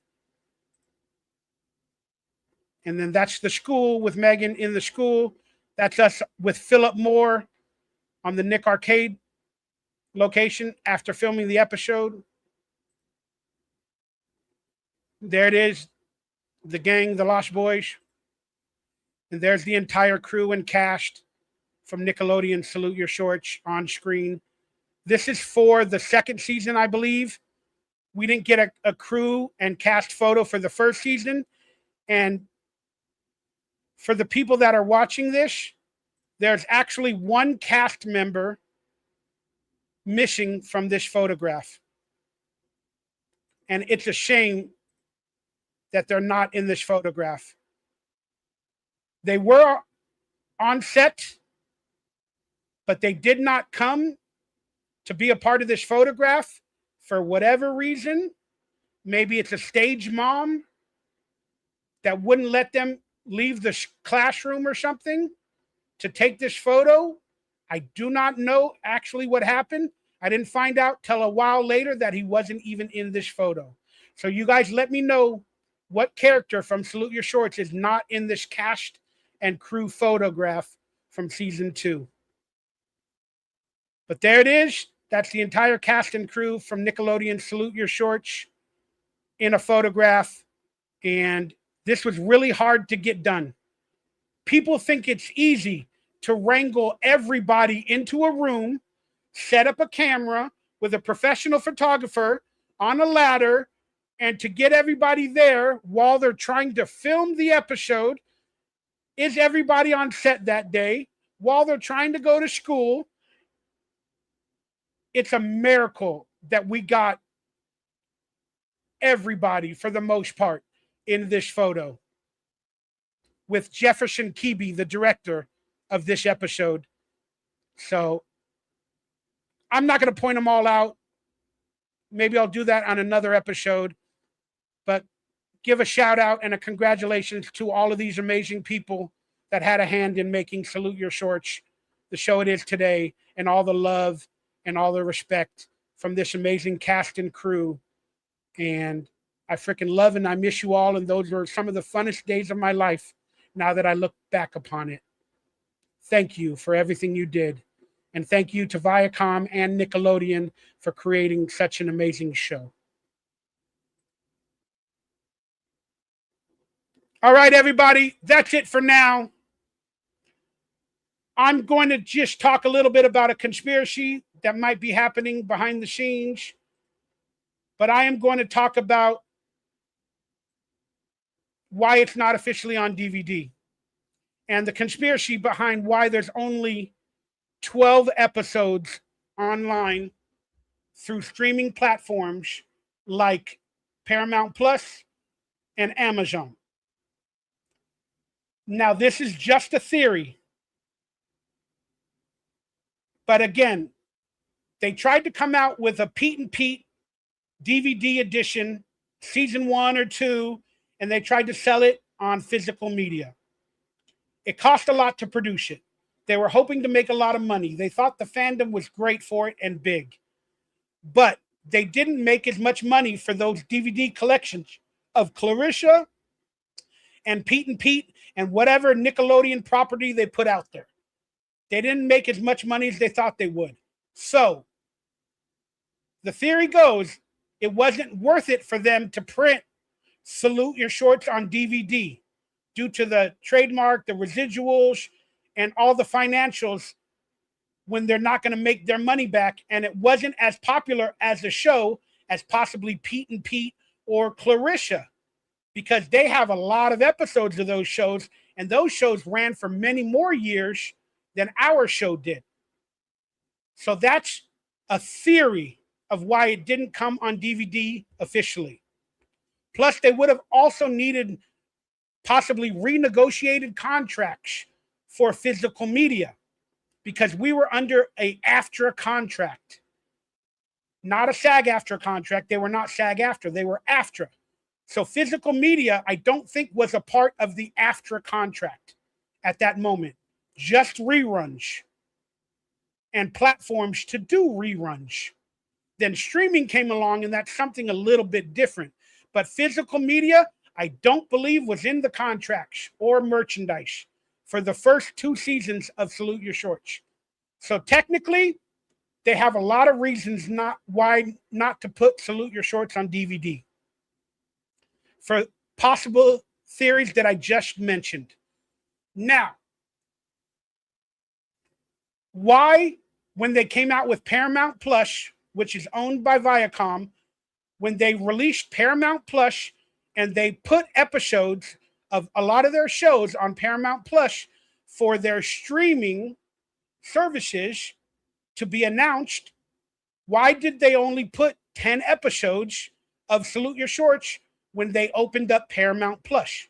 You would think if they own all the episodes and the copyright, and they're opening up a new streaming platform like Paramount Plus, and they want to put as many episodes of shows to have as a starting show for their platform to sell memberships to the public, you would think they would include all the episodes that they own of Salute Your Shorts. But they didn't. They only put 10 episodes on Paramount Plus. And I think there's only 10 or 11 episodes to this date on Paramount Plus and or Amazon. Now, I first thought that they were going to roll out the other episodes in a couple of months. That way they get more memberships. They could roll out more episodes later in time. But that never happened, to my recollection. I haven't checked recently, but I still believe there's only 10 or 12 episodes on Paramount Plus or Amazon. There's nowhere near the entire 26 episodes plus the pilot. There's nowhere near that amount available anywhere on streaming platforms. Now, you got to think, why is that? Again, I don't know why. Then I think about archives, videotapes, backups, contracts. Then I start thinking, maybe the contracts need to be renegotiated. Because even before the streaming services put out Salute Your Shorts 10 or 12 episodes, they were airing reruns on Nickelodeon at summer camp events and on the 90s or all that and other stuff on Nickelodeon throughout the years. And for the life of me, they did not air every episode. I would watch these airings and episodes and reruns in 2004, 2010, 11, 12, to 2014, whenever they're doing these events. And I specifically remember the same 7 or 8 or 10 episodes constantly being played. But some of the other episodes were not even played in reruns. There was like 10 episodes that they only played. And now that explains why they only put 10 episodes on the streaming platforms.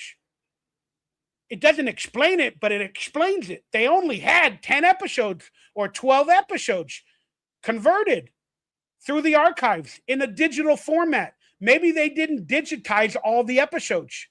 Maybe they didn't have the beta VHS tapes or whatever they filmed with to digitize it. Maybe they didn't have all the other episodes when they were going through the archives and digitizing the episodes. Maybe the episodes broke or got ripped in the digitation process to where they only ended up with 12 episodes converted digitally and in a better format. Maybe they never found the other episodes in the archives. Nickelodeon Studios, they moved, they left. Was it in New York? Where were the original tapes presented? In an archive, in a warehouse, heat temperature cooled. I don't know. Why the hell are not all 26 episodes plus the pilot online on streaming services and digitized? I don't care about physical format, but if you're going to present a good amount of episodes on streaming services, you might as well put them all. So the theory goes, and the conspiracy is, I don't know if they got all the episodes. I don't know what happened to the other 24 episodes that are not online. Not 24, I'm sorry, 12. It would be 14. I don't know what happened to the other 14 episodes that are not online. I do not know. Did they have the tapes, the original tapes? Did they digitize them? Did they break them? Did they lose them? Did they get caught in a fire? Universal Studios had a fire in their back lot, and they had archives of shows. Was it at Universal Studios archives in LA when the studio burnt down? They lost a lot of music and TV shows and tapes in the archives in Universal Studios Hollywood. Were we a part of that? I don't know. I don't really know the true answer. Is it contract issues with the guest stars, the co-stars? Now that AFTRA has become a part of SAG, they have to do a new contract for streaming services to get the rights to the actors for those episodes. Maybe those episodes had different actors as co-stars where they need a new contract. Maybe they couldn't find the contracts for each individual episode to put it on a streaming service. I don't know. It's a theory and a conspiracy theory that I don't know the answers to. So I'm looking forward to finding out why you guys believe that there's only 12 episodes on streaming services and why it's not on DVD. I don't have all the answers, but I think I got some pretty good suggestions on to why these things did not happen the way they should have happened. And I'm sticking to it. I believe they don't have the episodes. I believe they lost the tapes or they couldn't find them in the archives and they're just nowhere to be found. That's my working theory. But any of the other theories that I just mentioned could go all hand in hand. I don't know. So that's it. Thank you guys for tuning in to today's Mikey's World podcast, a 4.5 hour long version. Thank you all for your love and your support. I appreciate you. Thank you guys for enjoying the Salute Your Shorts episode of the Mikey World podcast. If you have any questions about Salute Your Shorts or other things about the show that you want answered, please let me know in the forum or in the chat room below or whatever. And I promise you, I will make another single Salute Your Shorts video answering those fan questions, or I will do another Salute Your Shorts Mikey's World podcast, and I will answer those questions with some special guests and a co-host. So if you would like another Mikey's World Salute Your Shorts episode with guests and fan questions, leave your questions down below and we'll get to them. And let me know with a thumbs up that you want another Salute Your Shorts episode of this.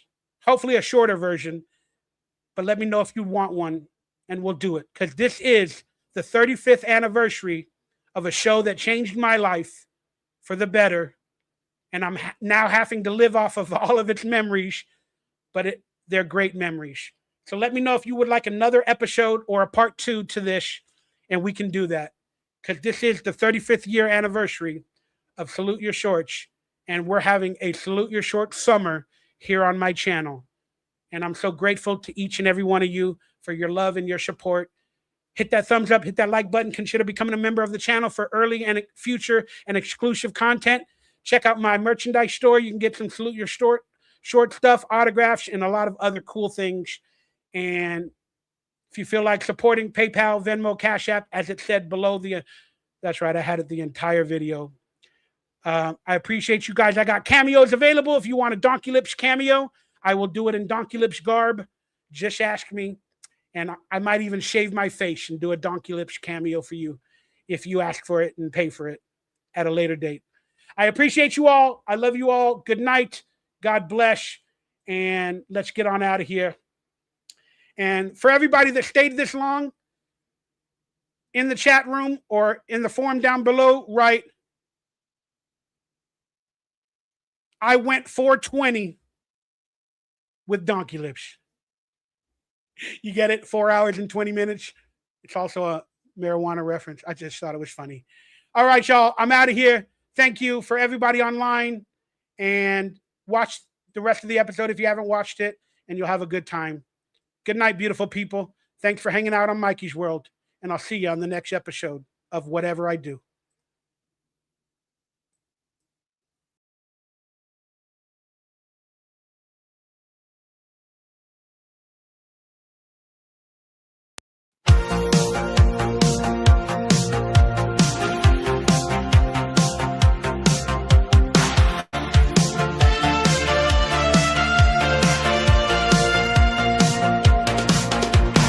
Let's go on a ride to the unknown side, a magical place where nostalgia hides. We love the 80s toys, the movies, kick-ass boys. The 90s were joy, like a childhood toy. Some call me a sail, but I feel like I know it. An emo in the void, living life avoid.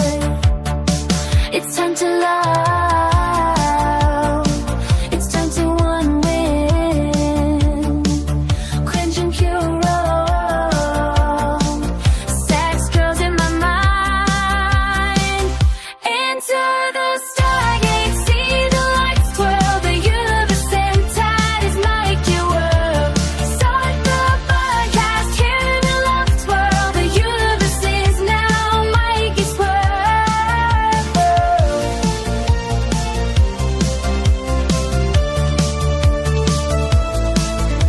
The Avail has begun. It's time for retro fun. Cheese barbers in a bun. I salute my shorts and run.